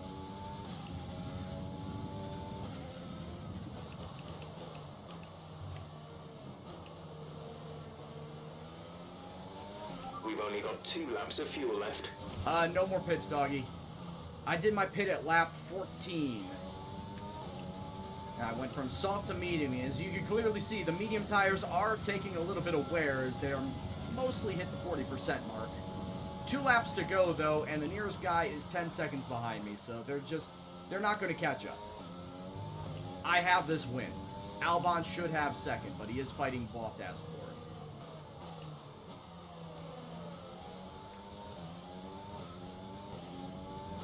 What would even playing field? Well, the salary cap that's going to be implemented in 21-22.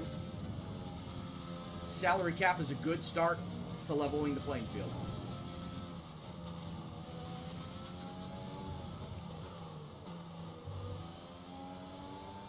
I also find it a little funny and a little sad that Williams' current spending on their car right now is still under the salary cap, the proposed salary cap of what's going to happen.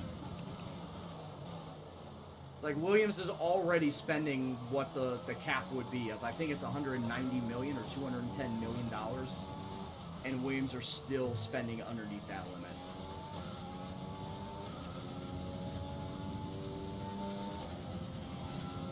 Like, bro, what are you going to do for a car?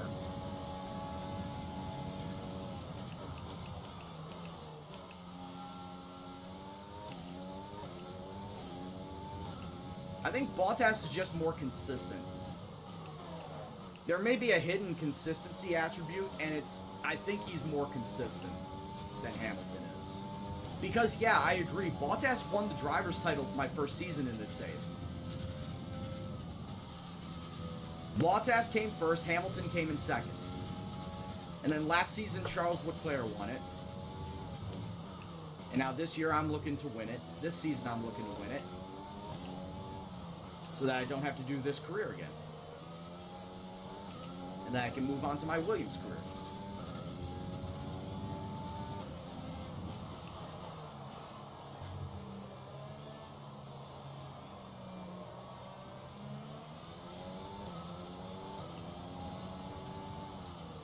I'm beating people on the hards because they're on hard tires and I'm on medium. I'm on the faster tire. Of course, like I said, my tire degradation is pretty high.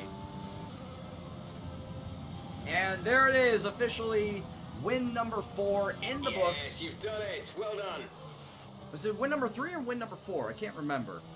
But out of 5 races so far this season, I've definitely won 3 of them. Oh no, yeah, it is 4. The only one I haven't won was when I DNF'd at Vietnam. Because I just won at China too. I won at Australia, I won at Bahrain, I won at China, and now I won here Davidson, at a Zandvoort. resounding victory today. What set them apart from the rest? I'd say it was down once again to good, consistent driving, nailing the corners, working to the track conditions, and perfecting the team's strategies. They got all of these things right today, and the results speak for themselves. Well, what a thrilling end to an incredible Grand Prix weekend. Our top 3 finishers should be incredibly happy with what they were able to achieve out there today. What drivers do I want to see at the same team? I think we're going to be seeing that with McLaren next year, because Danny Rick, Lando Norris is going to be a good team. Honestly, I feel like they're going to have good chemistry, working together. They'll play off each other well in the racing scene, too, on the track. So I honestly think this that round of the World Championship, the team here's that I'm how going to be things look in seeing, the that I drive- want to see, is going to happen with Danny Rick and Lando Norris.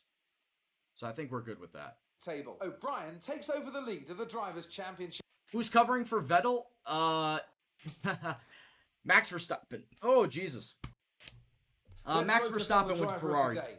Anthony Davidson. Max Verstappen also who do you DNF'd pick? in I this have race. to give it to O'Brien. They demonstrated a very delicate touch in close proximity to other cars, as well as showing a lot of maturity and patience in difficult situations. It's time to see how things are shaping up in the Driver Constructors' standings, I'm Championship. 23 The points current ahead of leaders Albon. Continue to extend their lead at the top. Meanwhile, a strong weekend from Red Bull this time out. Pierre Gasly is starting to drop, sadly. He was up here in the top 3 for like the first 2 races, and now Gasly is starting to drop. You want to know why? It's because he had that 3rd place. He had that 3rd place. No, sorry, not 3rd. He had that 2nd place at Australia. And that's what kept him in so long in this top 5 for right And they now. improved their position in the championship. And then Unequal driver's parts title, as exhaust- you can see, yeah, we're starting to run away with the driver's title. We are the new Mercedes. We are starting to run away with it. And elated with this weekend of Formula One. Be Love sure it. to join. You love to see it. Yeah, Sainz moving to Ferrari. I didn't Great think work out Sainz there was the today. right pick to go to Let's have Ferrari in your the first thoughts. place. And if you're going to ask me who I thought You was the and your right pick teammate took was, the top 2 I couldn't tell positions you. today. Have you got the best car out there?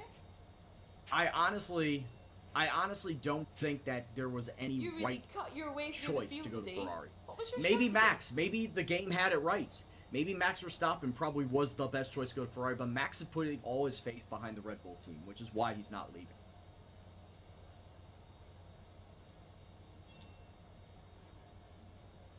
Things were close between you and your rival, but it looks like your Rivalries are best for bringing out the both in the your sport. teammate is up on the podium today.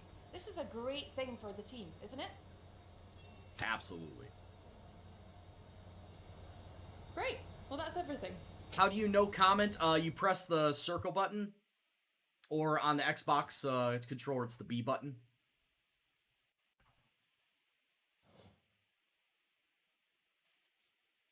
Two races remaining, and I just am now edging out Lewis Hamilton. He did have the lead in the rivalry for a good portion of the time. Yeah, Zabra, as we may mention before on a couple of past streams, that it seems like Ferrari needs to tear it all down and start over. They're getting to that point where it feels like they need to just tear it all down. From the drivers... Oh, really? From the drivers to the mechanics to the team principal. Just blow it all up and start over. Because whatever they're doing, it's not working right now. It definitely is not working right now. Alright, so we could do sponsor events. I would say we either do a sponsor event or we add reaction training to Albon. I think Albon is doing fine as it is. We don't need to give him anything else. So we'll go with the sponsor event. Money-wise... Well, we did get on the podium, so we're fine there. What's my gearbox looking like? So my gearbox is at 43% going in to the final usage of it. No, you definitely can't kick Leclerc. Definitely not. Yeah, we need to build that back up. It'll get ready for Monaco. That's fine. Brand new gearbox. Level 3 durability, all ready for Monaco. We'll be fine with that. That's currently being built up. That's fine. That's fine. Car progress is coming along smoothly. Williams is almost ahead of Haas. Williams has caught Haas as far as car development goes. They still have not passed him, but they're close. You're doing as many laps as possible so you don't get a penalty. Yeah, you're gonna need to. I feel like at 50%, that's when you're gonna notice drop in performance from the ICE to the MGU, Energy Store, Turbocharge, and electronics. I've actually never gotten my electronics past 50%, so I don't know what that's like. But yeah, past 50%, you're definitely going to notice some power failure in the ICE. If you go past 65, you might as well just bin it. 65 is like the end-all point. Once you get past 65, there is a very high chance it is going to fail on you. Especially the gearbox. When I've gotten my gearbox up to 60-65% and beyond, you will get stuck gears, you will get no gears at times. So it's better to not let any parts get past 60%. 50% is like the warning sign, but anything past 60 and you're just asking for trouble. You're almost at 70, yeah, you're asking for trouble. You need to get a new engine. You've got to take the penalty. What track are you going to be up to next? Yeah, Zabra, I agree. It's the Mercedes show, and we're all just along for the ride. Mercedes are just class above right now. Yeah, my R&D is fine. I'm not going to do anything there. I've got money to build shit up for my facilities, but I'm not going to touch, in all honesty, I don't feel like I need to touch any of these four because I have the best car on the grid. I don't need to build these up anymore. So it comes down to personnel and marketing. Marketing, sponsor relations, I need 15 million if I want to improve my claim speed to being 20% faster. At this point in time, that's not really necessary. And then for personnel, if this is only if I want to build up Albon to be even more of a beast than what he already is, to build up his pace, his racecrafter awareness, or to build up his experience. And like I said, he's a beast right now. There's no need for me to go and spend my money to go and build up his stats even further. Though I will say this, if we get to Spec 3, we get to see the awesome cockpit simulator. But at this point in time, I don't need to spend my money. There's just no need for me to do it. Oh, I've never had a gearbox failure at 50%. That is very rare. Can you see the car livery? Absolutely. You want to see what the car looks like. This is the sexiness that we've got right now. And I forget what this one is called. I think this is called Arrows. Arrow. Yeah, so this is the Arrow livery, which you got during the podium pass somewhere along the way. And I liked it because it was very shiny. Can you make your own livery?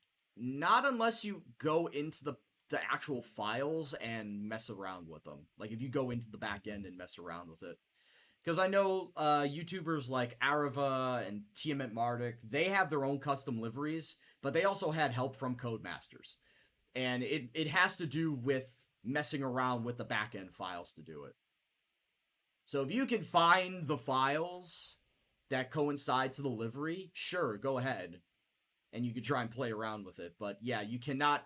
There is no way that you can create a custom one through the game interface. You'd have to go into the back-end, outside the game, into separate files, and mess it around back there. But yeah, this is my very sexy livery that I've got right now. This was originally I believe my US Grand Prix from last season. Ah, shit, didn't mean to do that. It was my US Grand Prix livery from last season. This was my default livery for Season 2. I thought it was pretty cool.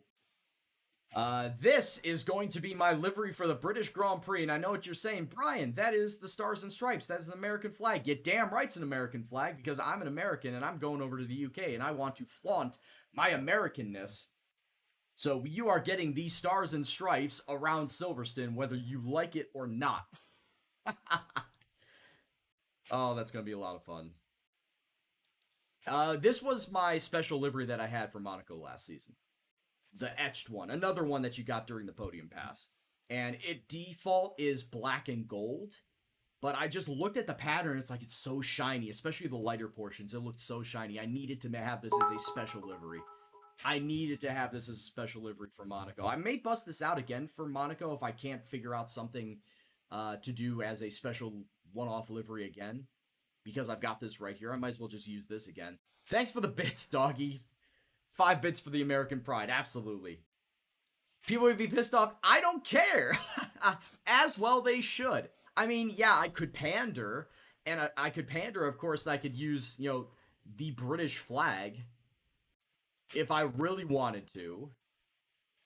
But I'm not. So, deal with it. And then you got some of these other ones that, this one I know I bought. This one was not on the podium pass. This Ember Fade one, which looks like a camouflage paint. It's got a very, very digital camo style to it. I just don't feel like I'm going to use it at all. I know I bought it, but it's like I don't feel like I'll ever use it.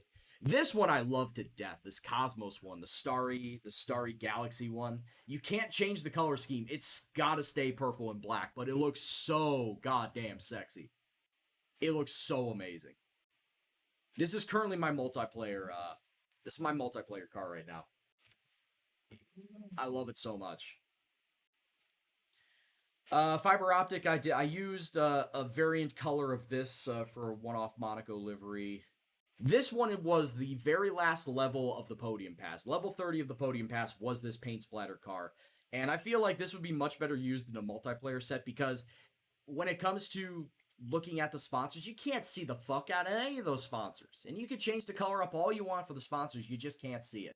So, as good as it is probably would be better as a multiplayer skin, a multiplayer livery, than an actual my career livery. Oil Fade, I believe Oil Fade was another one that I bought, but it just looked pretty cool. I might use it somewhere down the road. And then 70s edition was the default one that you got. Is there anything else? No, because most of the rest of them are just default. Basically, everything past Arrow are all default skins. So default, default, default, default, default, default. So you get 6 default skins. And none of these default ones really, as soon as I started getting these further up ones, I knew I was never going to touch the default skins because they just weren't going to look good. So yeah, that's the one that I've got. As it stands right now, oh man, look at that stock market crash at the very start of the season because I just spent all my money. Just like, ooh, that is Gendonomics to a T, is just get all this money and then spend it all at once. I was going to say, we had a couple of stock market crashes in here, too. You got the Schumacher ones, and they're all shit? I'm sorry to hear. Guess I'm glad I didn't get the Schumacher version, then. As I looked at that, I'm like, extra liveries, win poses, and all the stuff they use for multiplayer, and, of course, my team career, it's not really worth the extra $15 for me, so that's why I didn't go and get the Schumacher Yeah, version. that makes sense. Abby10P, thank you very much for the follow. Hope you're doing well. I would say I hope you enjoy the stream, but we are just about to end the stream. We do still have to do one more Sweating with Gendo session. I'm just going over stuffs before I get to that, so don't worry about me. We don't need to do anything R&D-wise. As I said, our facilities are fine. We might as well just skip ahead to the Spanish Grand Prix so we can get ourselves set and ready to go when we come back